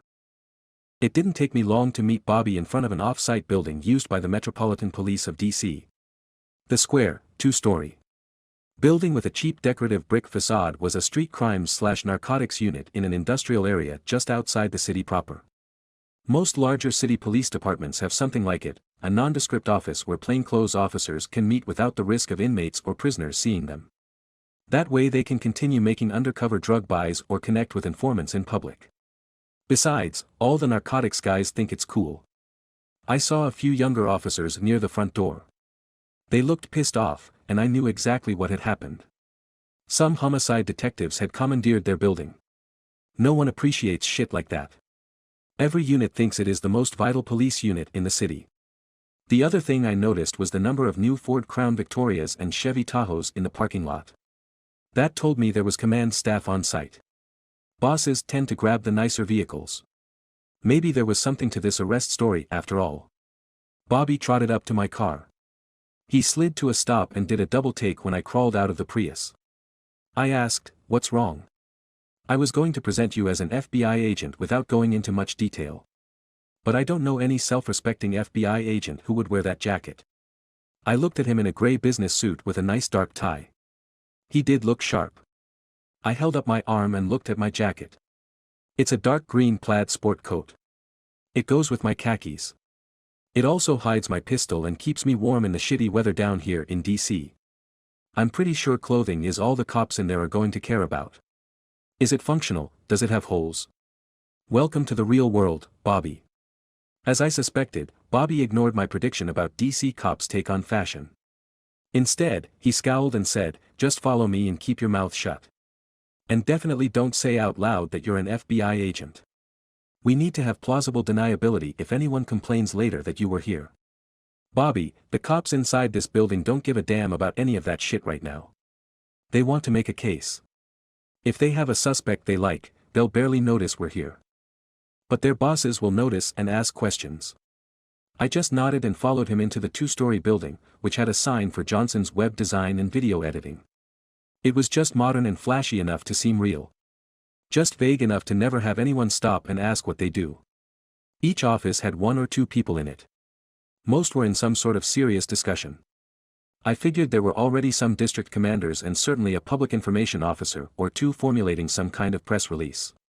After all, the story of Emily's murder had been on the news. A tubby man wearing a tan, short-sleeved shirt with a brown, checked tie greeted Bobby. Bobby didn't bother to introduce us. All I caught was his first name, Perry. He had the burned-out look of a long-time homicide detective. A quick haircut without care for the lines of his head. A gut that hung over his belt from too many fast food meals thrown down while reading reports. And a slight limp from a torn MCL that he was too busy to have anyone look at. I guess homicide detectives in every city are about the same. I listened as he and Bobby started talking about the case. The detective, Perry, said, "This guy lives in some bushes exactly on the route your agent used to run from the Whole Foods." We were canvassing the area for about the 10th time. We started from the Whole Foods where she left her car and worked toward the river. Then we noticed a brand new Fitbit on this guy's wrist. That's what started it. It didn't take long to confirm that it was Emily Parker's Fitbit. I'd say we're looking at a pretty solid case. I couldn't contain it anymore. I blurted out, "Are you kidding me?" Chapter 55. Bobby tried to brush by my comment. An old-school homicide detective like Perry wasn't going to let it go. Perry used his bulk to shove past Bobby. "What do you mean, am I kidding you?" "Hell no, I'm not kidding anyone." Bobby tried to redirect the detective's attention. He didn't mean anything by it. The detective ignored him. He broke into my personal space and raised his voice. "What do you mean?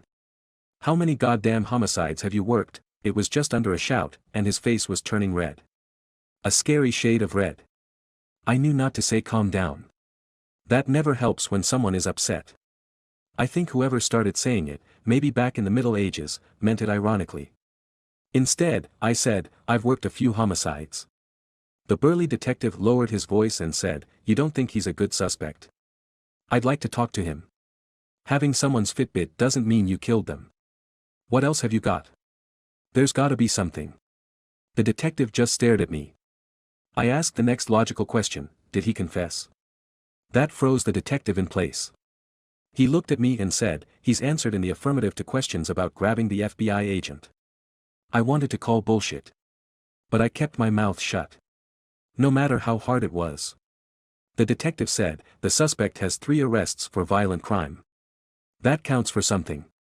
Unless he didn't do it. Then it doesn't count for shit." The detective's face flushed again, but he didn't say anything. Bobby chatted in a low voice with the detective, then said, "Can we talk to him for a minute?" The detective hesitated. "I might need to clear this with one of the bosses." Bobby kept an even tone. "We're not trying to steal your case. But I have to be able to brief my bosses. We just want to get in and ask him a couple of questions. Obviously, you can stay with us the whole time." It was too reasonable of an argument to ignore. The detective led us through a narrow hallway to an interview room. The room was small. Maybe 10 feet by 10 feet. The ceiling tiles were almost low enough to touch. I wondered if that was intentional. To give people a claustrophobic feeling. There was a camera in each corner. Perry gave us a briefing sheet with the man's name, age, and criminal record. As soon as we stepped in, a young female detective stood up. She was in the corner, and the suspect was cuffed in the middle. The tall, skinny man of about 55 looked to be 6'3" and probably didn't break a $140. He was mostly bald, but the rim of gray, messy hair still on his head was long and uncombed. He had a ruddy face made tough by years of living in the sun. We slid into the seats across from him. Bobby had already warned me that he was going to ask the questions. Bobby said, "Are you Jason Hagensick?" The man had a wide grin. Several of the teeth in his lower jaw popped past his lips, giving him the look of a bulldog. All he said was, "Yep." His eyes were focused on something on the far wall. When he turned and looked at me, I noted that his eyes looked clear. I didn't detect any drug use. "You know why you're here, right?" "Yep." I started to have an uneasy feeling. I looked down at the briefing sheet and saw that he had been arrested twice in the early 90s for some kind of fighting. He'd had another arrest a couple of years later for stalking. I couldn't contain myself and said, "Did you see a woman running near where you live in the bushes?" "Yep." Bobby cut in. "Did you hurt her?" "Yep." Now I raised my hand to stop everyone. The young female detective was still standing in the corner. The lead detective, who had tried to sell us on this guy's guilt, stood by the door. I said, "Are you the President of the United States?" "Yep." I shot a nasty look to the detective. I even mumbled, he answered in the affirmative. Chapter 56. It's rare that I lose my temper.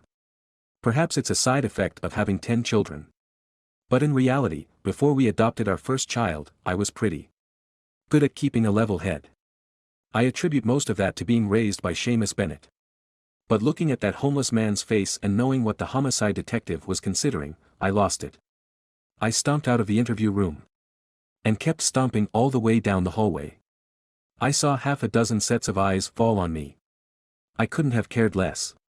I hit the exit door like a fullback. I didn't realize I'd been holding my breath until I got outside. I gulped in the fresh air and appreciated the afternoon sun on my face. Bobby eased out of the door a minute later. He took a moment to straighten his tie and pulled the cuffs of his shirt.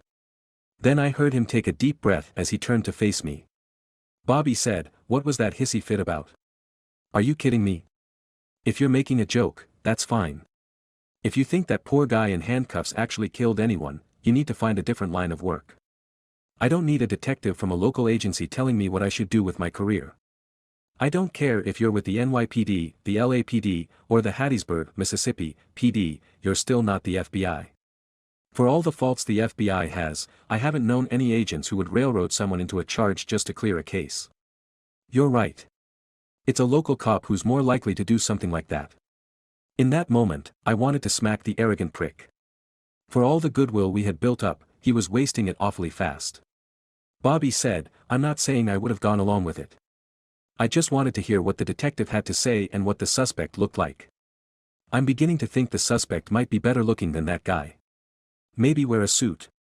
Maybe even wear a dress. I have a few suspects in mind, but that guy ain't one of them." The door to the building burst open, and the chubby homicide detective stuck his head out. He glared at me and said, "You blew any chance we had of making a case on that guy." He pointed a crooked finger at me. I just stared at him. I didn't say a word. I didn't trust myself. The detective came out to us. I couldn't wait to hear more excuses. He leaned against a blue Ford Taurus and crossed his arms in front of him. I wasn't going to charge him unless we had enough. But after your little outburst and the way the command staff reacted, I won't even get a chance to question him. You talked to him for a while. Did he say anything you could use? I waited through a couple of moments of silence, then added, "Besides, yep. You got no idea the kind of pressure I'm under. The stories on the news. The FBI calls every day. My bosses want this cleared up. I'm just making sure we don't miss anything. But pulling stunts like that makes us miss stuff." I took a few steps closer until I was only a foot away from the detective's face. "Tell me what you're missing by not talking to the poor guy you have in there. You think any prosecutor would have accepted a case like that? Or would you have made a probable cause arrest and hoped that it got through first appearance? I didn't become a cop to ruin people's lives. I became a cop to help people." I glared at him without having to say, "What about you?" The detective let out an exasperated sigh. Without a word, he turned and stormed back into the building. Before I could say anything to Bobby, an unmarked Chevy Tahoe pulled into the lot. It had the look of a command staff car. When the door opened, I was even less happy. Chapter 57. There were little things about the Tahoe I should have detected before the door even opened.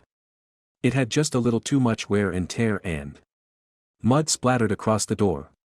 Very few command staff people would allow a vehicle to get that sloppy. That's why they have assistants. That's why there are rookies, to clean cars occasionally. Instead, when the door opened, and the tall black man emerged, I recognized him. It was Paul Daggett from the Special Investigations Unit. I remembered him from when he and a couple of his friends had visited me at my hotel. The first thing out of the DC detective's mouth was, "You don't listen so well." I said, "It's Daggett, right? Good memory. Too bad you don't have any common sense to go with it. Last time we met, you had a couple of minions with you." Just then the doors to the Tahoe opened. I heard a woman's voice say, "You mean us?" The physically fit woman, about 30 with long dark hair, stepped out onto the asphalt. She was dressed in a Nationals t-shirt and had a Glock Model 19 in a holster on her hip. The driver was the heavy-set white man who'd been quick with the comebacks. He casually leaned on the hood and let the others do the talking. He didn't look any better dressed today than he had a few days ago. Over stretched jeans, he wore an old light blue sport coat that looked like it came from a leisure suit. I looked at the three of them and said, "Now you're complete. You look like a middle-aged mod squad." Only the chubby guy laughed. I said, "What's the matter with you two? You never watch any reruns?" Daggett had a deep, resonant voice. He used it to good effect. Fun and games are over, Detective Bennett. The way he'd emphasize detective told me he wasn't trying to be respectful. You just ruined a potential lead. I just kept your detective from looking like an ass. Why? Because you're NYPD and so much smarter than the rest of us? That's part of it. Yeah. But your man in there is under too much pressure. He was considering charging the wrong person. A poor homeless dude who doesn't sound like he's all there. It would have looked bad for everyone. Daggett took a minute to consider that. Of the 3 partners, he was the only one wearing both a tie and a coat. He could have been a lawyer, with his neatly trimmed goatee and just a few specks of gray in his close-cropped hair. I said, I'll make you an offer you can't refuse. I'm listening. You go in and talk to the so-called suspect. Just for a minute or two. Then, if you think that I'm wrong and he's good for Emily Parker's murder, you come out here and tell me that with a straight face. If you honestly think he's a good suspect, I'll go home. I paused and appreciated the anticipation on the faces of the 3 DC cops. Daggett was smart enough not to say anything. So I dropped in the second part of my proposal. On the other hand, if you agree with me, if you talk to him and realize the only thing he might have to answer for is why he has Emily's Fitbit, then you come out here and wish me a good day. I'll go about my business and you go about yours. But maybe you could appreciate someone trying to look out for one of your detectives. And the reputation of your department. Daggett would have been a good poker player. His face gave nothing away. It felt like the city had gone silent. Bobby was off mingling with some new arrivals. They were all wearing suits, so I assumed they were feds. Finally, Daggett said, You have yourself a deal, Detective Bennett. Chapter 58. I didn't mind waiting outside while Daggett took me up on my offer. I kept an eye on Bobby and wondered what he was telling the 2 men and 2 women he was talking to so earnestly at the corner of the building. I hoped I'd read Daggett right. He seemed like a decent guy. One who would stick to a deal. He also didn't impress me as someone who would meet this potential suspect and then lie to me. It didn't matter now. I'd made my deal and I would stand by it. The female detective, who had never given me her name, and I didn't ask, looked over at me. I always like to see sharp younger people on police forces. The way the police are treated in the media has made it harder and harder to recruit good cops. I couldn't blame anyone who didn't want to give their heart and soul to a job that didn't really offer much. She said, Seriously, why are you in DC? I kept a very even tone. Emily Parker was a friend of mine. I owed her a lot. Finding her killer doesn't seem like that much to ask. The female detective looked off into space. After a few moments, she nodded. I've gotta say, that's a pretty good reason. The fat guy moved from the front of the Tahoe and now leaned on the SUV next to his partner. He said, I still think it's sort of arrogant to believe you're the only one who can find the killer. I shook my head. That's not how I feel at all. I'm just another set of eyes and ears. Look at what happened here. I didn't see the same thing your detective did. If your man, Daggett, disagrees, then I misjudged him. But I always keep my promises. If he honestly thinks this is the killer, I'll leave. The fat detective said, Tell you what, if Daggett walks out here, looks at you, and says, Have a good day, lunch is on me any day you want. We shook on it. He said, My name is Swinson. My friends call me Dave. The female detective said, I'm Nancy Gorant. Nice to meet you. Maybe you're not the asshole I pegged you for. I wagged a finger. It's awfully early to say I'm not. Trust me, I know we're all in this together. It was a feeling many cops shared. These 2 were no exception. I felt like I'd made a couple of friends. But I still didn't have an answer from Daggett. Bobby broke off from his meeting. When he came over to us, I explained exactly the deal I'd made with Daggett. Bobby said, I almost wish he'd come out here and say the guy's a good suspect, if only to get you out of my hair. I just had a long talk with supervisors from my office. One of them noticed you. I hinted indirectly that you were here with the DC police and not me. Please don't rat me out. Nancy Gorant said to Bobby, We were just getting used to Detective Bennett being here. Are you as interested as him in finding the FBI agent's killer? I'm all in on finding Emily's killer. That's all I work on. I thought that Bennett would be a help, but so far I'm wasting too much time trying to explain him to other people. Before the debate could progress into whether I was worth saving in any way, the door to the office burst open and Detective Daggett stepped out. He'd been inside a little longer than I thought necessary. He walked right up to me, cleared his throat, and said, "Have a nice day." I had a free lunch coming from Detective Swinson. Chapter 59. It didn't take long for Bobby to get nervous hanging around the DC Police's off-site building. There were just too many FBI supervisors and people who would ask questions about me. I'd noticed that Bobby was helpful and supportive, unless it interfered with his ambition. Finding a fellow FBI agent's killer would go a long way toward propelling him to the top. And I was sure he didn't care if I figured it out or he did, as long as he got the credit. I was good with that. But I wasn't about to send some mentally incapacitated homeless man to jail just to make it look like we'd solved the crime. That's not how cops make their reputation. Bobby broke off his conversation with a group of DC police supervisors and returned to me. He tugged at his collar and tie. Not a sign of inner peace. I said, "Is that your Rodney Dangerfield impersonation?" "Who?" "Great stand-up comedian. Been in some classic movies." Bobby gave me a blank stare. "Easy money." "Caddyshack." After still no response, I said, "Are you more of a superhero movie kinda guy?" Bobby leveled a look at me. "I am a raised by Indian parents kinda guy. The only movies I've seen are historical or documentary. The only TV shows I was allowed to watch played on PBS. Now, if you're asking me about a writer, I've read them all. My parents would make me read a book before I could even go out and play soccer." I said, "Truthfully, I don't know whether to feel sorry for you or give your parents a prize." Bobby glanced around the parking lot and said, "Let's go somewhere we can talk in private." "Follow me," I said. About 5 blocks away I had noticed 2 picnic tables in a shaded spot beside a convenience store/gas station. I hustled inside while Bobby stayed in his car on his cell phone. The place was only 2 rows of junk food and a couple of big freezers. Merchandise was stacked from the floor to the low ceiling. Everything from cases of beer to portable Bluetooth speakers. The young woman behind the counter never looked up from her phone. I grabbed my traditional grape Gatorade and a big bottle of water for Bobby. I motioned to him that I was headed to the picnic tables. Someone had put a flat-screen TV in the window facing the picnic tables. With the closed captioning on, I didn't mind having a few minutes to watch the prelude to the local news. It was just tilting into late afternoon, and the traffic was picking up. I found a clean corner of one of the picnic benches.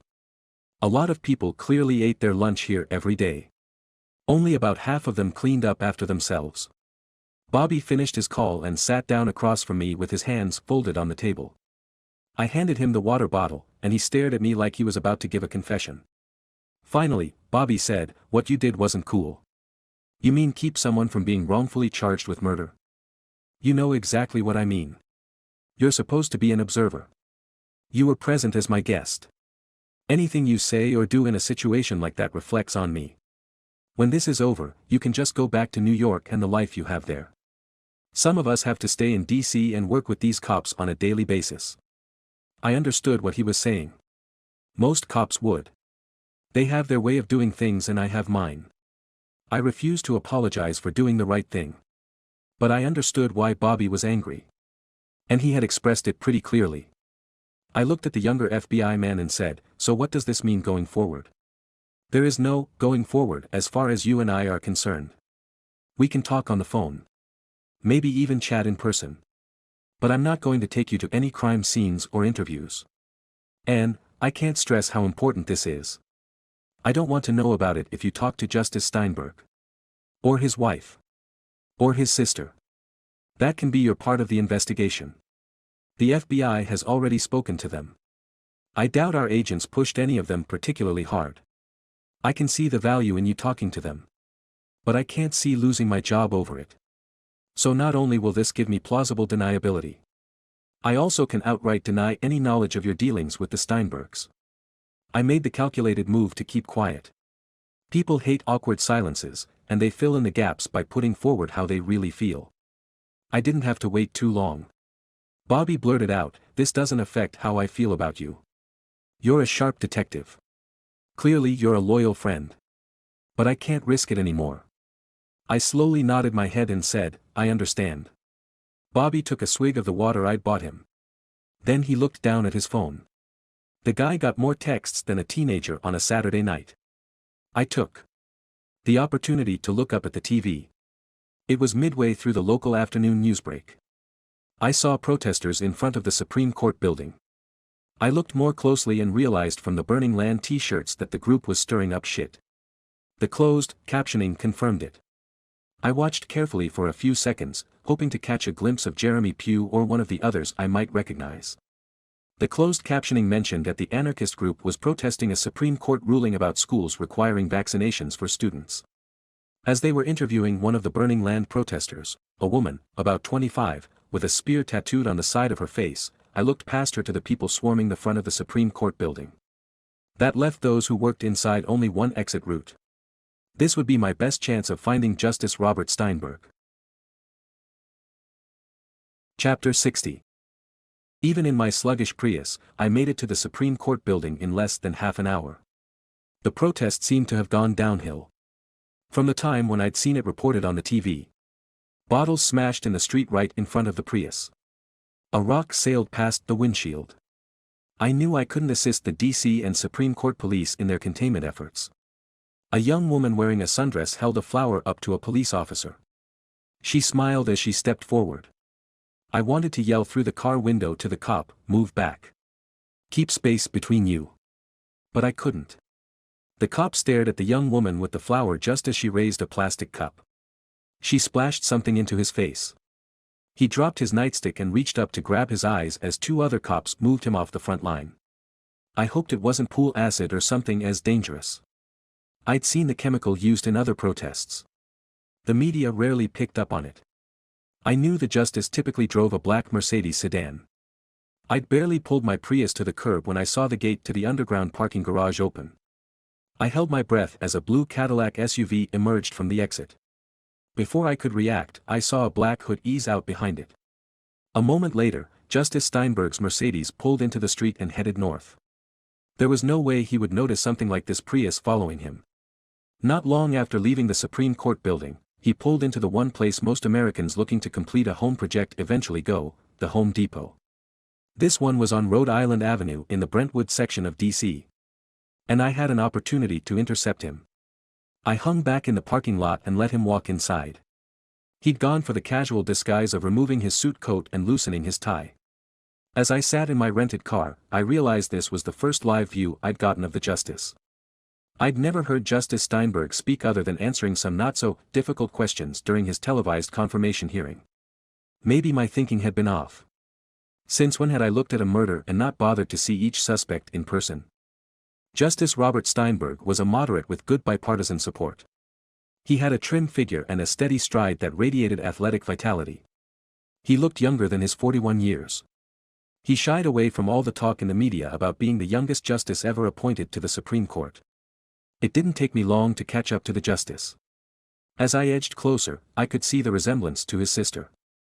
The justice was fit, but few people outside the US Navy SEALs could rival Beth's level of fitness. He picked up a couple of things in the paint department and was heading toward the rear of the Cavernous store. And no one recognized him. Not one person. If Steinberg had been an actor or singer, he would have been mobbed. But no one recognized one of the most influential people in the US. I tried to anticipate where he'd go. I got ahead of him and waited. Chapter 61. I decided to make my move in plumbing. The justice was meticulously inspecting 3 or 4 brands of toilet parts. I suppose close study is how one becomes a successful lawyer, college professor, and Supreme Court justice. Interviewing well-known people can breed false familiarity, the feeling of knowing them from TV or movies or speeches. In fact, all you're seeing is the character they play. I don't care who you are or what you investigate, having a preconceived notion about a suspect influences the interview. I once interviewed a well-known music producer who was accused of running down a rival with his SUV. I'd seen the music producer on TV and concluded he might have been talented making albums, but he wasn't particularly smart. At least in the way we normally define smart people. It wasn't until we got into the interview, with his attorney present, that I learned he was a graduate of the University of Michigan and had earned a master's degree in accounting before his music career had taken off. I didn't need that surprise right at the beginning of our interview. It turned out, even with a master's from a good school like the University of Michigan, the music producer had poor judgment. And a temper. That combination rarely works out well. In fact, he had threatened his rival the night before, and the rival's girlfriend had the voicemail recording. Eventually he pled guilty to manslaughter, and he was still at a prison in upstate New York. Common sense is always more important than money or even a decent education. The problem is that you can't teach common sense. I stood, looking up at a wall full of replacement parts for sinks. Like a fisherman, I remained patient. I was letting my fish swim toward me.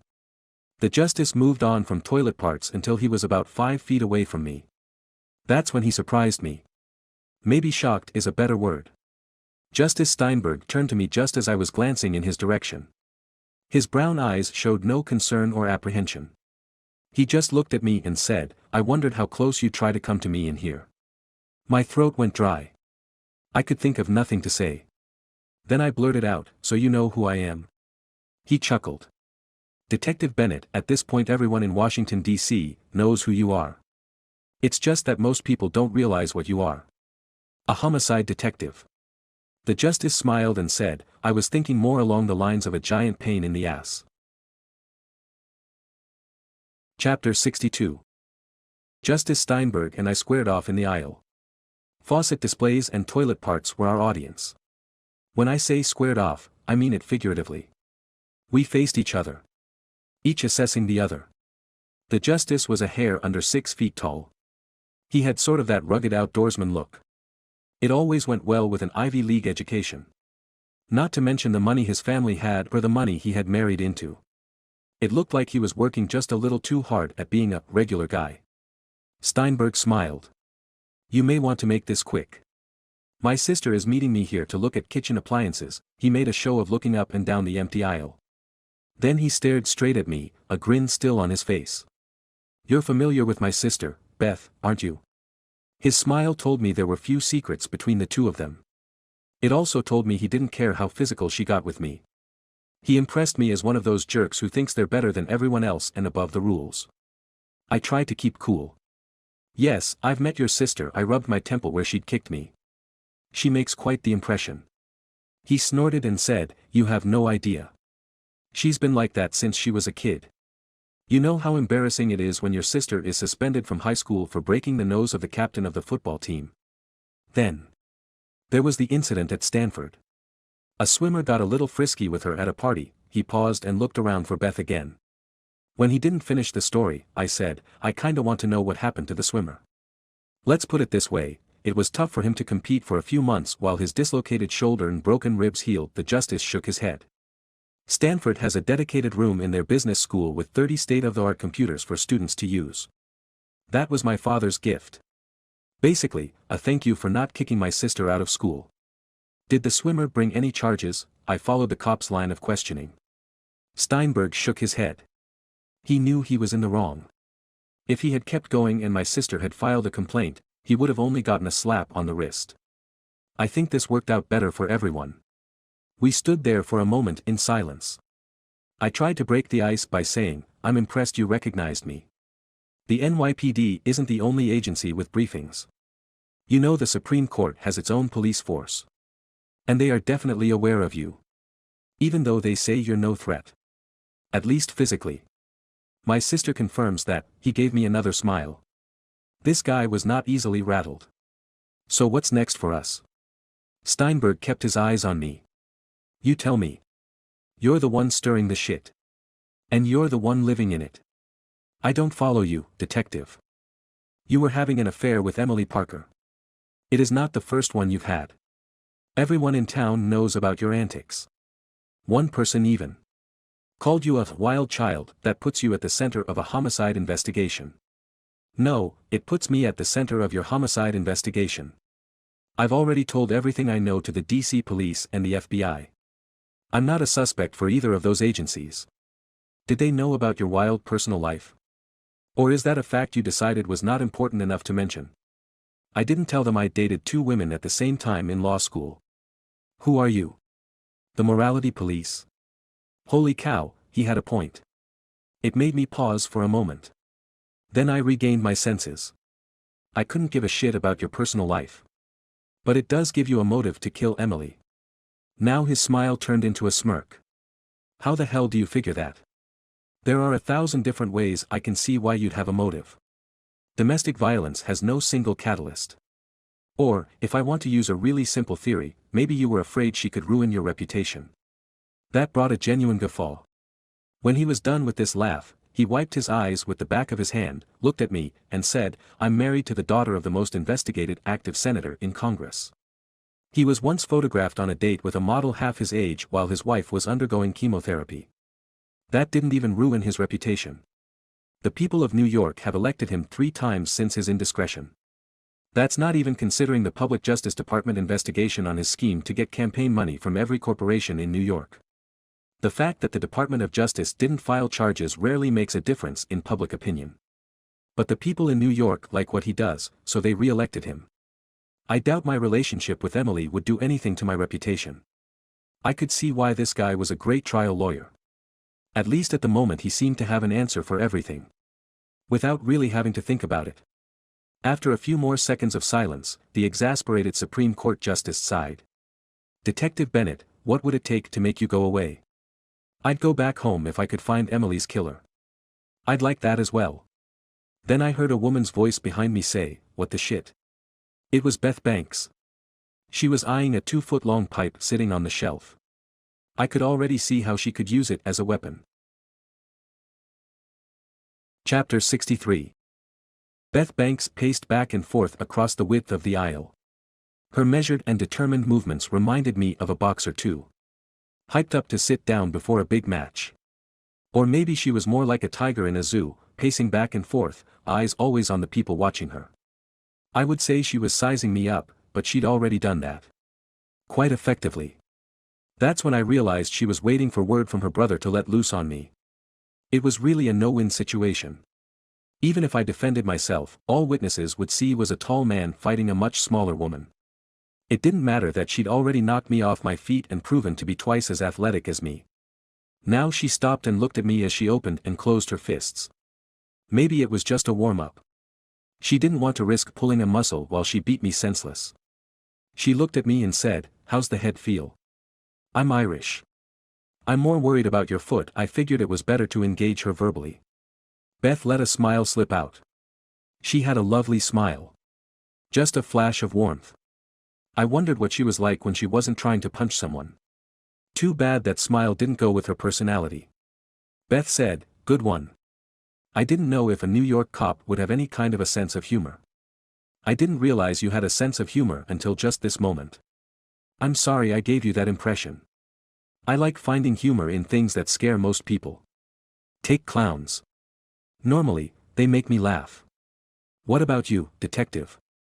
Do you like to find the bright side to scary situations? I cocked my head to the side.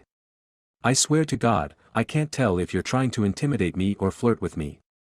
Trust me, detective, you wouldn't have any doubt if I was trying to intimidate you. I couldn't resist.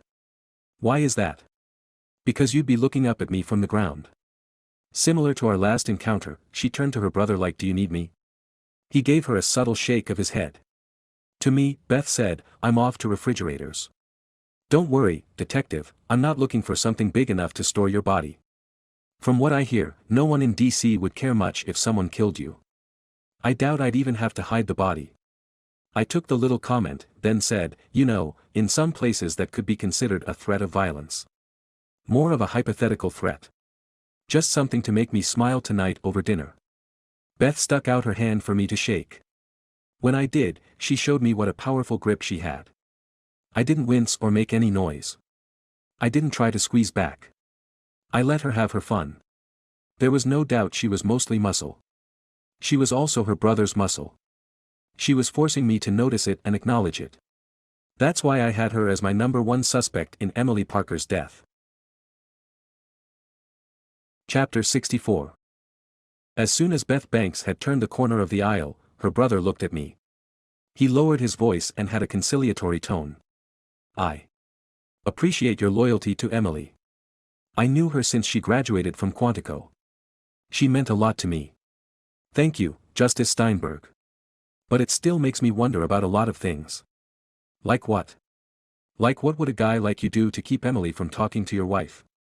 He just stared at me. Then his mouth dropped open a little. Finally, I had struck a nerve with someone in this damn case. It was almost a full 10 seconds before he regained his senses. Is that it? You think I'm worried Ria would find out about me and Emily? Have you been operating on that assumption from the beginning? I said, in your long legal career, you never saw a man take drastic steps to keep his wife from finding out about a girlfriend? I know the theory. I agree that it happens. Much more frequently than is reported. But I think you should have spent a little more time digging into my relationship with Emily. Or maybe, more accurately, Emily's relationship with my wife and me. Now it was my turn to stare silently. Eventually I said, I'm not sure I'm following you. Your wife knew all about Emily. He gave me a little laugh. Knew about her. They spent a lot of time together. I'm not sure I even saw Emily alone. My wife and Emily were close. They'd share a cigar once in a while. More important, we always considered our relationships private. As in it's no one's business but ours. I wish you would consider it the same way. I couldn't hold it in any longer. I unleashed a verbal haymaker. What about the relationship you had with Michelle Luna? Should that be considered private too? Or the fact that two different women who were friendly with a powerful man are now dead? What are the chances that both women who were close to you end up dead by strangulation? I had to wait. The mention of Michelle Luna had affected the justice. He was visibly emotional for a moment. Then he focused back on me. As far as I know, Michelle and Emily never met each other. They were actually quite opposite. Michelle was on the wild side and also reckless. She had her own demons. Is that what choked her to death in Baltimore? A demon? Or did Emily smoke one too many cigars? Now you're just trying to be cruel. Saying something like that doesn't further your investigation. All that does is play on my emotions. I didn't care if I hurt his feelings. When this was over and I had found Emily's killer, if it wasn't him, I'd apologize. Until then he could kiss my ass. Justice Steinberg held up his hand and said, we're not getting anywhere. I hope someone finds Emily's killer. I really do. I also hope you go back to New York City soon. Then I found myself alone and surrounded by toilet parts. Chapter 65. I immediately drove back to my hotel. I'd gotten in the habit of driving through the parking lot once to see if there was anyone suspicious hanging around. Although I was pretty sure I'd already run through the entire list of people who planned to threaten me. I got to my room, pulled out my notepad and everything I'd collected on the case. I spread a few sheets of paper on the small desk, some on the bed, and a few more on the cheap sofa. I didn't realize how much information I'd gathered until I stepped back. My room looked like a disaster scene at a recycling plant. I also considered my conversation with Justice Steinberg. People think that a cop needs to hear a confession during an interview for it to be worthwhile. That is absolutely not true. Every interview teaches you something. It may teach you that the person you're interviewing has nothing to do with the crime. But there are dozens of levels between that and a confession.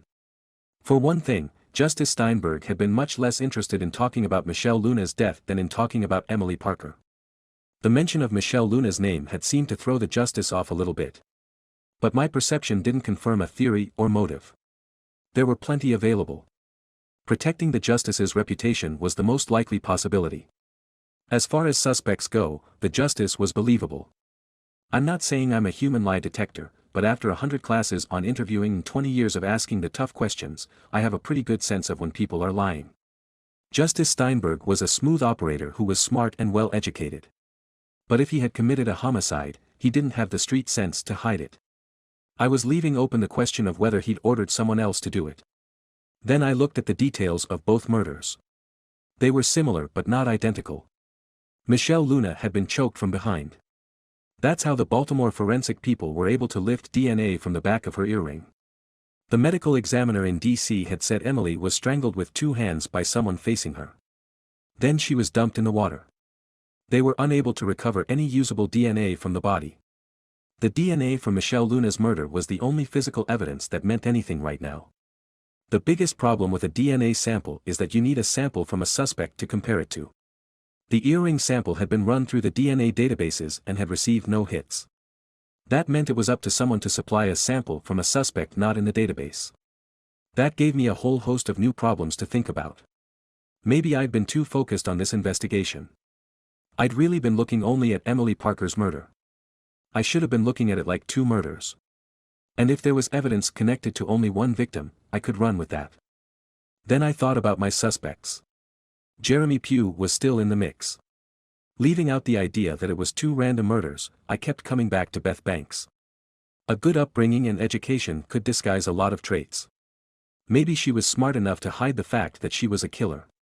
I wasn't sure if Roberta Herring could do anything more for me. I also had no more support from Bobby Patel. But by stepping away from Bobby, I was stepping away from some of the arbitrary rules he had laid down. It looked like I had a lot of work still to do. Chapter 66. My phone rang and knocked me out of my deep thoughts on this case. I almost couldn't take my eyes off the bed where the papers were. Still spread out. I figured the call was probably Bobby. He'd realized he'd been a dick and wanted to apologize. Maybe I did like working with that guy more than I thought. I glanced at the phone and saw it was Mary Catherine. I snatched the phone up without thinking. I realized I was grinning like a bookie before the Super Bowl when I said, "Hey, beautiful, how are you today? Better now that I hear your voice." She would never lose her light Irish accent. And I was glad of it. Mary Catherine said, "I was just calling to see how you're doing. I was wondering if there's anything I can do to help. I hope that means there haven't been any more bombshells at home.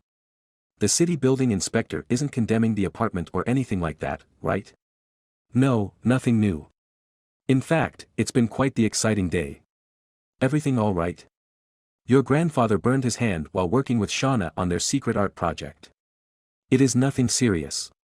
I had some ointment and put a bandage over it just so he'd know not to knock it around. But the devilish look in your grandfather's eyes when he's trying to keep a secret is the best thing ever. He loves doing projects with the kids and is really good about working with one of them at a time." "Did he tell you anything about the art project?" "That's the best part. Both he and Shauna are keeping their mouths shut like spies in custody. I'm really impressed." I chuckled, thinking about Mary Catherine's superhero-level abilities. She kept the house running and my pack of feral kids in line. At least some of them could pass for feral. "In New York City," Mary Catherine said, "and Fiona is over the moon about basketball now that she knows you're going to coach. Sister Laura is quite happy too. I wonder if her plan all along was to get you to coach." I said, I wouldn't put anything past Laura. She's sneaky like that. I heard she wanted to live in the dorm at Holy Names so much that she gave up her entire life to serve Christ. I'm sure she has diabolical plans to manipulate a lot of people. "Oh, you're terrible. You don't think she used Fiona to trick you into being a basketball coach?" "I'm sure she did. But she'll brag about it to me when I get back. You can't really be sneaky when you're proud every time your trick works. Besides, I saw the smile on Fiona's face when I said I would coach. That's all that really matters." Mary Catherine enthralled me by describing her day of volunteering at the school. She took my mind off my problems. I could listen to her all night long. Unfortunately, a kid problem popped up and ended our long chat. And I was left alone in my hotel room to think about how nice it would be to see my family again. Chapter 67. With one annoying phone call, Bobby Patel prolonged a day that already felt like it had gone on forever. He was in the lobby waiting for me. I was surprised to see a trickle of sunlight leaking through the giant windows. Bobby sat on one of the large sofas, looking out on the busy entrance to the hotel. He was still dressed in a dark suit like a junior banker. Bobby stood as soon as he saw me and extended his hand. The first words out of his mouth were, "Sorry. I didn't like how we left things." "You mean you severing all contact with me?" "That's a brutal assessment. But I have to keep you at arm's length. I can't risk my career. It's too hard for someone like me to move up in the FBI. I can't give them any easy excuses." I nodded, non-committal. I understood his reasoning, even if I didn't agree with it. I asked about my main concern. "What did they do with our homeless suspect, Mr. Hagensick?" "No charges." But he couldn't respond to any questions, so they placed him in a psychiatric ward for a 72-hour observation. He seemed quite happy to have a bed and food. Last I heard he hadn't said anything but, yep, since they'd found him. I chuckled. I respect commitment in almost any form. I motioned for Bobby to sit on the couch with me. I turned to him and said, "What really brought you over here to see me? I know you weren't worried about my feelings." He paused and then sputtered. Finally, he let out a sigh and said, "The FBI has several theories and even a suspect." I interrupted him. "Whoa, a good suspect?" Bobby shrugged. "I'm not part of that team. I don't know the specifics." "Tell me what you do know." "They've got surveillance on a house painter. He worked in the Steinberg house for almost 6 days. So someone's admitting that Emily visited the Steinberg house." It was beginning to feel like the FBI didn't realize the Steinbergs existed. Bobby frowned. "Do you want to listen to why I'm here or bitch about the FBI?" I nodded and mumbled, "Sorry." Bobby waited a moment to ensure I was properly contrite. Then he said, "This house painter is a convicted sex offender and may have been in the area where Emily disappeared.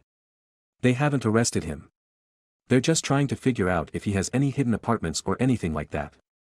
"Why tell me?" "Because my supervisor already gave me something else to look at in addition to Emily's murder. That means the bosses are either losing faith that we'll be able to solve the case or they're losing faith in me. I want to make sure there's someone out there looking out for Emily. Sometimes I wonder if the Bureau is afraid of what it might find out if it looks too deep." I thought about all of this. Finally, I looked at Bobby and said, "The surveillance of the painter feels more like a desperation move." "I agree, but what else do we have? Do you have some secret insight you haven't shared with any of us?" I said, "Just this afternoon I thought about looking at the case a different way. What if we considered Michelle Luna tied to the case after all? Maybe there's something from her investigation we could use on this one." Bobby shrugged. "At this point I'm not sure what to do. But I don't want to be the guy who ruins your career. I'm also here to warn you." "About what?" "A couple of the supervisors at the off-site office were asking questions and figured out who you are. I heard the special agent in charge was going to make a call to your police commissioner. You might want to keep that in the back of your mind." I let out a laugh. After the threats I've already gotten, I'm not terribly afraid of the FBI boss calling someone at the NYPD. Bobby stuck out his hand. "Still proud to be working with you." Chapter 68. Bobby wasn't out of the lobby before my phone rang.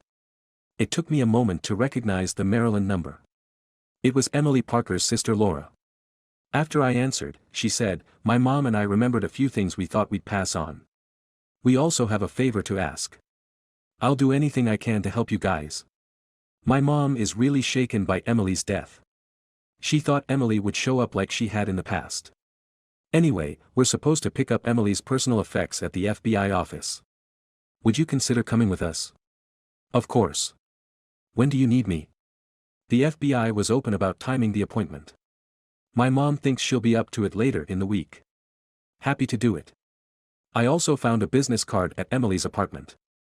It made me remember her telling me about someone she was close to. A lawyer named Reggie Balfour. I think he's a high-end attorney who works by referral only.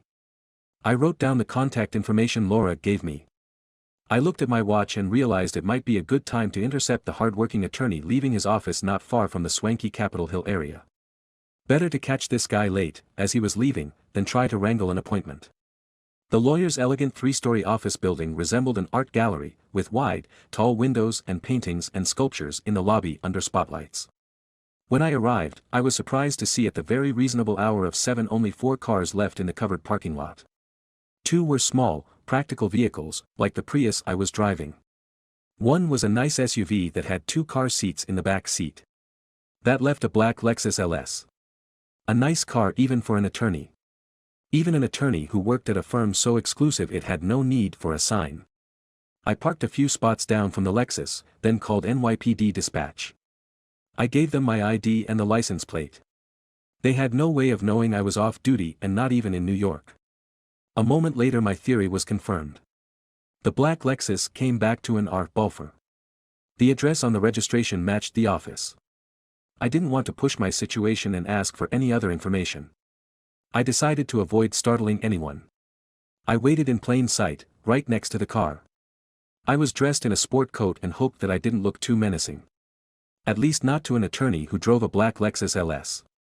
Two young women, each carrying a box of files, walked out of the door with barely a glance in my direction. I caught snippets of their conversation. "Meet you at 7 tomorrow morning." All I could think was these poor women had only 12 hours off before they had to return to work. My police job didn't look so bad in comparison. The women separated and each got into one of the practical cars I'd noticed when I first arrived. I tried not to check my watch constantly. I had to tell myself I wasn't hungry, I wasn't in a hurry, and I had no plans. Sometimes you can talk yourself into patience. I surfed the internet on my phone, checking Facebook to see if my kids had posted anything interesting. I also scanned Instagram for the same reasons. I heard the door. My head snapped up. But it didn't. Look like Reggie Balfour. It was an attractive African-American woman about 35. She wore a pretty designer skirt and blouse and carried a briefcase that looked like it was designed by Vera Bradley, a symmetrical pattern with a lot of color on the sides of the case. Her professional hairstyle was fashionably short. The diamond earrings looked like they cost more than I made in a year. She looked up from her phone and saw me standing at the rear of the Lexus. She stopped about halfway between the door and the car. I smiled to put her at ease. The woman said, "Can I help you?" "I'm sorry, I didn't mean to startle you. I was just waiting to talk to someone from the building." "I'm the last one in the building." "Who were you hoping to talk to?" She was careful to keep her distance, and I noticed her take a couple of small steps backward toward the door. I showed her my badge and said, "I was hoping to talk to Reggie Balfour for a moment. He's not in any trouble or anything." She smiled and said, "I should hope not. So you know Mr. Balfour?" She had a wide, lovely smile. "Like the girl next door. I'm Regina Balfour. My friends call me Reggie." Now, this was a surprise. Chapter 69. Caught completely off guard, I stared at the attractive woman, searching for the appropriate response. Even in the low light of the parking lot her smile was remarkable. She let out a quick laugh. She said, "My real name is Regina Balfour, but my dad was a huge Reggie Miller fan. He started calling me Reggie when I was little, and it stuck. It's a good way to throw people off. I noticed your badge is from the NYPD. What brings a detective from New York all the way down to Washington, D.C.? I hope it's not just to ask me some questions. The high-tech contracts I work on really have nothing that could be criminal. I actually wanted to ask you a few questions about Emily Parker." Now it was my turn to spring a surprise. And it clearly wasn't the surprise she had been expecting. I thought I might have to catch her at the edge of the Lexus. Instead, she turned, set down her briefcase, and leaned on one of the car's driver's side doors. Reggie Balfour said, "I'm sorry, still mourning. I've been so upset since I read about Emily." "How did you know we were friends?" "Her sister gave me your name. They were close, and Emily apparently spoke fondly of you. We had fun hanging out. Good dinners, the occasional cigar." Emily was great. Sometimes it's tough to find another professional woman who shares my mindset. She made me laugh. She got me. "When was the last time you saw her?" Reggie Balfour looked off into space, concentrating. Then she shrugged her shoulders and said, "I'm not really certain. Maybe 3 months. I might have talked to her on the phone, but I didn't see her." She looked at me and asked, "Why is an NYPD detective working on a homicide in Washington, D.C.? I explained that I was a personal friend of Emily's, then fudged a little bit, saying that I was helping the FBI with the investigation. I'm also closer with her family, so I've gotten more personal leads. That leaves the FBI open to investigate other angles that seem to satisfy her." Reggie explained that she and Emily had met at a professional women's group about 2 years ago. There was a rumor that Emily and I were lovers. Emily thought it was funny and told me not to stop it. She got a kick out of people talking about her. She said it was like performance art. That was one of the reasons Emily was linked to so many people. She was an interesting and entertaining friend. But she didn't care about labels. She didn't care what people thought of her. "Were you aware of any threats against her or any concerns she had?" "No, none at all. In fact, she seemed to be pretty stable in her relationships." We chatted for a few minutes more. I picked up a little bit here and there I might find useful later. I asked, "Was there a reason you hadn't hung out with Emily in the last 3 months?" She hesitated, and the pause filled me with anticipation. Anytime someone hangs back during a casual interview, pay attention for a spill of something interesting. Finally, Reggie said, she was spending a lot of time with other people. I said, one of the advantages of me doing part of the investigation is that it is completely confidential. I won't even make notes of our conversation. I've spoken to her family, and I know about some of her relationships. I don't want you to worry about repercussions. Reggie visibly relaxed. You probably heard she was close with Robert and Rhea Steinberg. I nodded. Emily was really committed to them. To their relationship. Both of them, I tried to keep my surprise hidden. I don't think I did a very good job. Reggie smiled. Yes, detective, both of them. Might sound shocking to you. I assume you're married with children. And that kind of multiple partner relationship can be hard to get your head around. I know that Emily loved the Steinbergs. Maybe Rhea more than her husband. And to tell you the truth, I have no idea what she saw in that entitled little brat. You know the Steinbergs personally? I would say I know them personally but not socially. The justice is a little bit of a loner, and his wife believes most people are beneath her. I guess that's the best way to describe it. I never saw Emily around them. I don't know how they interacted. But I've talked with Rhea plenty of times. I've had to put up with her long soliloquies about her art. The air quotes around art told me what she thought of Rhea Steinberg's talent. Reggie's confirmation of what Justice Steinberg had tipped to, that Emily and both the Steinbergs were in a relationship, changed my thinking a little bit. It doesn't sound like you're a fan of Rhea. She's not an enemy. She just never impressed me. I know she's got a law degree from Columbia. Not something an idiot can achieve. But her interpersonal interactions are usually all about her. I never understood what a smart woman like Emily saw in an empty bottle like Rhea. Reggie shrugged. I guess the heart wants what the heart wants. That's when I started thinking about the possibility of Justice Steinberg's sister, Beth Banks, being jealous of their relationship with Emily. Chapter 70. I did have some access to databases. Bobby had given me a password to get into a state police site that showed tolls someone might pick up driving on several of the paid highways. There was a chance I could get lucky and run one of my suspects' license plates and find a hit. But it would have to be a hit on the day Michelle Luna was murdered in Baltimore. There were also my regular NYPD access databases, generally public records aggregators. Nothing too fancy. Who pays the light bill at a certain address? Does someone have a specific professional license? That kind of thing. Information that comes in handy when trying to piece together an investigation. Bobby also had given me access to an aggregate of security cameras, including the Whole Foods where Emily had parked, located within the city limits of Washington. The missing footage from the Whole Foods still hadn't turned up. There were hundreds of other feeds I could tap into if I needed to. Useful if I had a team to help me. A little overwhelming by myself. I searched for the license plates I had collected both during surveillance and after digging through public records for vehicle registrations in the last 2 years. The first plate I plugged in was Beth Banks's. There was nothing. Just for fun, I ran both Justice Steinberg's and Rhea Steinberg's. They had lots of tolls but nothing to or from Baltimore other than one trip about a month ago.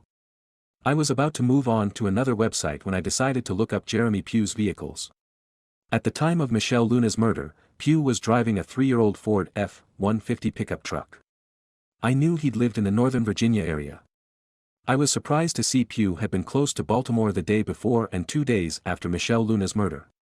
If he lived in the area, that wouldn't be unusual. Still, it made me think. I hadn't heard much from the boisterous Burning Land extremist lately. I went back to the security surveillance website and checked the Whole Foods on the day Emily Parker made her last run. After more than an hour of poring over different video feeds, the best I could find was a Ford F-150 parked in the lot of the Whole Foods. It was in a cluster with several other vehicles. I would bet it was one of the managers who had arrived early to get some work done. Thinking about Pugh, and the fact that the Burning Land claimed to not know the FBI was looking at them, made me wonder. Had Pugh known Emily in some other way? Could he have been a source of information for her? He could have been an informant for his own group. As with any case, there were more questions than answers. At least I managed to suppress my urge to call Detective Holly from the Baltimore Homicide Squad this late in the evening. If she was working, it was because they had an active homicide. If she wasn't, I didn't want to bother her at home. I managed to force myself to lie on top of the sheets and doze off. First thing in the morning, still wearing my clothes from the night before, I decided to call Detective Holly. Her cheerful voice and positive attitude this early annoyed the shit out of me. But I kept my comments to myself. After we got the small talk out of the way, Detective Holly said, "I know you didn't call to see how I'm doing on the job. For the record, I'm crushing it. What can I do for you this morning?" I was curious about the DNA you collected at the scene of the Michelle Luna homicide. I know you ran it through the Codys. Did you ever have any suspects good enough to collect samples from? Never developed anyone enough to worry about DNA. I was still hoping we might get a random hit at some point in the future. They're always adding samples to the Codys database. What if I had some suspects in the Emily Parker homicide I've been looking at? Could we compare them to the Michelle Luna DNA? That's fine with me. In fact, it sounds like a good idea. The FBI has the profile, and their evidence unit is holding our DNA sample. She paused, then added, "Will your suspects give you consent, or will you have to get the samples surreptitiously?" I know for sure that no one is giving me consent to take a sample. Some think they're above the law, and one suspect probably thinks it would be a conspiracy to charge him. It's going to take some work to get samples. At least that gives me something concrete to do. Call me if I can be of service. I wasn't sure if she was being sarcastic. I'm sure you're a credit to the Baltimore Police Department. I heard a cheerful, "Bite me," just as the line went dead. Chapter 71. I sat at the small desk in my hotel room, staring at a blank legal pad. Somehow I had a feeling things were starting to move. Maybe it was just me. Thinking about a different aspect of the case. Maybe it was Detective Holly's good-natured personality. Somehow, still wearing yesterday's clothes, I had a faint feeling of hope. But it's hard to exploit hope without some hard work. Trying to get a DNA sample surreptitiously is one of the trickier investigative jobs. DNA can be derived from a number of sources, like someone's sweat, saliva, hair, mucus, or, of course, blood. Think about the challenge of taking any of those things without a person knowing about it. A stealthy investigator might be able to pull out a strand of a suspect's hair without her knowing it. But probably not. You could follow her around for a month until she got a haircut. Then you'd have to prove there was a 100% chance you had picked up the right hair. After that, the sample would have to match. It was an endless maze that ended in a puzzle. The three suspects I was focusing on were Beth Banks, Justice Steinberg, and Jeremy Pugh. I didn't even want to think how I'd manage to get a DNA sample from someone who worked at the Supreme Court. Jeremy Pugh might be a much easier case. Especially if he accosted me again. A decent punch and I might end up with plenty of DNA sample on my knuckles. The other more direct, and efficient, way was to see how the NYPD was doing on the investigation into Jeremy Pugh's altercation with the New York Times reporter. That reporter had been hospitalized for 3 days. I had left the details with a friend of mine at the Special Investigations Division. Detective Sergeant Lisa Mule had worked with me in a couple of squads over the years. Her nickname was Lisa Chaos. That's because chaos seemed to follow her. Or, more often, she seemed to cause it. More than that, Lisa seemed to thrive in it. At home, she had 4 kids, each smarter than the last. That made for a wild mix. Our theory on the squad was that she was so used to chaos at home, she needed it at work to feel normal. She was definitely a punch first ask questions later kind of cop. To make all that even more interesting, she stood a statuesque 5'10", with a smile that could stop traffic. The flip side to the idea she caused chaos was that she got results. That accounted for her meteoric rise to special investigations. To me, she was a really good cop, but more important, she was a good friend. She picked up her desk phone on the second ring. She had a very professional greeting. "Sergeant Mule, Special Investigations." "Chaos, what's going on?" "Hey, Mike. It's the usual bullshit around here. Some dick at one police plaza thinks that we can tie more than half of our homicides to serial killers. Somehow he thinks that'll show how good the PD has been in reducing overall violence. I swear to God, Mike, I have no idea where some people get their ideas. You're preaching to the choir, sister. This jackass just pulled it out of his butt. Now I have to do a 2-year survey. I looked over the initial data, and it feels like you were the lead on about half the homicides. What a waste of time. Everyone gets interfered with. Teachers hate all the dictates that come down from school boards. Nurses hate some of the rules that come down from hospital directors. Cops just hate rules, Lisa said. Are you still in Washington, D.C.? I am. If I was your wife, I'd go down there, grab you by the hair, and drag your ass back to New York. If you were my wife, I'd be smart enough not to let you know where I was staying. We both laughed, and she brought me up to speed on her family. She ended by saying, I'm guessing you called me about this shithead Jeremy Pugh. You guys done with the case? Anything we can do? You mean you didn't hear already? This is just a coincidental call. What are you talking about? I've got the warrant right in front of me. We can't identify who was with Pugh the night they beat the poor New York Times reporter. We figure Pugh might talk after we arrest him. Do you know what precipitated the fight? Lisa let out a laugh. It was no fight. The reporter was trying to get reactions on the president's latest poll numbers. That's it. He spoke to these two and somehow his question didn't sit well. They put him in the hospital. 3 broken ribs, broken left wrist, ruptured eardrum, and a collapsed lung. Nice people you hang out with, Mike. This makes it much easier for me, chaos. I needed to get a DNA sample, and now we can get it when he's booked. I'll email you the affidavit and warrant. What was the exact day of the attack? Chapter 72. I hate to admit it, but I always feel a twinge of excitement before an arrest. For veteran cops, I'm an outlier. All rookies feel this way. After all, an arrest is the ultimate validation of your work. It means you conducted a thorough enough investigation and you have probable cause to believe you solved the crime. It's a great feeling, and even after all these years, it's good to have some excitement. Detectives Swinson and Gorant were going to meet me at the National Mall. Their partner, Detective Daggett, was stuck in a briefing at the D.C. Police Headquarters. I couldn't believe that I was looking forward to seeing Swinson and Gorant after everything that had happened. It proved to me that first impressions aren't all that important. It takes time for people to show their true colors. Even if we had started our relationship with them threatening me to leave the city, I now believed they had been acting in the best interests of their department as they saw it at the time. We'd made a simple plan to meet at the mall, then find where the burning land was protesting. It was a good bet that Jeremy Pugh would be with them. If not, we'd fall back on good old-fashioned police work. We'd go to that warehouse they hung out in, or Barbucks, find out where he was living, and check there. Generally ask a few questions until one of his friends got so annoyed they gave him up. Before I started to walk over toward the mall, my phone rang. I immediately noticed it was my grandfather. My first thought was that it could be bad news. I took the call. Hey, Seamus. Everything okay? Of course it is, my boy. I wouldn't burden you with my problems when you have the weight of the world on your shoulders. It sounds like you're buttering me up for something. It was more of a sarcastic impression of you. But I really am calling to see how you are holding up. I smiled. This elderly man, who never shrank from a challenge and did the best he could raising me, was still worried about me. Some people might say he was treating me like a child. I preferred to think of it as true parental concern. It was just one more reason to admire him.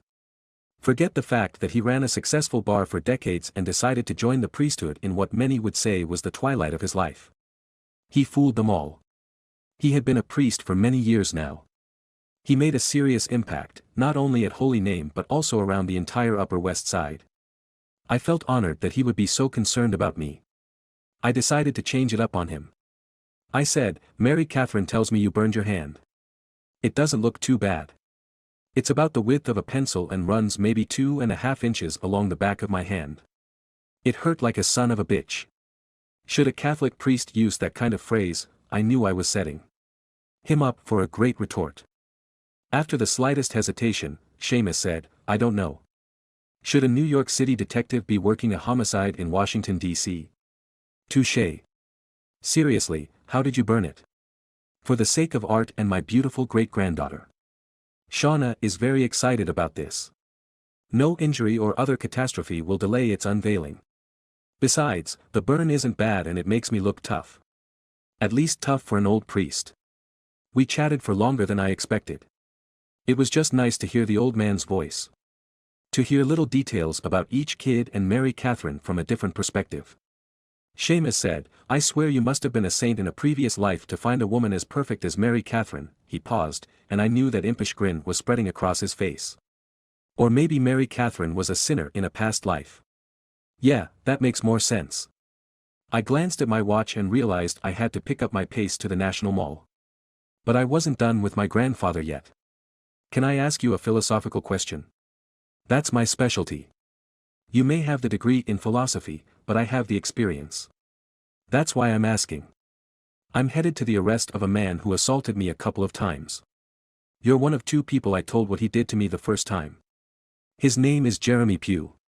He beat a New York Times reporter half to death. So what's your philosophical question?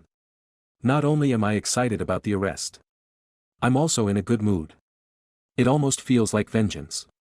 Would you describe your job as getting revenge on people? Absolutely not. And are you doing your job? Yes, I am. Then vengeance is just a perk. There's no reason you can't enjoy your work. Every once in a while God gives you a little blessing you can smile about. While I was thinking about it alone, I went back to what you used to say, what would Jesus do? Seamus laughed. First of all, even Jesus would not let someone pee on his back. That made me laugh the rest of the way to the mall. Chapter 73. I walked to the edge of the National Mall, where two of my three new friends with the Metropolitan Police Department's Special Investigations Unit had told me to meet them. David Swinson and Nancy Gorant were standing with two big, uniformed officers. One of them, a muscular black man about 30, looked bored. The other uniformed cop, a white guy a few years younger but just as big and muscular, looked excited. If I'd had to choose, I would have chosen the bored one. Bored veterans cause fewer problems than enthusiastic rookies.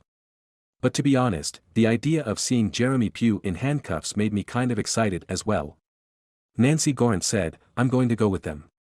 Maybe he'll be less likely to cause problems if there's a woman talking to him. Dave Swinson let out a good laugh. That's bullshit. You just want to be there to get a good lick in if this moke tries anything. You're hoping you can get in your workout during company time. Nancy just smiled and shrugged. I knew I'd do nothing but upset the big asswipe. I stayed put. I was content to stand 30 feet away with Detective Swinson and watch. There was a fair amount of activity on the mall today. Competing groups protested various issues. Others were on the mall as well, tourists, two groups of schoolchildren, and what looked like residents of a retirement home on a field trip. Even with all the people, I figured we were close enough to see and hear what would happen during the arrest. Swinson said to Detective Gorant and the two uniformed cops, you guys don't want to call in any more help. He's a pretty big dude. The big black cop said, shit no, he might not resist if there's too many of us. We've got to give him a chance. I liked the cop's sly smile as he said it. I also liked his confidence. I watched as the detective, now wearing her badge on the outside of her shirt and showing her pistol on her hip, approached Jeremy Pugh. The two big uniformed cops flanked her. The first thing she did was pull an old police trick. She said his name in a sweet, sexy voice to confirm it was him. As soon as she said, Jeremy Pugh, like Jessica Rabbit in Who Framed Roger Rabbit, Pugh turned to look at her. That was his mistake. I could see the smile spread across Nancy Gorant's face. Immediately, both the uniformed cops stepped up to either side of Pugh. The tall black cop said in a professional tone, please turn around and place your hands behind your back. Pugh didn't move. In a slightly louder voice, the cop repeated his command. But he added the dreaded, do it now. Jeremy Pugh looked outraged more than anything else. He stared at the cop, then said in a loud voice, no, you don't understand. I'm here for America. He still didn't move his arms, and he had to look up slightly at the big cop. What are you doing? I'm out here helping your people. Now it was the cop's turn to look astonished. My people? Yeah, black people. Black lives matter, man. You also protest when a black cop is murdered. That earned the cop a blank stare from Jeremy Pugh. The other cop forced Pugh's arms behind his back. The black cop said, time to go to jail, Gandhi. Maybe you'll be able to help us from inside. Pugh yanked his arms away from the cop trying to cuff him. He jumped back a few feet from the cops. He shouted, this is bullshit. They're trying to silence me. We live in a Nazi state. He looked around, trying to gain some support from the crowd. He found little. Even the other Burning Land people looked away or wandered off. Everyone's a tough guy until the cops show up. The black cop kept his voice calm. I'll give you another chance to comply. I'll admit, there was some part of me that wanted to see this cop punch Jeremy Pugh in the face. The memories of him peeing on my back and confronting me at my hotel kept flashing in my mind. Instead of seeing a big muscle-bound cop pound Jeremy Pugh, I got a more enjoyable show. While Pugh focused on the cop talking to him and tried to make his case to the crowd, Detective Gorant quietly slipped around to the rear of Pugh. She gave some kind of signal to the two uniformed cops. They both took a couple of steps back. That made Pugh think he had scared them away. He never even looked behind him. The attractive detective calmly placed her foot between his legs and then jerked his right arm so that he tripped and fell face down on the ground quickly. She had his hand cranked behind his back before he could even let out a yelp. Pugh squirmed in the arm lock. The detective leaned in close and said, "Put your other arm behind your back." When Pugh didn't act immediately, she twisted his right arm a little more. That got the reaction she wanted. In a matter of seconds, he was handcuffed and yanked to his feet. And I was down one suspect in a homicide. Chapter 74. After I watched the DC cops cart away Jeremy Pugh, I walked from the National Mall back to my hotel. I just orchestrated the arrest of a dangerous criminal. I had acted as liaison between the NYPD and the DC police. And yet I was not in the mood I had expected. Instead of feeling upbeat and positive, all I could think was how few suspects I had in Emily Parker's murder. And that's why I was in DC. Not to clear an NYPD assault case. I hadn't realized when I first considered Jeremy Pugh as a suspect that he would end up wasting so much of my time and energy. But that's the way things generally happen in major investigations. Now I was determined to look at both Michelle Luna's and Emily Parker's murders as somehow connected. That meant I was going to focus a little more on Michelle Luna's murder. And I had an idea what I was going to do. As soon as I got back to my room, I called the Tech Investigative Division of the NYPD. I tried not to be like some of the dinosaur cops, or, as the young guys called us, Detectivosaurus Rex. I was prepared to move with the times. And that meant embracing new technologies. I knew cops who bragged about shunning technology and doing things old school. That's fine to say, but it never helps an investigation. As the world speeds up and adopts the latest technology for even simple things, cops have to do the same thing. Luckily, I don't have to be an expert in emerging technologies. All I have to do is be aware of these new trends. There are always experts I can turn to. This time I was going to focus on cell phone technology. It's amazing what a cell phone can do. It's also amazing how a cell phone can be tracked. Real criminals, professionals, well, at least smart professionals, will take the battery out of their phone before they go somewhere they don't want to be tracked. Regular people who commit crimes don't think that way. Usually, a crime like murder is spur of the moment for a non-professional, a so-called crime of passion. This was my opinion, of course. And I wanted to see how accurate it was. I didn't recognize the voice that answered the phone by saying, "Tech Unit, William speaking." "Hello, William, this is Mike Bennett at Manhattan North Homicide." There was silence for so long I thought we had lost our connection. Then I heard William sputter, "Detective Michael Bennett? Really? I've never gotten to handle any of your stuff before. I read about it in the newspapers and hear people talking about your cases. This is a real honor, sir. I like compliments as much as the next guy, but I really didn't have any time to waste hearing flattery like this. I had to get this done before someone shipped me back to New York, whether I wanted to go or not." I said, "I appreciate all that, William. But I need to talk to one of your best techs about a Google warrant to figure out if someone was in a certain area during a homicide." A Google warrant was a general term for a glorified subpoena to the tech giant. Once a judge signed a Google warrant, the company could provide information on the subscriber. It had to do with how often their phones, even iPhones, interacted with Google programs, such as Google Maps. It was a new process that cops and Google were still trying to navigate. William said, "As luck would have it, I'm your guy. I'm the official liaison with Google and Microsoft. I know all the Google reps in their law enforcement liaison office." His voice kicked up a notch with every sentence. I had to smile at his enthusiasm. "Good deal. The only thing is, I'm looking in the Baltimore area. Is that a problem?" "Not at all. I know your cases take you all over the place. I heard about you going to Estonia.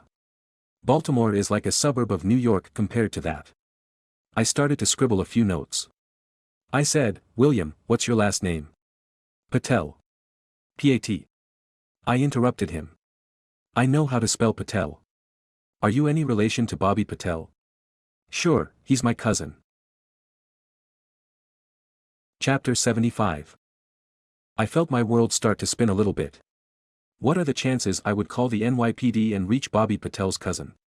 Then William Patel said, in fact, I have 6 cousins named Bobby Patel. You do realize Patel is the most common Indian name in the US, right? We're like the Smiths in India.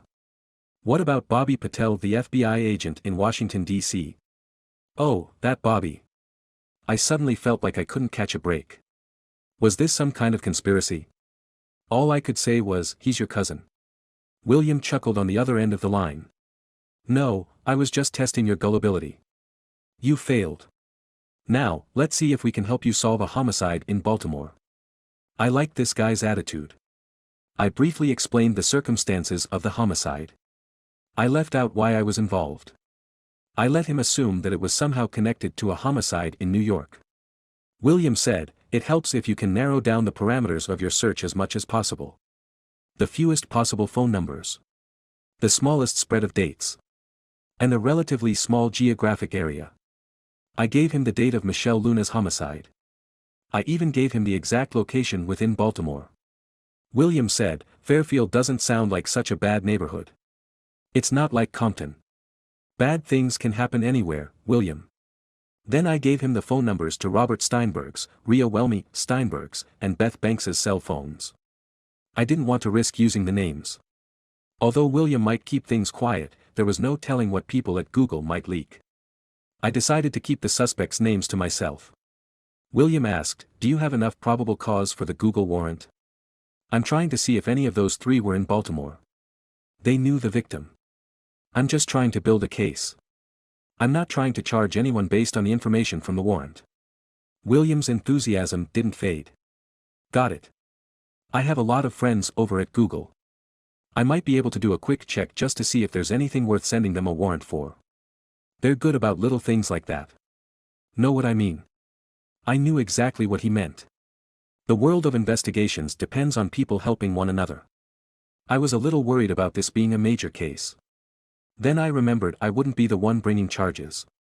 The FBI or the DC police would. I just had to hand over information to them. It was an odd conundrum. If I waited on a warrant, the information wouldn't come back until after I was sent home. Possibly by force. I made an executive decision. I said, go ahead and check first. All I need is a yes or no, I don't need any details yet. William said, I'll call Google right now. Chapter 76. I had to do something to keep occupied. I sat at the little writing desk in my hotel room. I gazed down at the 8 file folders I'd created. Each held a different screwed-up pile of information. I shuffled them around for a moment and then felt a wave of relief when my phone rang. Not that I expected any answers from my friend William in the tech unit, it's just that it gave me something to do. When I looked at the phone, I was surprised to see it was Mary Catherine. A smile spread across my face as I answered. Hello, beautiful, Mary Catherine said, how are you doing today? Trying to get things done. How about you? I waited during a long pause on the other end of the line. Every second made me more apprehensive about what was coming. Finally, Mary Catherine said, I don't know. I guess I'm lonely.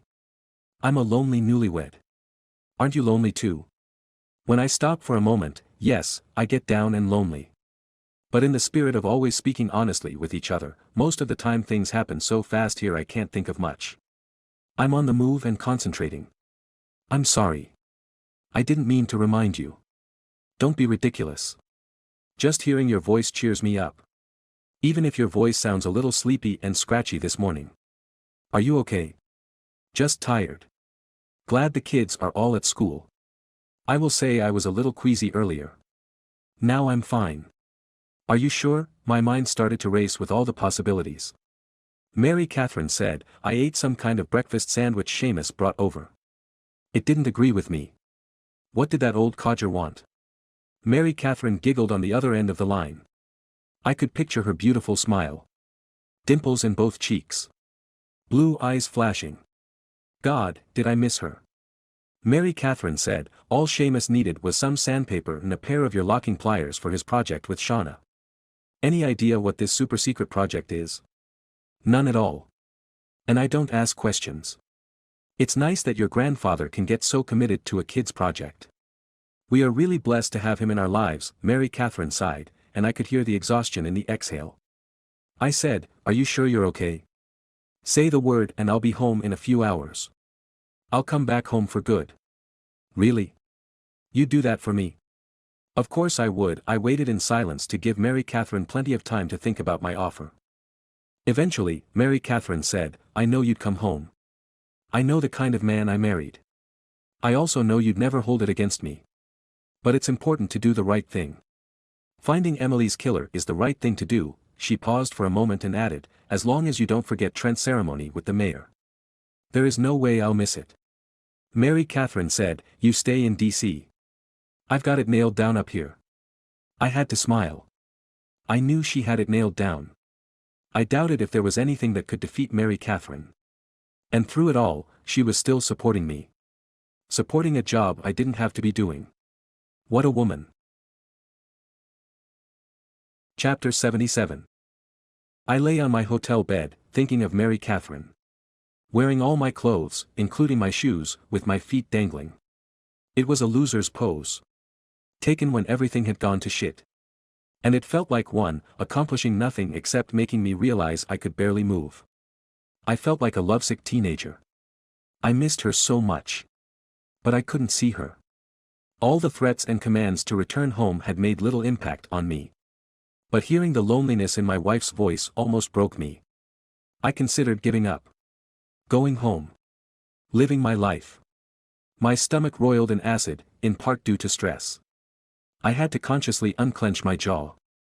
This was not my usual state of existence. I forced myself off the bed.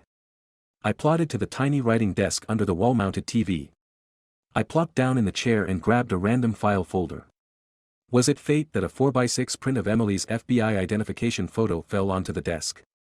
It forced me to stare down at her pretty and solemn face. The FBI didn't care much for agents smiling for their ID photos. That's when I realized I was going to keep trying to find her killer. Until I had no other options. As far as I knew, that could be in a day or two. Fate or not, Emily's photo stiffened my resolve. Then my phone rang. It was a blocked number, but I was confident it was William Patel from the NYPD Tech Division. William jumped right into it without even a greeting. I just talked to a buddy at Google. You had narrowed down things so much that he could check it quickly and easily. There was one hit. William gave me the number and I immediately recognized it as Beth Banks's phone. Could he go into any details about the hit? William said, he explained to me that Maps and some of the other Google programs randomly interface with satellites. It's a way to keep the GPS as accurate as possible. He couldn't narrow down the exact location of the phone on that date but knew that it had been in Baltimore. He said that it accessed several programs in the evening of the date you gave me. He couldn't go into much else. I made some notes in my main notebook. Maybe I'd stumbled on a good suspect. Frankly, Beth Banks was about my only suspect now. This was a case we had to get exactly right. A jury would be sympathetic to a Stanford-educated woman who was the chief of staff for a Supreme Court justice. There could be no doubt. That's why I needed a DNA sample. And she wasn't going to give it to me. Not voluntarily, anyway. William said, my buddy says that if you're going to use any of that information in a report, we have to send him a signed court order. That sounds more than fair. I should know shortly. William said, may I ask why we're worried about a homicide in Baltimore? You may ask, but I won't answer. Trust me, William, it's better that way. Then can I make a request? Of course. But once again, I can't guarantee I can grant it. If I give you my personal cell, will you deal with me directly? Now you've got me hooked. You got yourself a deal, William. And when I get back to New York, I'll explain it all to you in person. As soon as he hung up, I wondered if I'd still be employed when I got back to New York. I also wondered if that would influence whether I gave William the briefing he wanted. I figured if I really was unemployed, I would have plenty of time to meet William at a coffee house. I stood up with new energy. I had a lead, a suspect, and a job to do. I had to follow Beth Banks until I could figure out a way to get a DNA sample. Chapter 78. I had some time before I thought I could find Beth Banks easily. I knew her schedule by now. There were a few little things I wanted to settle first. I view every potential piece of evidence in a homicide as vital. The gap in the security footage from the Whole Foods bothered me. Bobby had mentioned something about their DVR not working and the backup system missing one DVD. It would have shown exactly what time Emily Parker had pulled into the lot. If the killer was someone she knew, maybe the killer knew her schedule.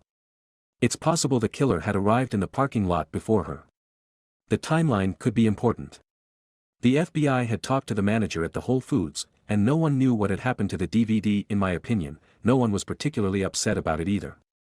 It was an odd feeling to be working on my own in a city not New York. There, I would have had a team helping me, and all of us would have been raising holy hell to find the DVD. Doing a surveillance solo required cutting corners. I pulled into the surprisingly crowded lot. I had seen some of the prices at this place and wondered who the hell shopped here. But once inside, it was quiet and calm, and the produce was well stocked. I had to acknowledge that it was an extraordinarily pleasant experience. A clerk turned to me and said, "May I help you, sir?" I looked at the young African-American man and said, "Is there a manager around?" The young man stood up taller. He was damn near as tall as me. And probably weighed as much as Mary Catherine. He closely embodied the term beanpole. He said, "I'm Archie Hart, manager on duty. What can I help you with?" I liked his attitude and his infectious smile. He was tall and gangly but had a handsome face and perfect teeth. I went through a quick introduction and flashed my badge. It was as if Archie had been expecting a visit from law enforcement. I explained to him about my interest in the security footage and that I knew about the missing DVD. The young manager led me through the store and past a set of double doors in the back. We worked our way through a maze of shelves and stacked crates of snack foods and health drinks. I didn't even recognize most of the brands. We ended at a door that was slightly ajar. It looked like a closet with Christmas tree lights inside. It was their security office. At least that's what they called it. We peeked inside, and I could see 4 TV monitors, 2 on the outdoor cameras and 2 on cameras inside the store. He said, "You said you knew about our system and how one of the DVDs of the day in question is missing. That's really what I wanted to talk to you about. Is it common to misplace DVDs with security footage?" It's not really a fair question. 95% of the time the DVR records and backs up everything automatically. We don't even check the feed unless there's a problem. A few days before this terrible incident, one of our cashiers decided to take a break, choosing this room as quiet and relaxing. Anyway, she tipped over a Coke she tried to set down on the DVR. That's why we had to use the other DVR with a lot less data storage. How long had you been using the other system before the FBI came in to ask to see the footage? I don't know. Maybe 5 or 6 days. Generally, on that system, backing up all the camera feeds uses 2 DVDs a day. We have no idea what happened to the missing DVD. I wasn't the manager on duty when the FBI came to take a look. That manager told me she thought everything was in order the night before. She had no idea what happened to the DVD. I looked at the neatly arranged DVDs. Each had the date and time written in red Sharpie. The same person appeared to have marked each DVD. The number 1 was written with a small base and a flare at the top, like a professionally printed sign. I gave the helpful young manager my card. He didn't even look at it, so there were no questions about why a detective from the NYPD was in Washington, D.C. We shook hands, and I had one more puzzle to solve. Chapter 79. It was time to get serious. At least that's what I was calling my surveillance of Beth Banks. I was seriously looking at her as a legitimate suspect. And I timed my surveillance perfectly. I slowly drove past Gold's Gym. Beth's BMW was in the front. My secret weapon in this surveillance was my nondescript purple Prius. No one would notice it. No one would ever think it was a police car. And I was starting to dig the way it made me feel like a giant every time I tried to cram myself into it. It made me smile when I thought about how my family of 12 would deal with having a Prius as the only family vehicle. My guess was it would not work out well. My plan was simple. Watch Beth Banks until she did something that left a DNA sample. It could be sweat on a door handle if I got there fast enough. It could be a strand of hair, blood, a fingernail. It didn't matter. And I didn't care. I was determined to stay with Ms. Banks until I accomplished my goal. I pulled into a parking space one building away and across the street. I had a perfect view of the Gold's Gym's entrance. Generally, a surveillance is conducted with a number of unmarked police vehicles. Follow a suspect in the same car all the time and they will probably notice. Depending on which direction your suspect turns, you have to have a car ready to make that turn. Beth Banks zipped out of the gym to her BMW. Soon she pulled out onto the street and drove past me. I fell in behind her, leaving a vehicle between us. She headed back toward the Supreme Court building. Her route was uneventful until a block before she might normally veer left toward the office, where Ms. Banks turned right instead, abruptly. She surprised me, making me worry she was doing counter-surveillance. I thought she'd noticed my car and was trying a technique common among drug dealers looking to shake surveillance, making a quick turn to see if I followed. I had no choice. I took the turn. Maybe not as dramatically as Ms. Banks in the BMW had, but I could feel a hint of centrifugal force as I kept my foot on the gas and turned hard to the right. My concerns about counter-surveillance were for nothing. In another half a mile the BMW zipped into a spot in front of a Dunkin' Donuts about 10 blocks from the Supreme Court building. I was able to park on an adjoining street that gave me a full view of the inside of the small, drab donut shop. Only 2 of the 6 tables were occupied. I turned my attention back to the BMW. As soon as she was out of the car, Beth Banks gave someone inside the shop a half-hearted wave. I looked back into the shop and saw her recipient. A smile spread over my face. Sometimes luck favors the simple. Beth Banks slipped through the Dunkin' Donuts doors and met her sister-in-law, Rhea Welmy Steinberg, sitting at a table next to the window. These relatives by marriage were both about the same age and well-educated. They probably had a lot in common. Personality-wise, they didn't seem to be particularly similar. From everything I'd heard and my limited personal experience, Rhea Welmy Steinberg was a little self-absorbed and entitled. Whereas Beth Banks was just a badass. I knew her family had money, but I didn't get the idea that it mattered much to Beth.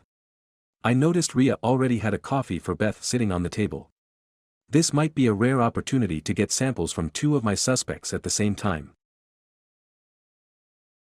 Chapter 80. I couldn't believe how clearly I could see both women through the main window of the Dunkin' Donuts. I couldn't hear what they were saying, but I could see the animated expression of Rhea Welmy Steinberg. If they weren't arguing, it was a deep, earnest discussion. All I needed was for them to talk long enough to finish their coffees and leave the cups on the table.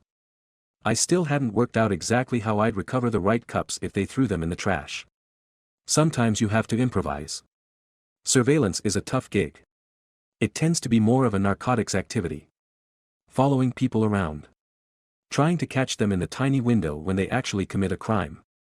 There's not too much surveillance when you work homicide. Narcotics cops at the NYPD call it the unparalleled universe, because they are always amazed at how no one ever notices surveillance teams. While half a dozen cops might be focusing on one criminal as he sits at a cafe, everyone around that criminal has no idea about the surveillance.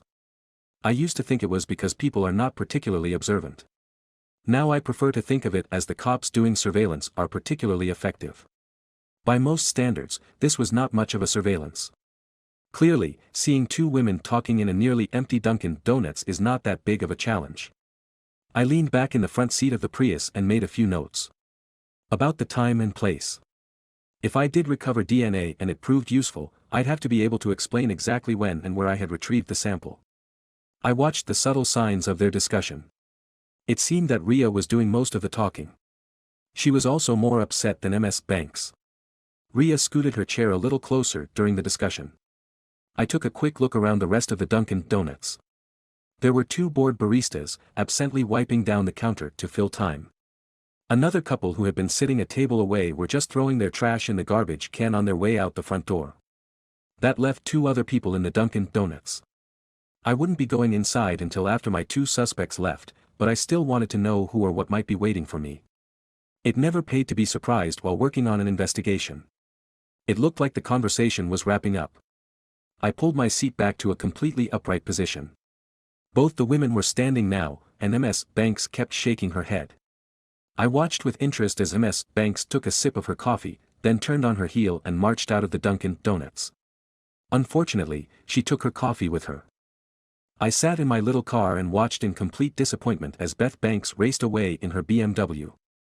I looked back toward the Dunkin' Donuts just as Rhea Welmy Steinberg was opening the front door. Damn it, I could be distracted too easily. My eyes darted back to the table that she had been sitting at with her sister-in-law.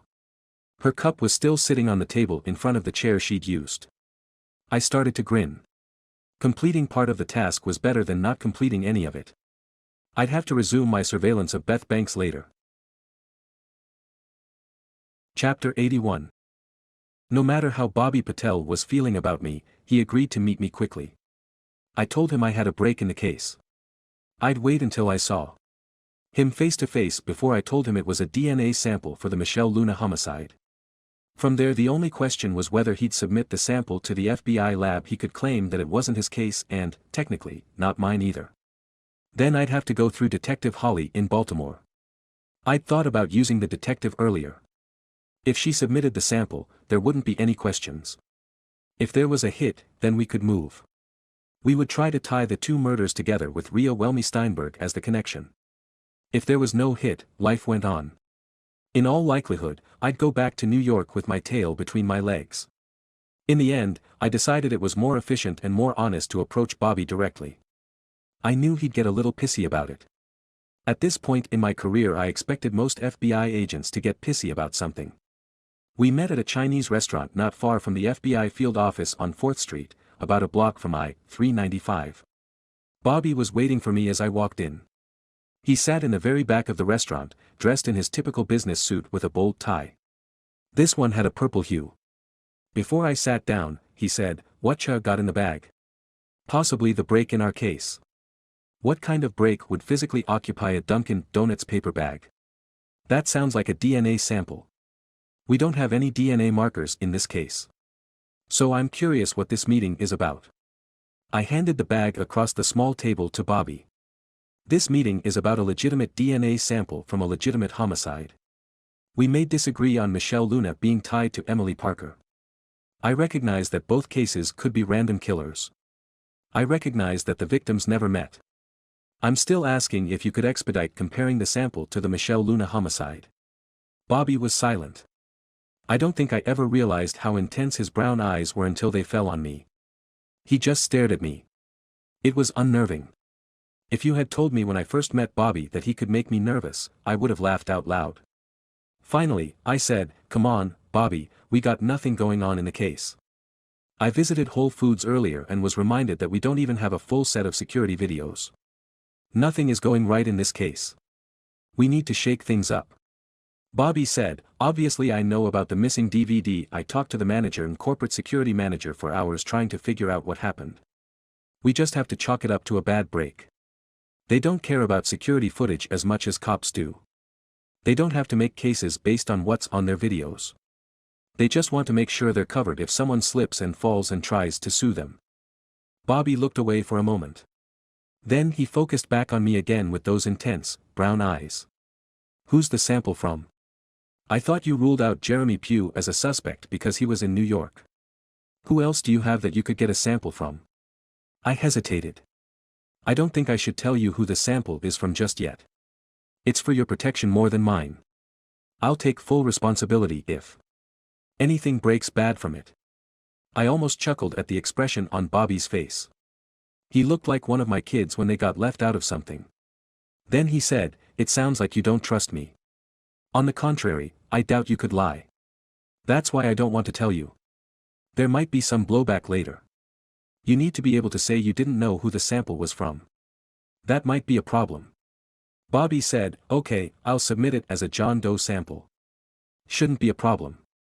If I do it under Emily's case number, the sample will get processed immediately. Or maybe sooner. I'll believe that when I see it."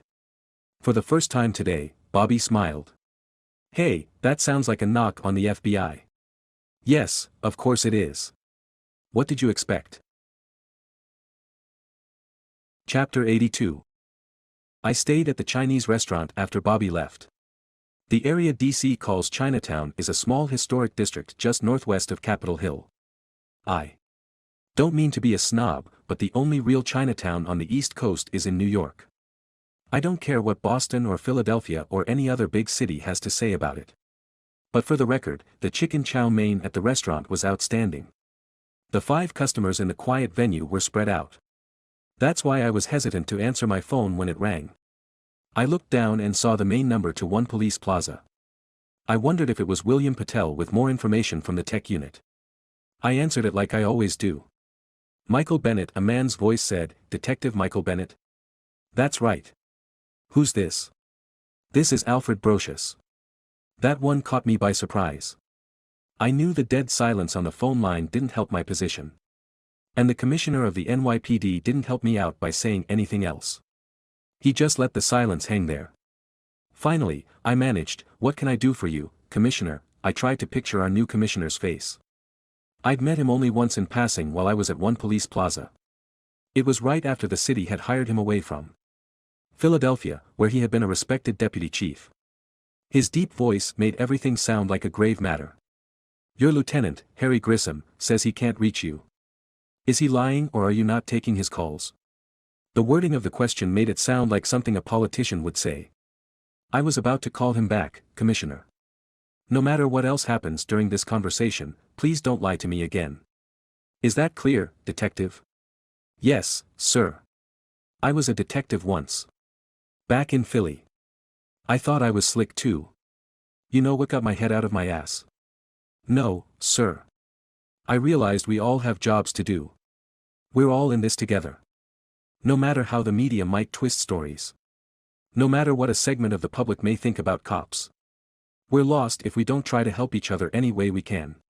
You're not helping in DC.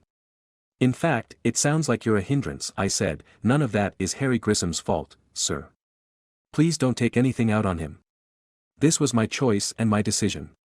I've been on leave for a while. I had a lot of days in the vacation bank. I don't want to crush a respected lieutenant like Grissom. I wasn't trying to get you to rat him out. I don't even want to punish you. In fact, I don't really have time to talk to you. So I want to keep this quick and to the point. Where are you?" "As I said, I'm on leave, sir. I didn't ask your status. I asked you where you are. As in a place. A tangible, real-life location. Washington, D.C. You see, I knew that. Would you like to know how I knew that?" "No, sir, not particularly." The commissioner just rolled along with that sonorous voice. "I knew you were in D.C. because it feels like every swinging dick with a law enforcement title of some kind has called me this week to bitch about you." His voice increased in intensity at a steady pace. I didn't answer. Mainly because there was no answer to it. After a moment, the commissioner said, "Well, I am not sure what you want, sir." "Now, that's a good comment, Detective. No one ever seems to care about what I want. It shows me you're a considerate and intelligent detective. What I want, Detective Bennett," his voice continued to build, "is for people to stop annoying me. In this case, the solution to my problem is quite simple.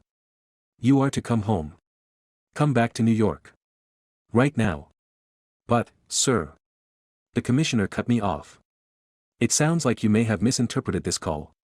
Maybe it's my friendly demeanor." Now he was almost shouting.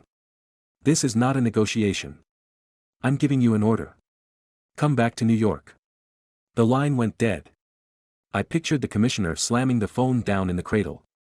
Of all the requests for me to go back to New York, I think his was the most eloquent and compelling. I didn't know what to do. So I did what I always do when things seem overwhelming.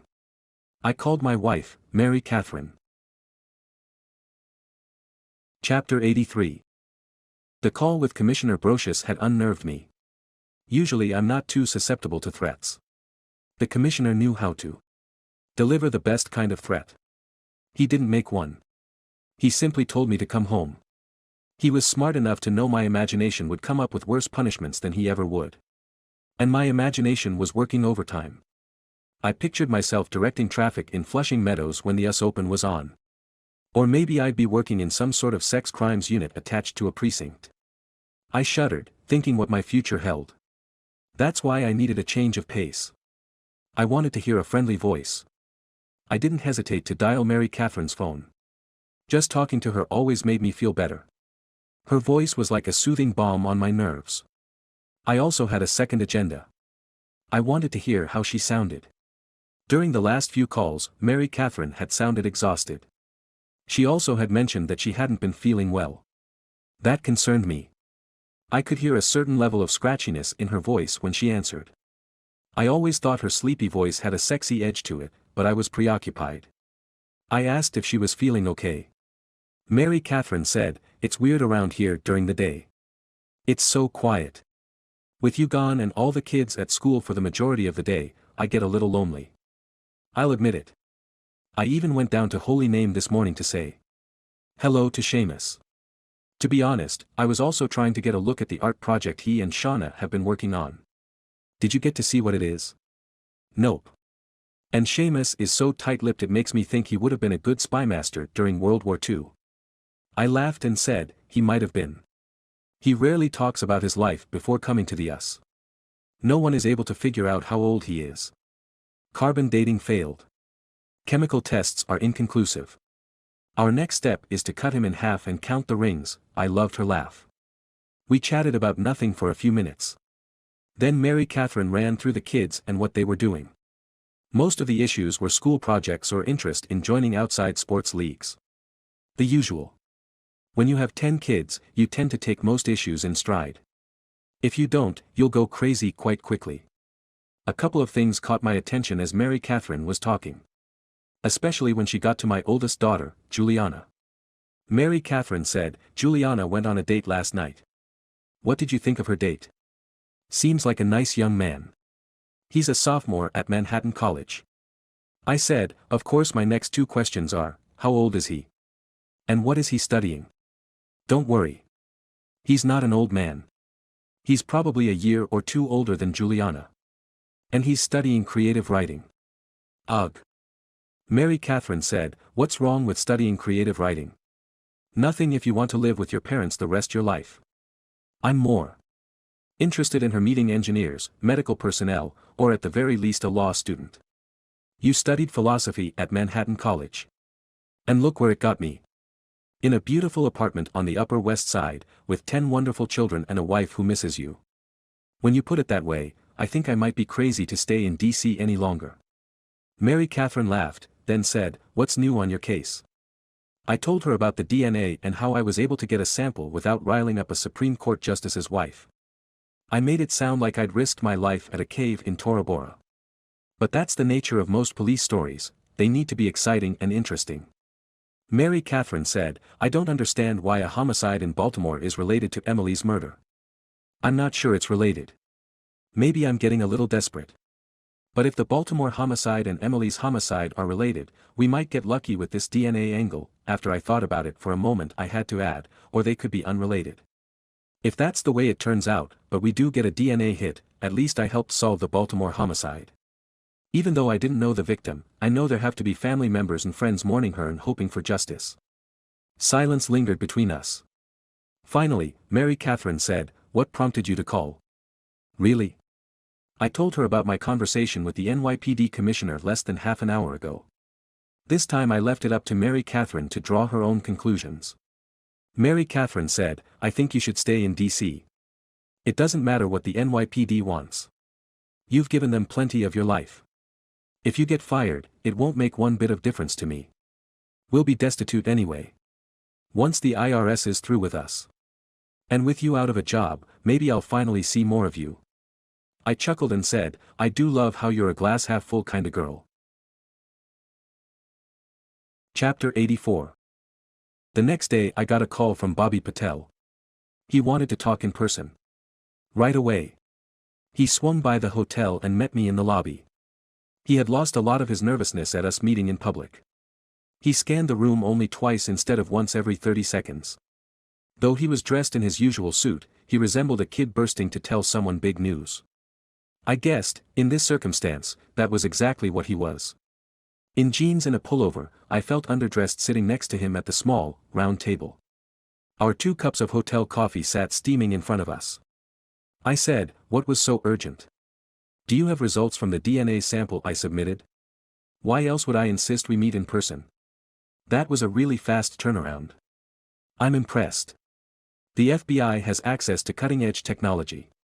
I stressed to the forensic scientists the importance of this test, and they used a speedy new technique for preliminary analysis. They're working on a full profile now. But they're confident that the DNA you submitted matches the DNA that came from the Baltimore homicide scene.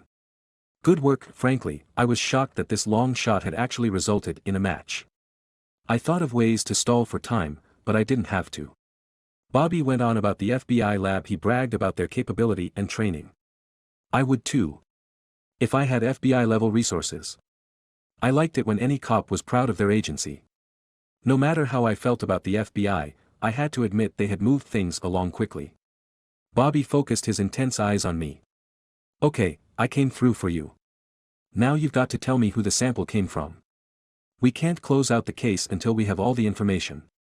Now I really had to stall. This was a tough one. I trusted Bobby. I didn't necessarily trust the FBI. The Bureau had rarely done me any favors in the past. But I had a responsibility to the investigating detectives. I needed to tell them about the hit and let them decide how to handle it before I told Bobby. I decided to take the quickest route. Sort of like ripping a band-aid off quickly instead of a little at a time. I looked at Bobby and said, I can't tell you who it's from right now. I'm sure you'll understand I have to talk to the Baltimore homicide detective first. Bobby simmered. This was not the answer he'd expected. You haven't talked to me about that many suspects. It's gotta be one of a handful of people. I don't understand why you won't confirm it. I just explained it to you. I have a duty to talk to the investigating detective first. There are no hidden agendas here, Bobby. I want to wrap this up as quickly as you do. What's your plan? Just because we got a hit on a Baltimore homicide doesn't mean the same killer attacked Emily. I don't know of any evidence that links the two homicides. That's true. My plan is pretty simple. As soon as we make an arrest, start with a good interview. See if we can convince the killer to confess to Emily's murder as well. Anything the killer says might point us in a new direction. Bobby grumbled. Then he looked at me and said, you better stop treating me like a servant who doesn't need to know why he has to clean the toilet. Come on, Bobby.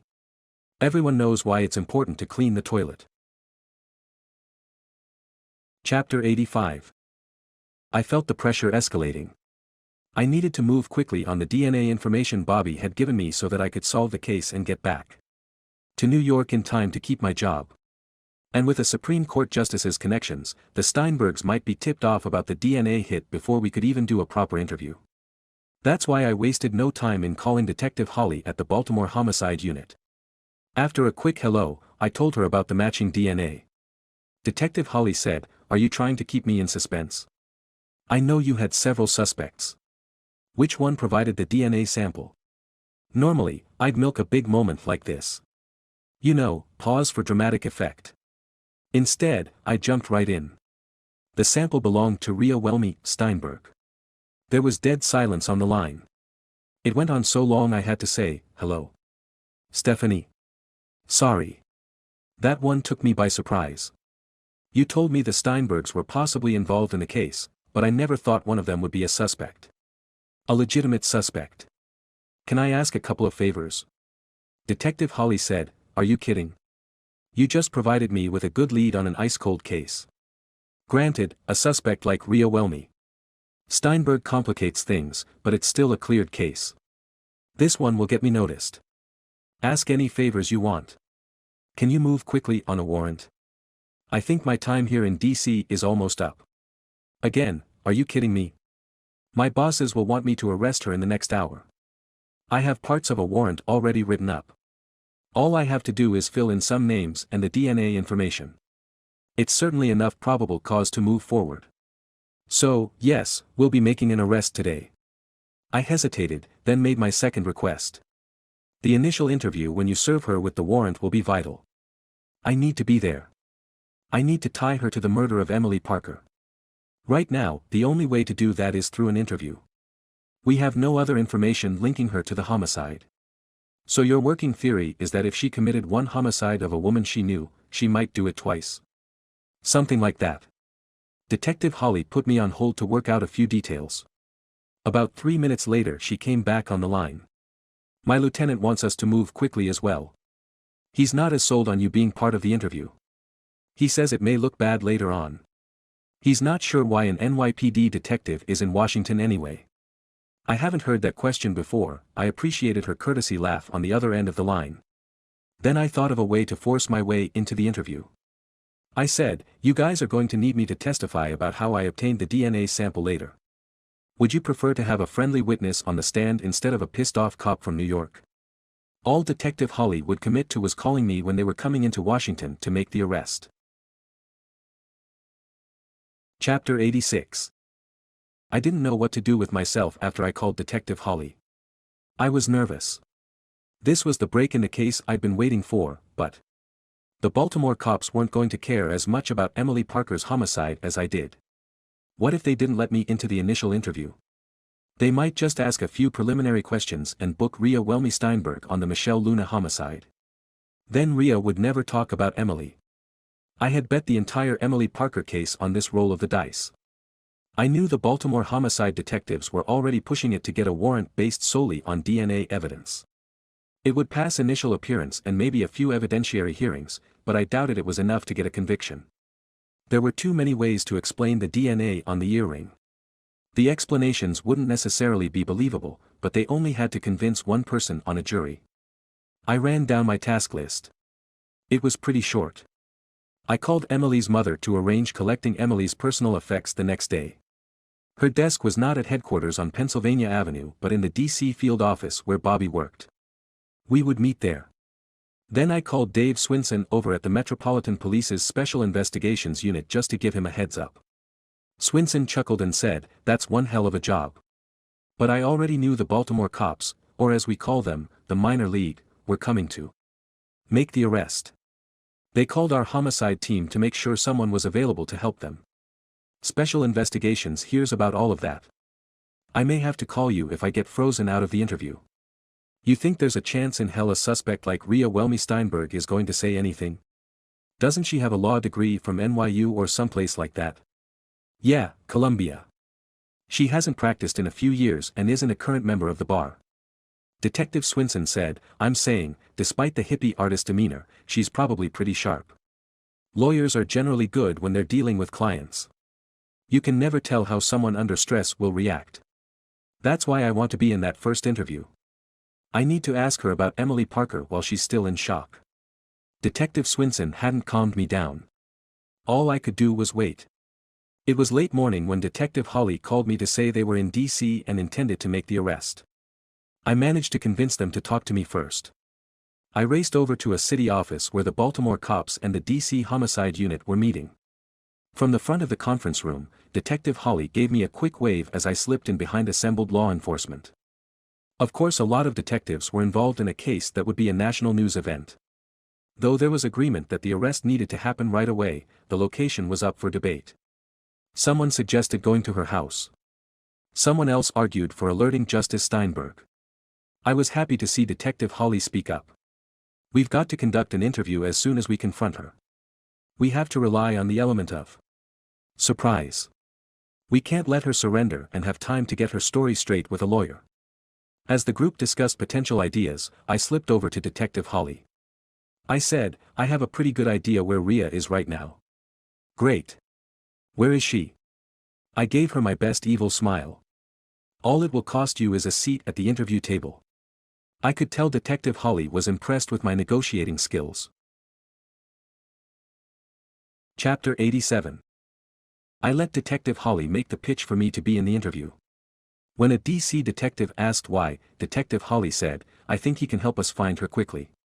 Detectives generally aren't stupid. They knew some kind of secret deal had passed between Stephanie Holly and me. None of them looked happy about the high price of the trade-off. We sat in silence.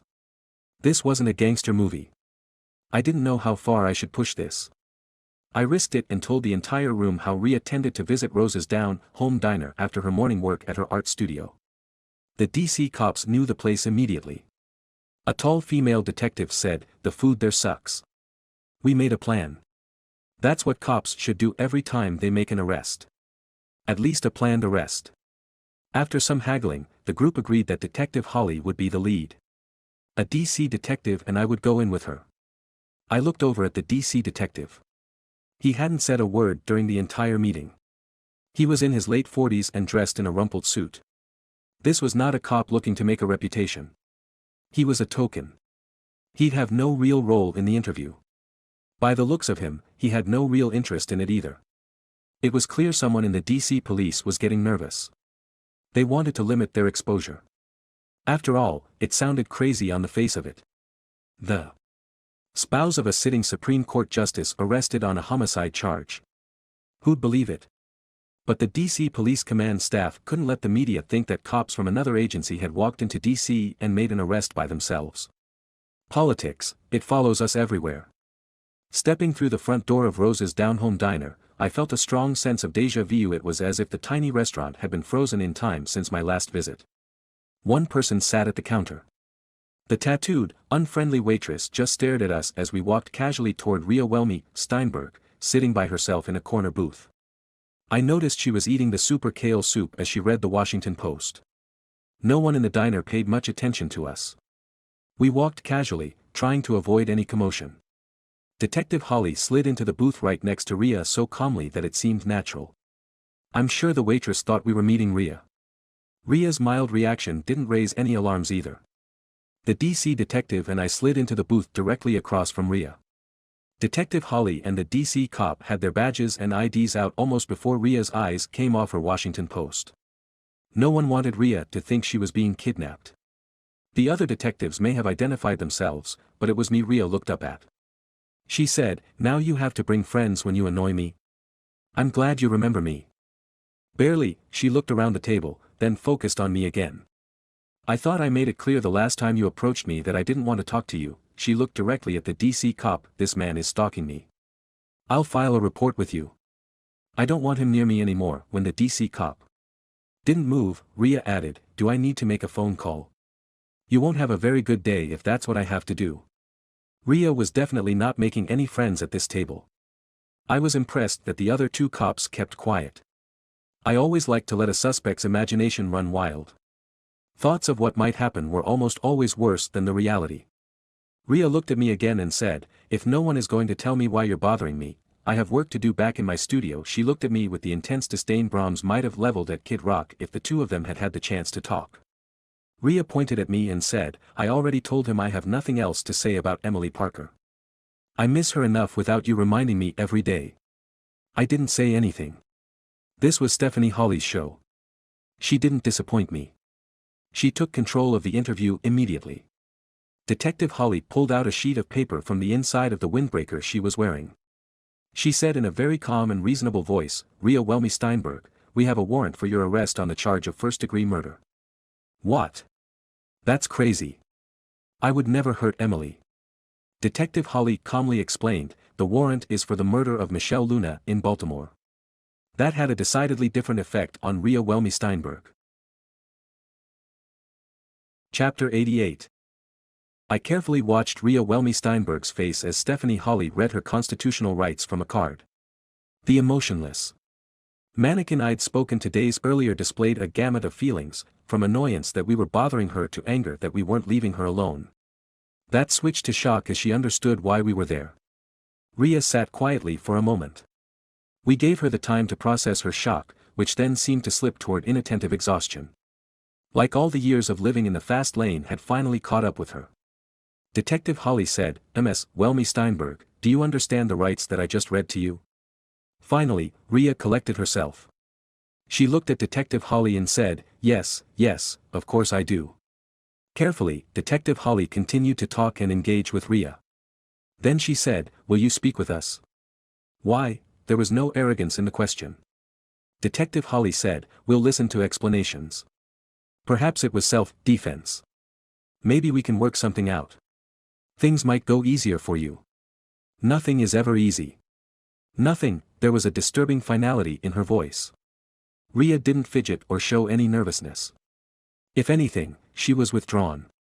I had the distinct feeling she had been expecting this to happen at some point. Detective Holly gently prodded her. "I have a few questions." Will you talk with us? She didn't ask for an attorney and kept talking. That's all an investigator could hope for. I was on edge, anticipating Ria's refusal to talk. I expected Detective Holly felt the frustration every detective experiences at a slow-to-start interview. Ria's usual arrogance could work in our favor. She viewed us as uninteresting drones who couldn't trick her into revealing information. That was fine with me. The waitress walked over toward us, but Ria waved her off. I've often found that the most powerful people have the fewest friends. She looked lost, lonely.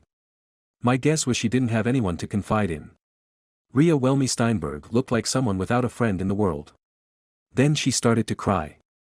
It sounds horrible, but I had been waiting for this moment of vulnerability, when her guard fell.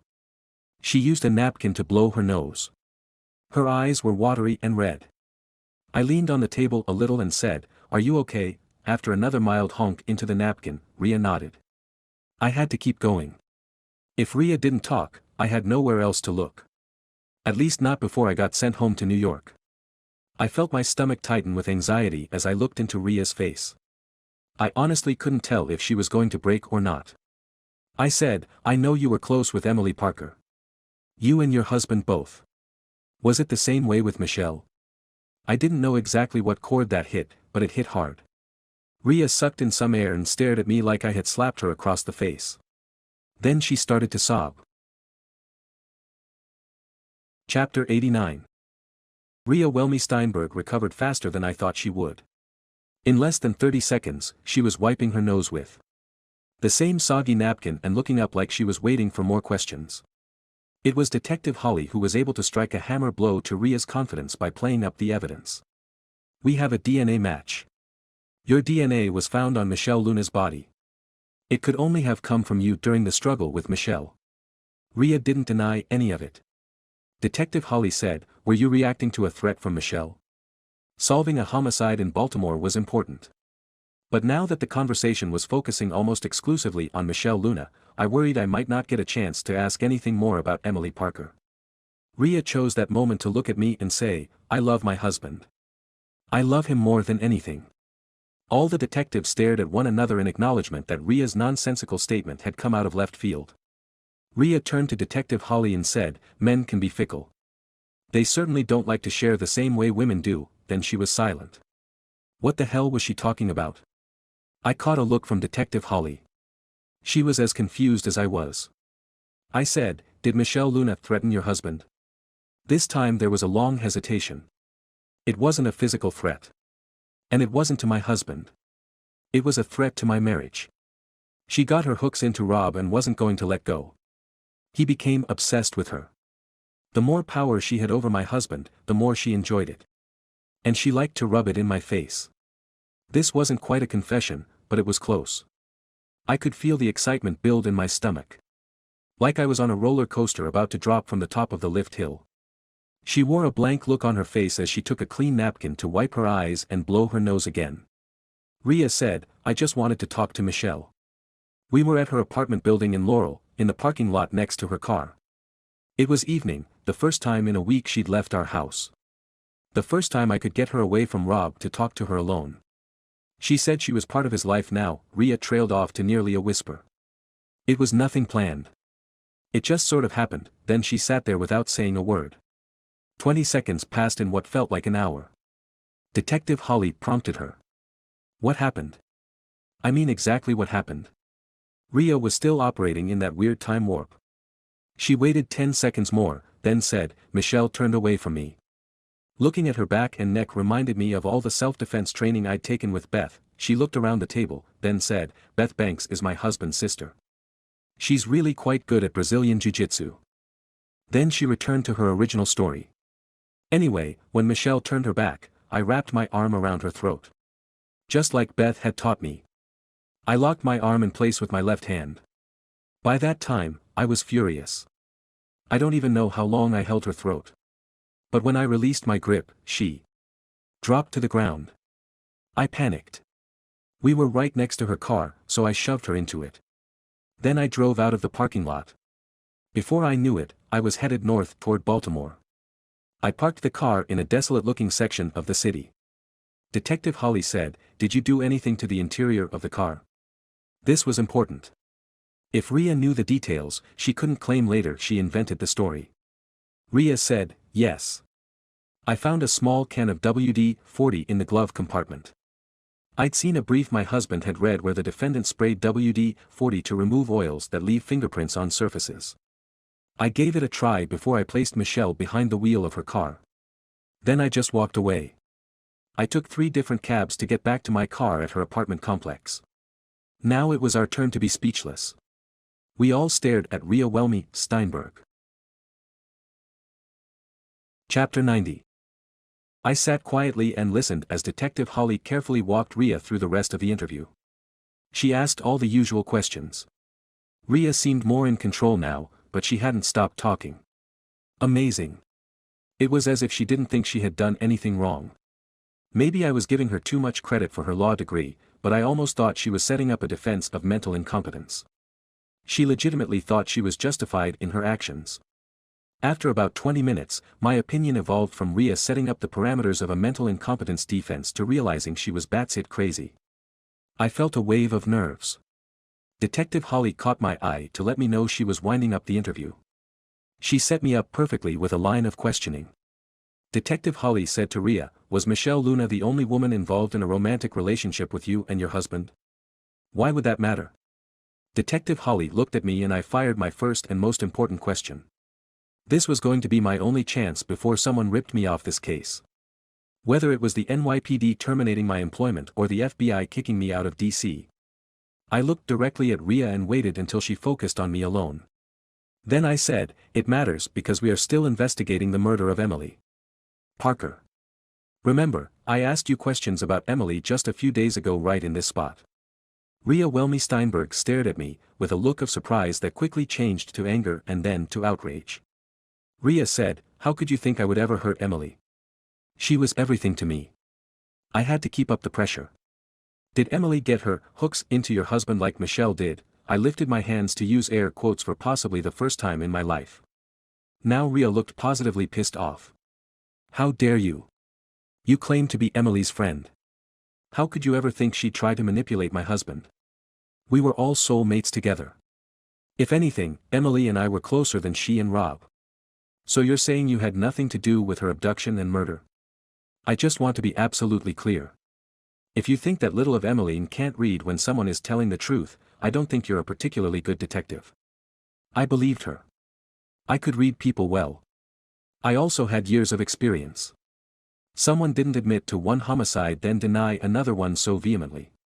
After a couple of standard questions, I hit Rhea with, "Was she concerned about anyone? Did she feel like she was in danger? From whom?" She was a physically fit FBI agent. She never mentioned any concerns. I asked, "Had anything changed in her life that you're aware of?"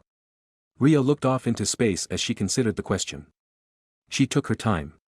Then she said, "Emily wasn't specific, but she might have gone on a date or started seeing someone before she disappeared." "Would she usually talk about her romantic life with you?" "We had no secrets.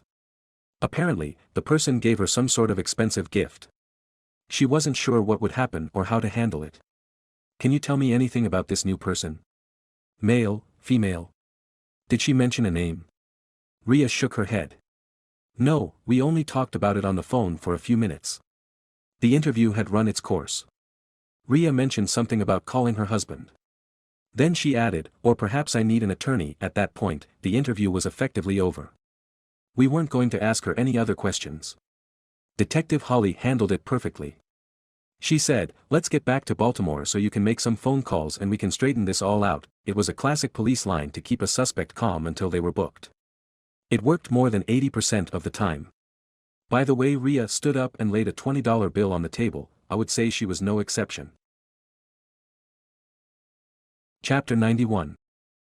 I was surprised Bobby wanted to meet me at an Irish pub called Sullivan's to celebrate the arrest. I'd thought he'd be upset when he found out I'd facilitated the arrest of a Supreme Court justice's spouse. Apparently, I was wrong. He seemed to be in good spirits.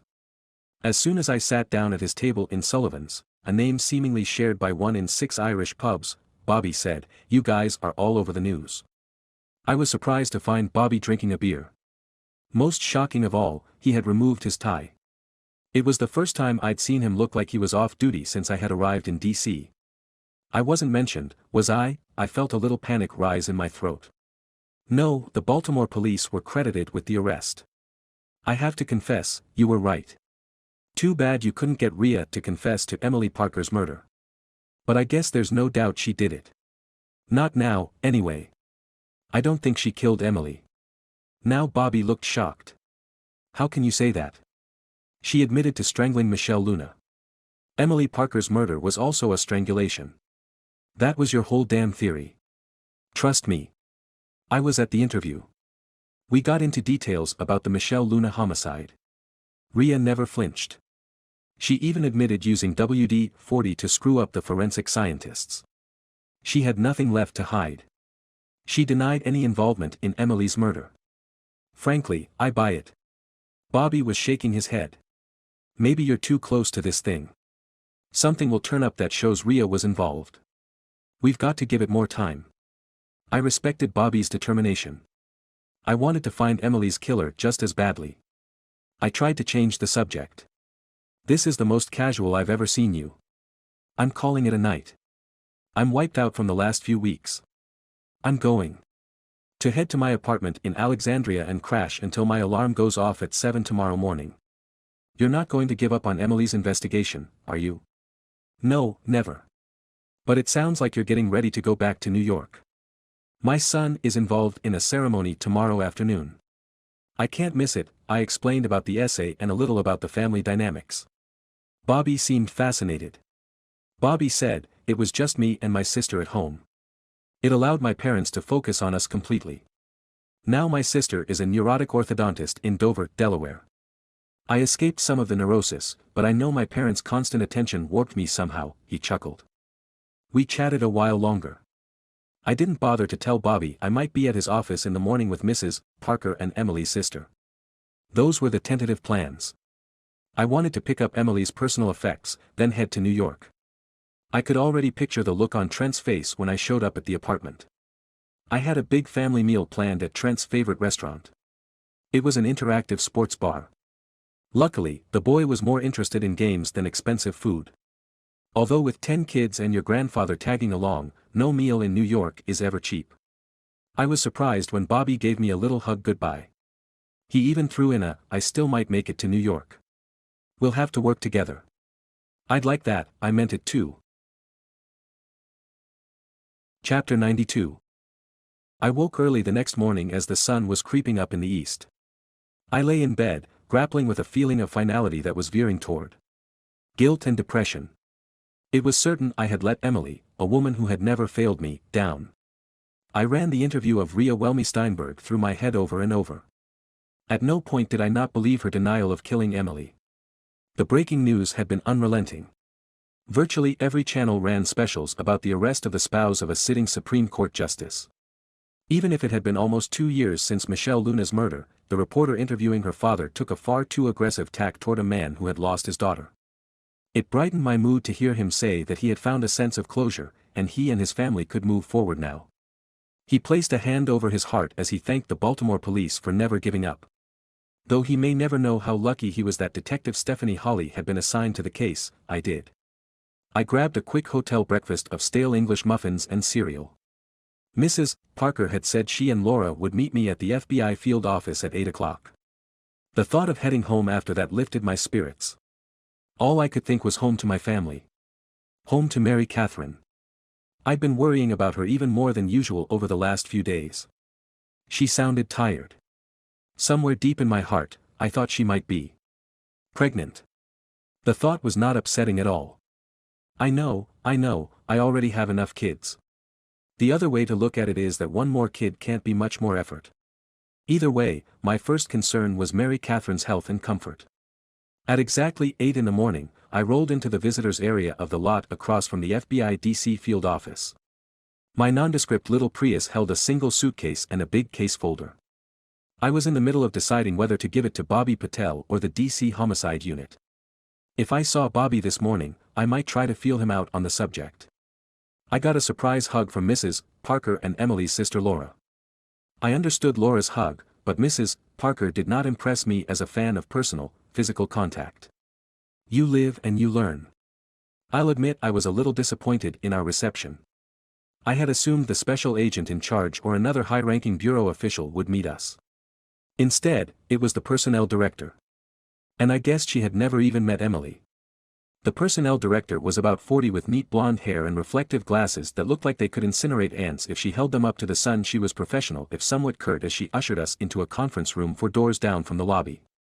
In the hallway, agents and analysts hustled back and forth. Sitting on the table in the conference room was a box with all of Emily's personal belongings from her desk. At least it was an official FBI evidence box and not a paper towel box from Costco. I didn't say a word. I was just there for support. As the FBI personnel director left us, she said, "Take all the time you need. When you're done, just come out the door, turn left, and the lobby is straight ahead." I had to admit she had a very nice voice. I watched as Mrs. Parker grimly poked around in the box. She pulled out a framed photo of her, Emily, and Emily's 2 sisters. Another photo showed Emily on a treacherous mountain bike trail. Emily's sister Laura saw me looking at the photo and said, she picked up mountain biking in La, just loved it. The rest was the usual stuff crammed into a cop's desk. Notebooks, a Rubik's Cube, and a few mementos from different cases. There was also an unmarked metal cigar tube. Mrs. Parker set the cigar holder down on the table. "I'm glad I never saw her smoke." Laura said, "It was like 5 cigars a year. But they were expensive ones.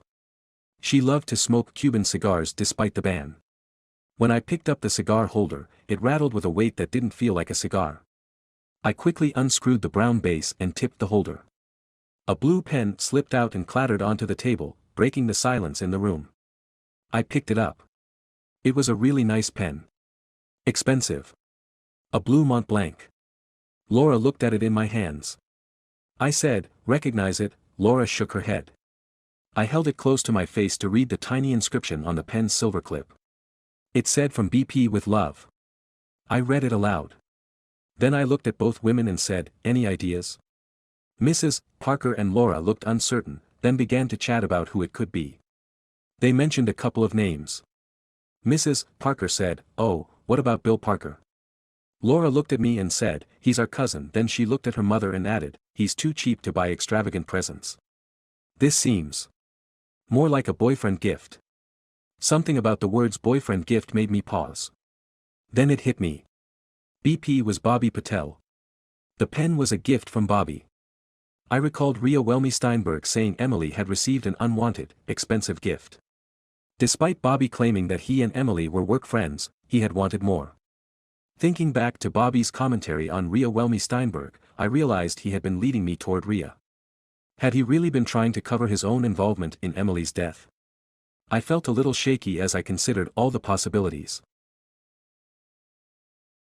Chapter 93. I found myself still holding the cigar tube in my hand. My mind worked overtime. I desperately wanted to find some reason that discounted Bobby as a suspect in Emily's death. Mrs. Parker dug around in the box a little more. Then she said, "I thought maybe her ring was in here. It wasn't found by the police when they recovered her body." She choked on the word body. My brain was working on a different frequency. I barely heard her. Laura said, "Her emerald ring." Now I looked up, and Mrs. Parker explained it to me. When the girls were little, I took them to Tennessee. When we were in Pigeon Forge, Emily wanted to go to the campy little place where you buy sacks of sand and strain it through an old-time water wheel. Like panning for gold. She found an emerald, and we had it made into a ring. We had to resize that ring 6 times as she grew older and refused to take it off. I noticed Mrs. Parker look off wistfully. I knew she at least had good memories of her daughter. To confirm it was the same ring I recalled, I said, "Can you describe the ring?" It had a thin gold band that twisted into a heart at the top. The little square-cut emerald sat right in the middle of the heart. It was sweet. She held it very dear. Yes, that matched my memories as well. I lifted the cigar tube with the pen inside. "Can I hang on to this for a little while?" "You may have it. In fact, I'd like that." I appreciated the sentiment, but I promised I'd give it back. We packed everything back into the box. Just as I opened the door, I heard a familiar voice. It made me freeze in place. Then I peeked out the crack in the door and saw Bobby Patel chatting up a secretary. He was a different guy in this setting. Cheerful, charming. He even looked well rested. I had to get Mrs. Parker out of here. We were already committed to going down the hallway. I didn't want her to have to face Bobby Patel. Even if she didn't have any idea why she shouldn't be seeing him. I quickly ushered the women out of the room. I didn't take the route the personnel director had mentioned. We turned at the first corner. It made for a much longer trek to the lobby, but I felt like we were moving away from Bobby. My heart pounded. I couldn't even think what I'd say if we ran into him. And I certainly didn't want Bobby to know I was here. We burst through the door and found ourselves in the opposite corner of the lobby again. I tried not to be obvious as I rushed Mrs. Parker and Laura across the lobby and through the front door. Then I walked them directly to Laura's Chevy Suburban. Mrs. Parker gave me a long goodbye hug. This time I was a little better prepared. I was also touched. Then, just as she was about to get into the SUV, she leaned up on her tiptoes and kissed me on the cheek. She said softly, "We'll get through this, Michael." I couldn't tell her that now I thought maybe we would. I watched them drive away, feeling exposed as I stood in the FBI field office parking lot. I didn't even turn to look back at the building. In my imagination, Bobby Patel was watching me from a window. I shook my head to clear my thoughts. I was getting paranoid. I forced myself to turn and peek. I wanted to relieve my anxiety. Instead, I swear I saw someone standing by a window, staring out at me. Chapter 94. I dismissed my paranoia that I was being watched as I left the FBI field office. I needed to focus. I looked down at the cigar tube in my hand. The pen was a really big deal. It would have cost a couple $100 minimum. Maybe double that amount. That was a special present. Especially for a young FBI agent. That was not a gift between casual friends. I couldn't waste time if I wanted to make any kind of credible accusation against Bobby Patel. I needed to find his car. It had to be close by, and maybe there was more evidence in it. I quick-stepped out of the parking lot. The number of Ford Crown Victorias, Chevy Impalas, and Ford Tauruses on the street told me a lot of the agents parked there for quick access. My guess was that Bobby wanted to be out front and able to get to his car quickly.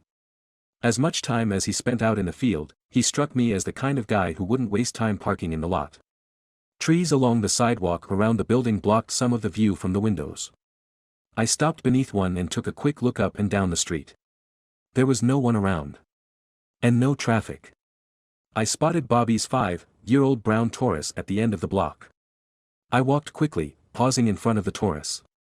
I took another moment to glance around. The coast was clear. I took a deep breath, then searched the ground for a rock or some object to break the driver's side window. I'd never learned to pick car locks like most cops on TV. I found a chunk of broken concrete loose in the sidewalk around the base of one of the trees.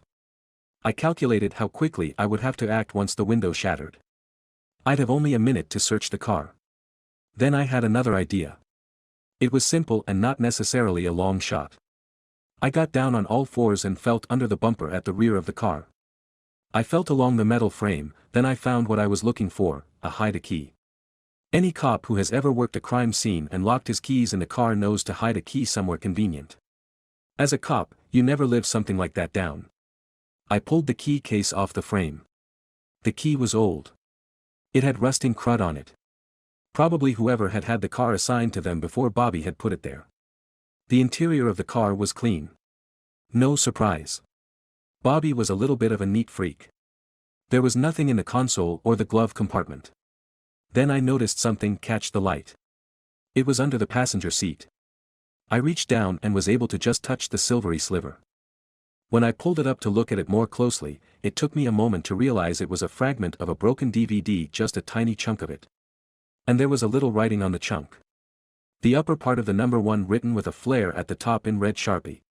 Just like the other DVDs for the security system at the Whole Foods where Emily had started her run. Bobby was the one who had taken the DVD. He had broken it up into little pieces right here in his car. Maybe he did get flustered and make stupid mistakes. I was careful to only touch it on the edges. I used my phone to photograph it in place and leave it there. just in case things didn't work out the way I planned. Now I had no doubt that Bobby had killed Emily Parker. Just as I was about to scoot out of the car, I noticed a set of keys at the bottom of a cup holder. They were clearly Bobby's apartment keys along with a small mailbox key attached to the key ring. I kept the keys because I knew I could find out where he lived. I was on my way to Alexandria, Virginia. Chapter 95. Pushing my rented Prius to its limits, I had a few minutes to think about what I was doing. I couldn't believe I was contemplating one of the most bush league, unethical moves of my career. Basically, I was going to commit burglary. I had already called my new best friend William, the tech wizard, on his cell phone, because I needed an exact location, and the public records aggregators I'd been accessing over the past 2 weeks don't cut it when it comes to federal law enforcement personnel. No questions asked, the young man was thrilled to tiptoe into some less-than-public data on the fly as I headed across the Potomac. It took him about 30 seconds. 5 minutes later I was pulling up in front of a big, modern apartment building on Patrick Street, not far from Alexandria's historic district.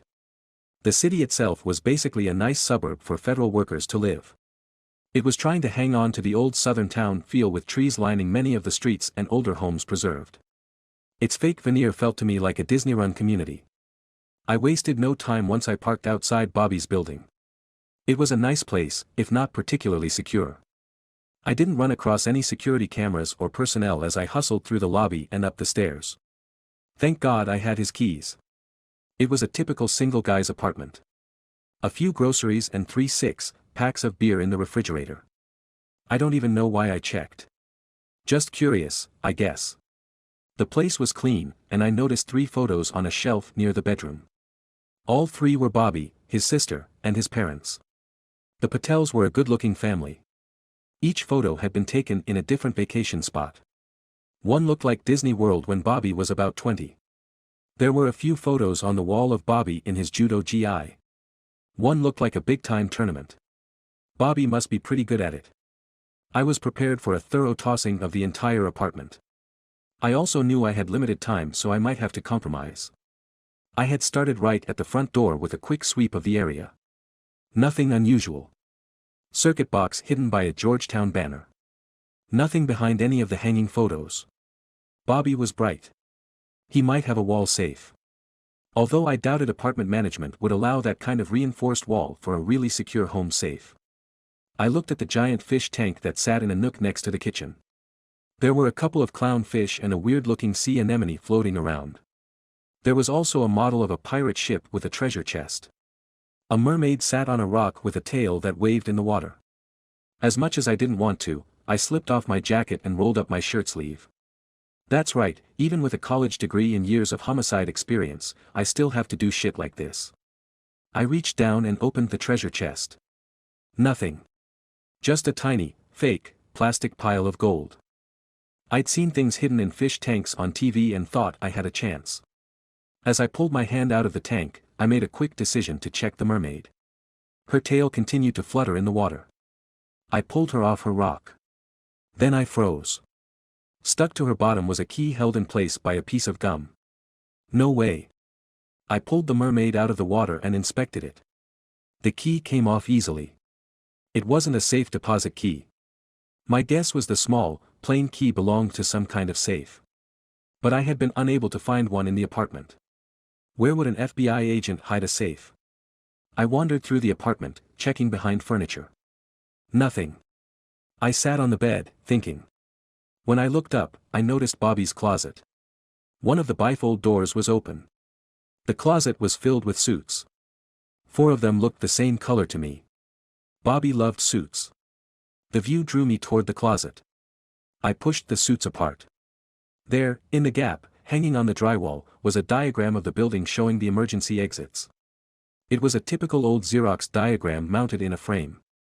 Stained and yellowed. I wondered why it was in the closet, where no one would see it. What was it hiding? My heart pounded in my chest. I moved the poorly framed diagram. Just brushed it so it swung on its nail. Nothing. My heart sank. This was going nowhere. Then, just as I was about to turn away, I noticed a line in the drywall. I took a closer look, wedging myself between the suits. It was a straight cut in the wall. I traced it with my fingers. It lined up with the diagram. The top line was covered by the closet shelf. I worked at the edges of the square. The drywall came loose. It covered a dark hole in the wall. I could see from the bedroom light there was something inside. It was a portable safe like the one sold at Office Depot.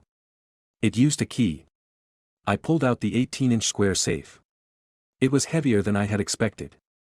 I plopped it onto the bed. I hesitated as I held up the key I'd taken from the fish tank. My first thought was, why hide a safe and hide the key? Then I remembered I was dealing with a slightly OCD FBI agent. It was his idea of intrigue. There wasn't much in the safe. Some cash, a few papers. I moved them, then froze. My legs got a little shaky, so I sat again on the nicely made bed. I looked back into the safe. Inside was a cell phone and a ring. I was pretty sure the cell phone was Emily's. It had a turquoise silicone case with a dolphin design. And I was certain the little ring with the green gemstone was Emily's. It was exactly as I remembered it, and how her mother had described it. Bobby's obsession with Emily must have screwed up any common sense and investigative training he had. Why would he keep any of this stuff? I just stared at it a moment longer. Then I realized I had been hoping I was mistaken. I had wanted to find something that would exonerate Bobby. Or at least explain some of the things I had learned. All I had done was confirm what I had suspected. Bobby Patel was a murderer. Chapter 96. I was shaking as I rushed from the apartment. I sat in the Prius for a moment and texted a photo of the ring to Emily's sister. Within a minute she confirmed that it was Emily's ring. I told her I'd explain later. I had been a fool. As I went over everything I had done in DC, I realized that most of the leads I had followed related to Rhea Welmy Steinberg had been given to me by Bobby Patel. He had been leading me around by the nose. He had been hoping I'd look at Rhea so hard, I'd never notice him. Sneaky and smart. It had almost worked. I was pretty sure Bobby had kept Emily's ring and phone as mementos. He probably had her ID as well. This was all I needed for now. I had to figure out how to prove a case legally. I had managed to do my scavenger hunt in his apartment because I had no official role. But if I wanted anyone to make a case on Bobby, I'd have to find more. And do it legally. That was the trick. If we weren't going to follow laws, it would be easier to just track down Bobby and shoot him. Old school justice. I was just about angry enough to consider it. There was no way I would let him get away with this. I called Roberta Herring. She didn't pick up her cell. I was desperate enough to call her office. A secretary informed me that Roberta was completely out of touch today. She was testifying in front of some impromptu judicial panel in the Senate. The secretary told me she knew I was Roberta's friend from the NYPD. She said Roberta had spoken highly of me. Then the secretary said, the arrest of the Supreme Court Justice's wife has sent everyone scurrying to make sure they weren't sitting on information that could have helped the investigation. I had seen that on almost every newsworthy case I'd ever worked. No one ever cared anything about these cases until they hit the TV. Then everyone wanted to make sure they had no information that could have helped the cops investigating.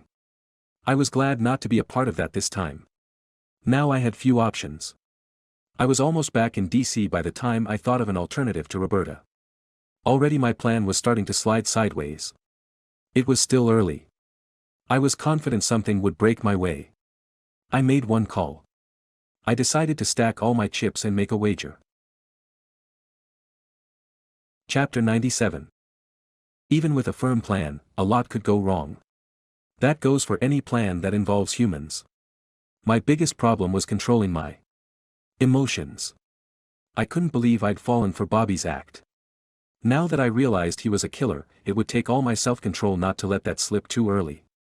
The weather was the best I'd experienced since coming to DC. Everyone was smiling as the sun shone in the sky and the temperature was a comfortable 70 degrees. If I hadn't been doing such serious work, I would have gladly been swept up in the good cheer. I'd chosen the Lincoln Memorial for several reasons. The monument's solemn nature was almost calming, with Abraham Lincoln cast as a marble giant. The 44-foot columns all around the interior put into perspective the extent of Lincoln's contribution to history. At the same time, it made the viewer feel small. I'm not sure if that was the effect the designer had intended. I took a minute to read through the Gettysburg Address, etched into the wall. Then I turned and got ready to work. I sat down on the top step of the descending stairs. There were about 24 people milling around, several sitting on the ascending side of the stairs. Everything seemed to be in place. I took a deep breath and tried to clear my head. Surprisingly, my fingers shook a little bit from nerves. I had Emily's phone in my hand. She had given a list of passwords to her sister in case of emergency. Thank God, because there was no way I would have gotten into this iPhone otherwise. I brought up Bobby's contact information. I imagined he was still at the FBI field office. I sent a simple text, "Be at the Lincoln Memorial in 20 minutes or this phone and other evidence goes public. I'm sure we can work this out." Almost immediately Emily's phone rang. Bobby was trying to reach me. I let it go to voicemail. I knew how this had to be playing out in his mind. He was going crazy trying to figure out who had just texted him. He also had to worry about how someone had gotten the phone. That was one of the reasons I had given him such a short time frame. I didn't want him to be able to check his apartment or make any phone calls. By setting the meeting for 20 minutes out, I knew Bobby had to jump into his car immediately and race over here. A text came across Emily's phone. It was Bobby asking, "Who is this?" I texted him back, 19 minutes.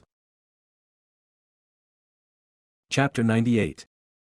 I spotted Bobby hustling across the National Mall near the Lincoln Memorial reflecting pool about 2 minutes before his time was up. That meant he had hauled ass. His usual confidence was nowhere in sight as he quick-stepped toward the memorial. He wasn't wearing a suit today.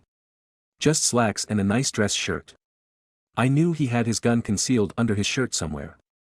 I gave Bobby a little wave when he paused at the foot of the stairs, looked up, and noticed me. The look of shock on his face told me I was not one of the suspects he'd had in mind when he received the text.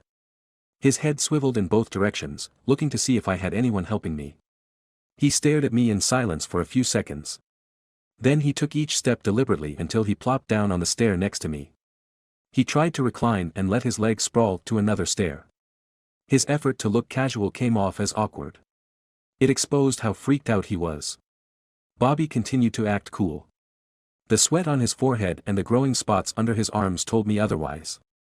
He swiveled his head in every direction. I said, "It's just us, Bobby. If there are any other cops around the memorial, they've got nothing to do with me."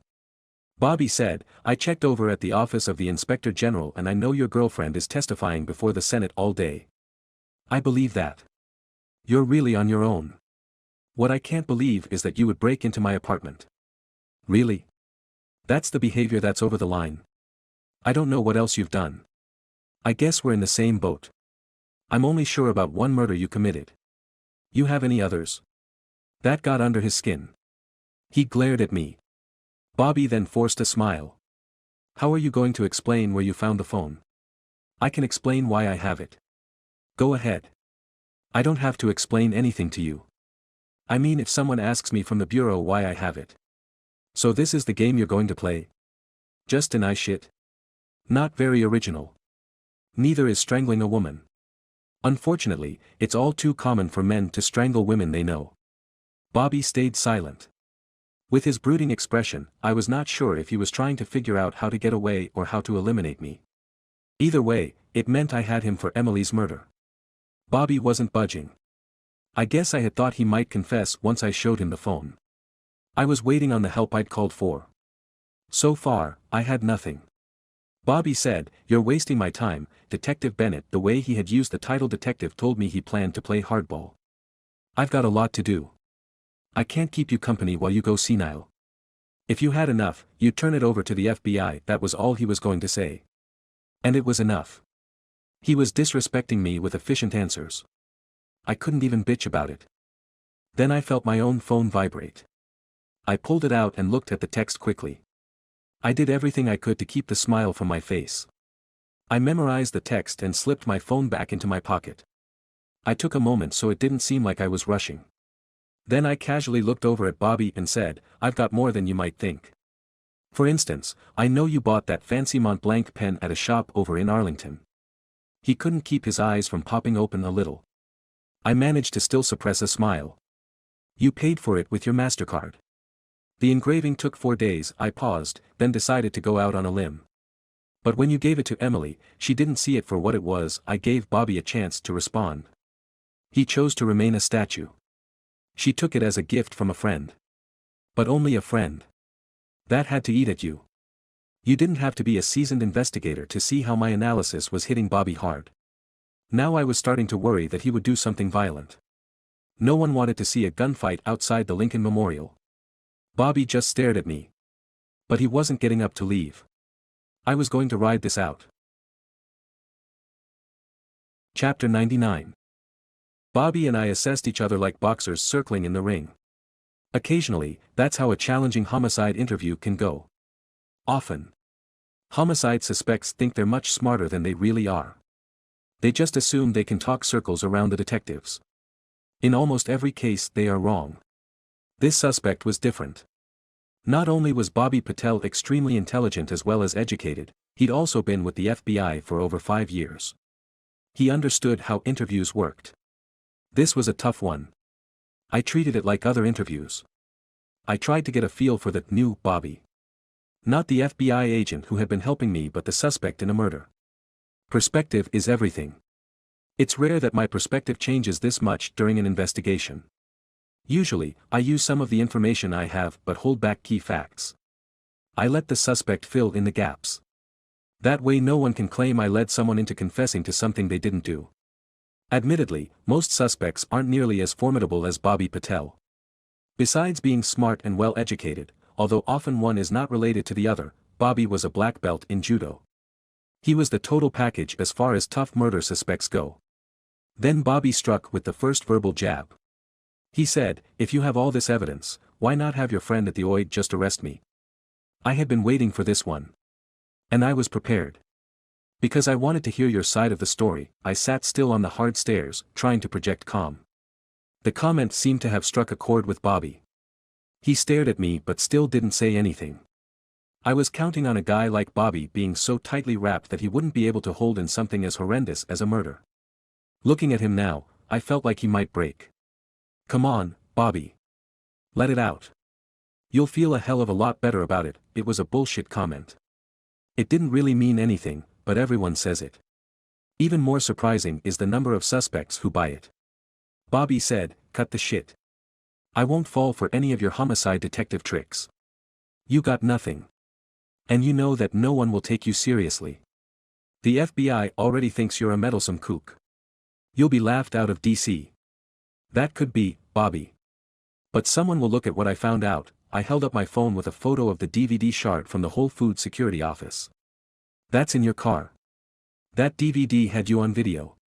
I'm curious, what had you planned to do if the regular security system had been working? Would you have tried to trash the whole video system?" Bobby was getting more agitated the longer we sat there chatting. His hands couldn't keep still as he scratched his ear, then wiped his eye. He also had a twitch in his cheek. He started scanning the National Mall. I knew that look. He was weighing his options and wondering if he should run. I had one more idea. It was a risky choice. I said, "Right about now they should be executing the search warrant on your apartment in Alexandria." That got Bobby to sit up straight. He stared at me. "You've been stalling me all this time. Just trying to keep me here." "You asshole," he sprang to his feet. I eased myself up, trying to keep from alarming Bobby. A group of school kids was close by. I didn't want to cause a scene. Bobby reached toward his waistband. I said, "Hang on, Bobby. Don't do something stupid. Look around you." That seemed to get through.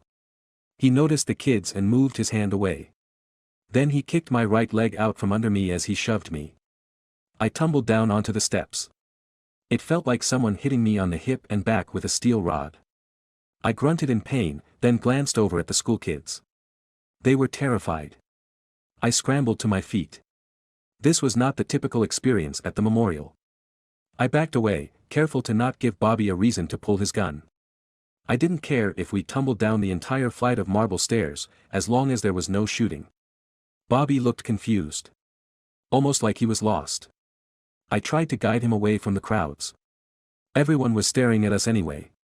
I gently put my hand on Bobby's upper arm. He moved like lightning. He trapped my hand on his arm. He twisted his body, and the world spun. I moved through the air like a meteorite, then struck the hard stone. Fucking judo. Chapter 100. Am I seriously injured? Will I be able to move? These thoughts crossed my mind as I stared up at the ceiling of the Lincoln Memorial. I gasped, trying to replace the air that had just been knocked out of me. Slowly I sat up. The groan I let out at least let everyone know I was still alive. And seemed to startle the school kids. Everyone around me was frantically dialing 911 on their cell phones. A woman herded the school kids away from me as if getting your ass kicked was contagious. I spotted Bobby loping away from the memorial along one side of the reflecting pool. I managed to stand up, my legs a little shaky under me. I started down the stairs as quickly as I could. Pain shot through my hip like someone jabbing me with a knitting needle. I wobbled when I made it to the ground level and tried to run. I limped along, hoping I could get control of my battered legs. Finally I was able to pick up the pace, but it was still not exactly a sprint. The mall wasn't too crowded. But I had to face the facts. I was hobbling after a younger man. That was stupid move number 1. He was a black belt in judo. That was stupid move number 2. And I couldn't call in a dozen uniformed cops to help me. Stupid move number 3. Somehow I closed the distance on Bobby. Mainly because he didn't bother to look behind him. He was confident he'd taken me out of action. I was pretty sure he was headed toward his car to get rid of the DVD shard. It may not have been the brightest move to show him the photo, but I'd had to get him talking. I was almost on him. Thank you, Mary Catherine, for making me ride bikes with you so often. I managed to get a hand on his shoulder. Bobby skidded to a stop. Once again, I was in the air without even knowing it. This time I hit the concrete path hard. I rolled to my left quickly. I had to do something to counter his judo skills. But what? Somehow I managed again to stagger to my feet. Now my left leg had just gone numb. There was no one around us here. No one dialing 911 so the DC cops would swoop in and rescue me. I was woozy. How could I counter judo when I could hardly stand? I turned to face Bobby, then suddenly had a strange sensation. In a split second he had stepped toward me and wrapped his hands around my throat. My air supply just stopped mid-breath. I saw stars immediately. Damn was he strong. The sunlight started to dim. Chapter 101. I flailed at Bobby's wrists. His hands were still locked on my throat. My training failed me. My brain was so scrambled I couldn't think. Back to all the ways I had been taught to get out of a chokehold. I wasn't having any meaningful effect on Bobby. I just panicked. What was judo's weakness? I desperately needed air. My oxygen debt was growing exponentially. I tried to make my brain work more efficiently. I tried to remember what I knew about judo. Then my mind jumped back to the pain I felt in my neck as Bobby's surprisingly powerful hands tightened their grip. Judo was a sport. There were rules. No strikes. No kicks or punches allowed. Jesus Christ, that was it. Bobby might be following the rules, but it was up to me to break them. I raised my right leg to strike Bobby in the thigh with my knee. It was a solid blow. I felt his grip loosen slightly. I slammed his arm with a forearm strike. That broke the stranglehold. I sucked in my first sweet lungful of air. Then another. I eased away from Bobby as I regained my senses. Then Bobby tried to skirt past me. I shuffled to the side to block him. Every second I could breathe, I felt better. Stronger. Now I had the blueprint. I feinted with a right cross. When Bobby shifted his weight to block the punch, I kicked him hard. I aimed a kick at his groin but struck his hip. It was enough to knock him backward. I gulped more air and raised my fists. I realized I would enjoy smashing his nose into his face. I was ready for whatever came. Bobby had other ideas. Apparently, I had already won the fight. I just didn't realize it. Bobby turned and sprinted north toward Constitution Avenue. He should have been a track star the way he could blast out of the blocks. I grabbed another lungful of air and started to follow him. After 2 hard flips onto the ground, my body just didn't have much left. He had to be heading for his car. That's what I would do. I crossed the wide, busy street at a full sprint. At least a full sprint for me. I dodged a delivery van, just catching the driver's raised middle finger out of the corner of my eye. Bobby turned onto a side street. Once I fell in behind him, I could see his brown Taurus parked at the end of the block. There was no way I could let him drive away. Only God knew what he would do. There was even a chance he could disappear and never be found. I felt panic rise in me. I didn't want to pull my pistol. But that's what it had come to. Even if I broke the law and shot out his tires, I'd rather explain that to a judge than let Bobby get away. Because when I looked up the street, Bobby was running faster and getting farther ahead of me. He still had to cross the street to get to his car. I sighed as he started to change his angle and run into the street. He was only 30 yards from his car now. Then a white Chevy Tahoe turned the corner. Fast. It caught Bobby solidly and sent him flying to bounce off a parked Toyota Corolla. I kept running, then skidded to a stop near Bobby. He lay on the asphalt, moaning. The first thing I did was secure his pistol. I yanked it from his waistband and slid the Glock into my own belt. The driver of the Tahoe approached us. I looked up at the grinning Detective Dave Swinson from the D.C. Metro Police Special Investigations Unit. Perfect. Swinson said, I didn't mean to hit him quite so hard. Bobby slowly moved to a sitting position. He shook his head. His eyes didn't look like they could focus as he tried to take in the scene in front of him. A couple of white pebbles from the road were stuck to his face and blood leaked out of his nose. There was a patch of road rash on his left cheek. I kneeled down to get a better look at him. Swinson said, Is he okay? Unfortunately, yes. Just shaken up a bit, I brushed the pebbles off Bobby's face. Then I patted him down quickly to make sure he didn't have any other weapons. Swinson said, Great job. Glad you told me to find his car and wait there. I looked up at the detective. I appreciate that. I'm impressed you found out where he bought the pen. The text you sent gave me some ammo to confuse him. Homicide investigation is a team sport. Glad we could help. I could hear sirens in the distance. My body took that as a signal to collapse. I sat down hard on the street, my back resting on the front tire of the Toyota. This wasn't a good day for anyone. Chapter 102. Bobby Patel now sat on the curb between his car and Dave Swinson's city-issued Tahoe. We decided not to handcuff him. We let him gather his wits for a minute. We still thought he might make a meaningful statement. Swinson had already called off the patrol cars coming to the National Mall. We were alone. Swinson leaned against the bumper of his Tahoe while I sat on the curb next to Bobby. Without meaning to, we had ended up in the perfect homicide interview formation. One person to ask questions. One to watch and act if the suspect got frisky. Swinson had already proven that he was prepared to take action. For his part, Bobby looked like a broken man. His head hung down. His nose still dripped a little blood. The road rash on his face looked like it had spread. I knew it was just the traumatized skin turning red. Swinson got a call and looked at me. I wasn't sure what he was about to say. Then he spoke loud enough for Bobby to hear. He was giving someone information for an affidavit for a search warrant on Bobby's car and his apartment in Alexandria. It was the perfect setup to show Bobby he was done. Bobby's panicked escape attempt had sealed it in my mind. Now Bobby knew it as well. There was nothing he could do. He sniffled and used a napkin I had given him to wipe the blood from his nose.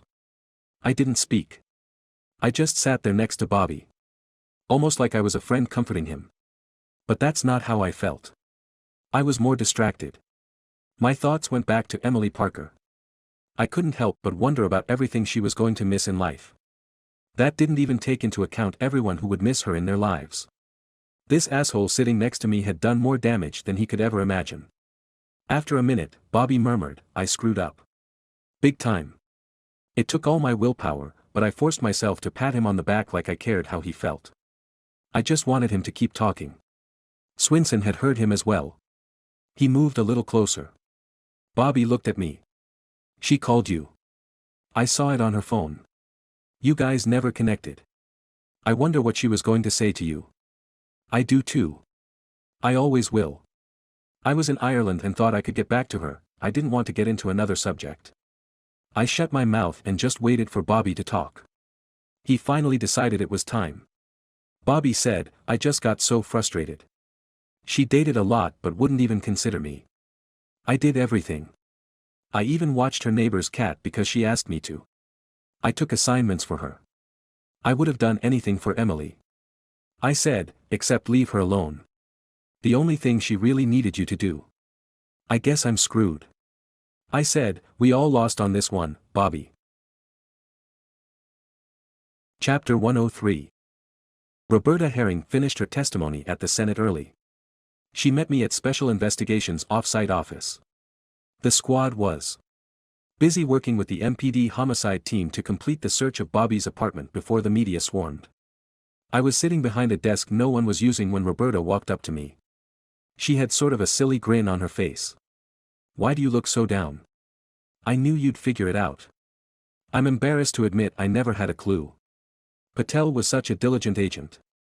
It never occurred to me that he'd do something like this. I said, isn't that what every neighbor says on the local news after a serial killer has been arrested? Roberta laughed. Yeah, just about. She turned serious. She sat down on the desk, then looked around to make sure no one was close enough to hear us talk. The whole story of how you found the phone in Bobby's apartment could be tricky if it ever goes to court. I don't know how to fix that. Roberta shrugged. We'll see what happens. I doubt anyone wants to expose the dirty secrets you discovered. Someone will offer Bobby a good deal. He'll take it. No one in D.C. will give you a second thought.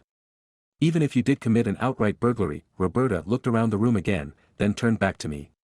Come on, Mike, what else is bothering you? It's hard to keep something from a friend, especially if that friend is an experienced investigator. I said, I missed my train. I won't make it to Manhattan for Trent's ceremony with the mayor. Roberta smiled. Not being in the same room with the New York mayor is usually a good thing. He's so full of hot air it's a wonder Gracie Mansion doesn't float away. I gave her a weak smile. She probably didn't realize what seeing the ceremony meant to me. I still didn't have the guts to call Mary Catherine and tell her I wouldn't be back until after 9. Roberta smiled. I had to say, what? I have an idea. 30 minutes later, Roberta dropped me off at a small fixed base operation on the perimeter of Reagan National Airport. This was where the Department of Justice kept most of its air assets. Roberta had used her influence to delay a flight to New York on a government Gulfstream jet. She somehow got me on the passenger list. I was on board with 2 witnesses for a mob trial and 3 US Marshals. We stood in front of the small field operations office at the airport to say our goodbyes. I gave her a huge hug and a kiss goodbye. She'd done so much for me I couldn't even put it in words. I waited with the small group of passengers to board the plane. The TV behind the courtesy counter was broadcasting the local news. The only story anyone was talking about was the arrest of Rhea Welmy Steinberg. I was surprised there hadn't even been any accusation of the charges being politically motivated. It seemed that a lot of people in D.C. knew about the Steinbergs' personal habits. I watched to the end, but there was no mention of Emily. I wondered if anyone might link Bobby's arrest with Baltimore's arrest of Rhea. I sat next to a tall female deputy US Marshal. She turned to me and asked, "You work for DOJ?" "NYPD," that was enough to earn an entire trip without another word. I didn't really care. I was going home. Chapter 104. After the Department of Justice plane landed at JFK Airport, I grabbed a cab and held up a 50 to the glass partition. "Get me to City Hall by 6:30 and this is yours on top of the fare." I looked at the license and the smiling face of the young Israeli driver. "Does that sound like a deal, Yossi?" The young man with a mop of dark hair smiled. "That's easy. I feel bad taking your money." I liked that kind of confidence. I wished my nerves were as steady as Yossi's confidence. The terror I felt on the ride would be worth it if we made it to City Hall alive. Yossi squeezed between a step van and a giant old school Cadillac. I tried not to make a sound, but a yelp slipped out of me. Yossi just chuckled. He skidded to a stop outside City Hall right on time. I'd have to run like Usain Bolt to make the ceremony. I gave Yossi an additional 50 to drop my bag at my apartment building. I had a feel for the young man and thought he was trustworthy enough. Just in case, I wrote my address on the back of one of my business cards. He glanced at the card, then looked up at me. "I guessed you were a newscaster, not a cop. I guarantee your bag will be there." I dashed past some tourists taking photographs in front of City Hall. I was moving so fast I had to grab the gatepost to make my turn toward the front door. I checked my watch. I hoped the ceremony ran on the usual city schedule, about 10 minutes late. I was 6 minutes past the start time, yikes. I could feel my phone vibrate in my pocket. I knew it had to be Mary Catherine. I don't know if it was the ride or being late, but my stomach gurgled. This was more nerve-wracking than most police work I did. I burst through the front door of City Hall. The security guard's head popped up. Probably the first action he'd seen in months. I said, "Ceremony with the mayor."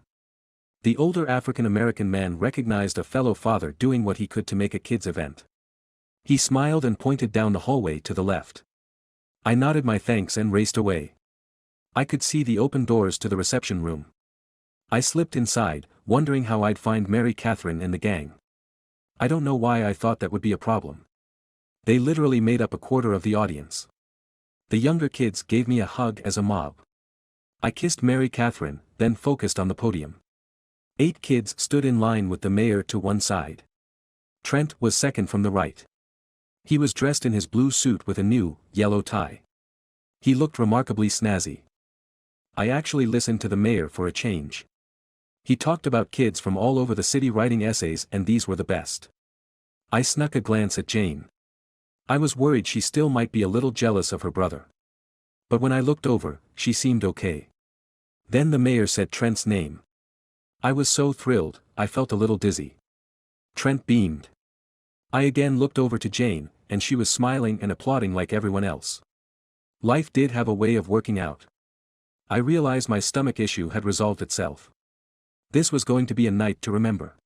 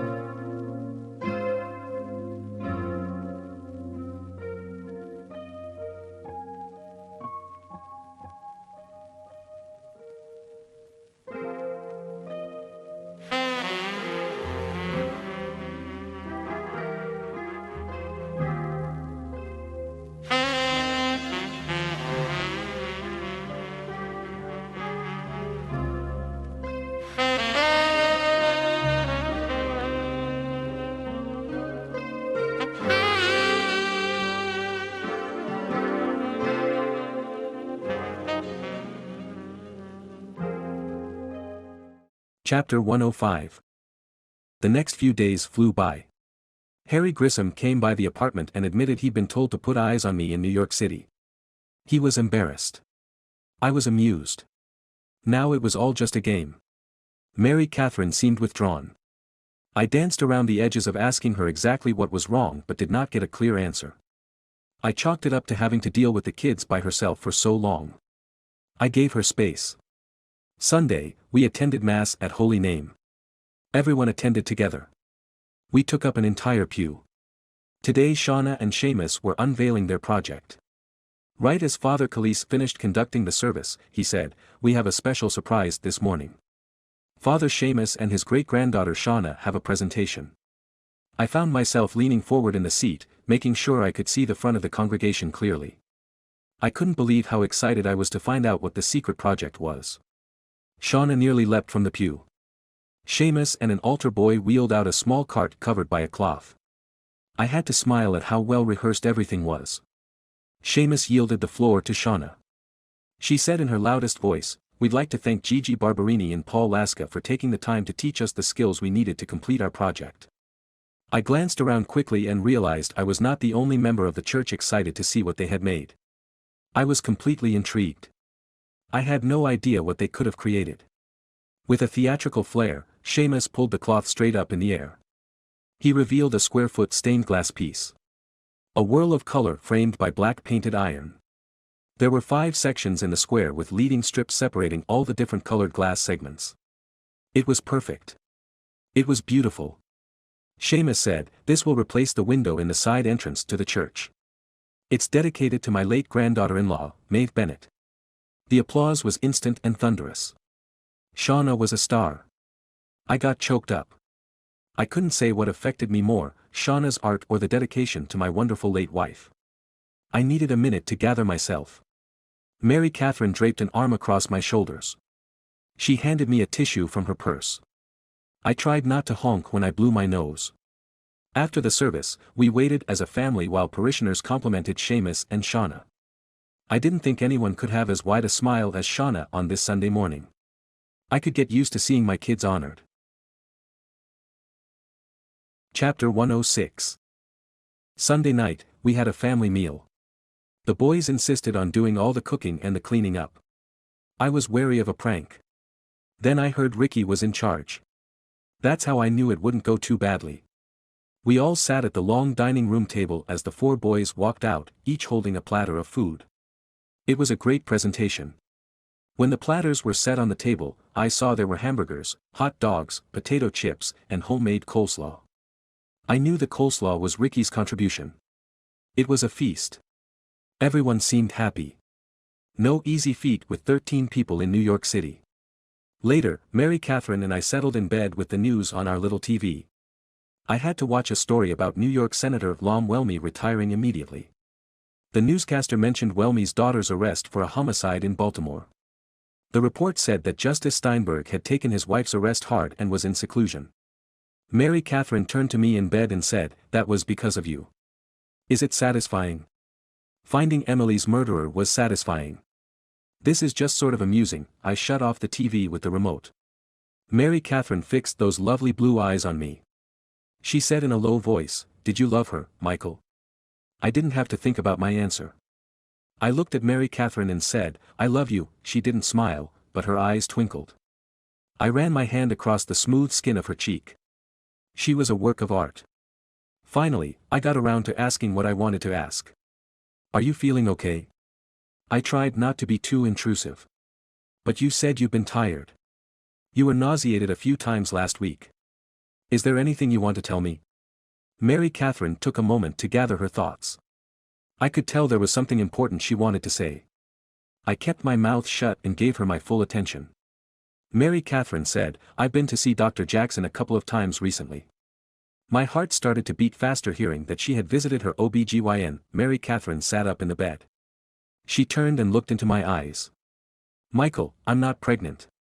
I know you've been thinking I am. I'm not. Dr. Jackson thinks it's unlikely I could ever get pregnant." Mary Catherine looked at me for my response. I sat up and hugged her.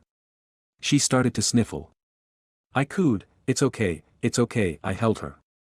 After a moment, I added, "As long as you're healthy, that's all that matters." Mary Catherine said, "I'm fine." "Well, except for the ability to have a child," she tried to smile. Then she said, "Michael, cheer me up. Take my mind off it." I tried to think what to say. Finally, I came up with, "I wish we had something to take our minds off babies. Maybe something like, I don't know, 10 kids." She smiled. She sniffled and wiped a tear from her eye and then smiled again. "So you're okay with it?" "Sweetheart, I have you.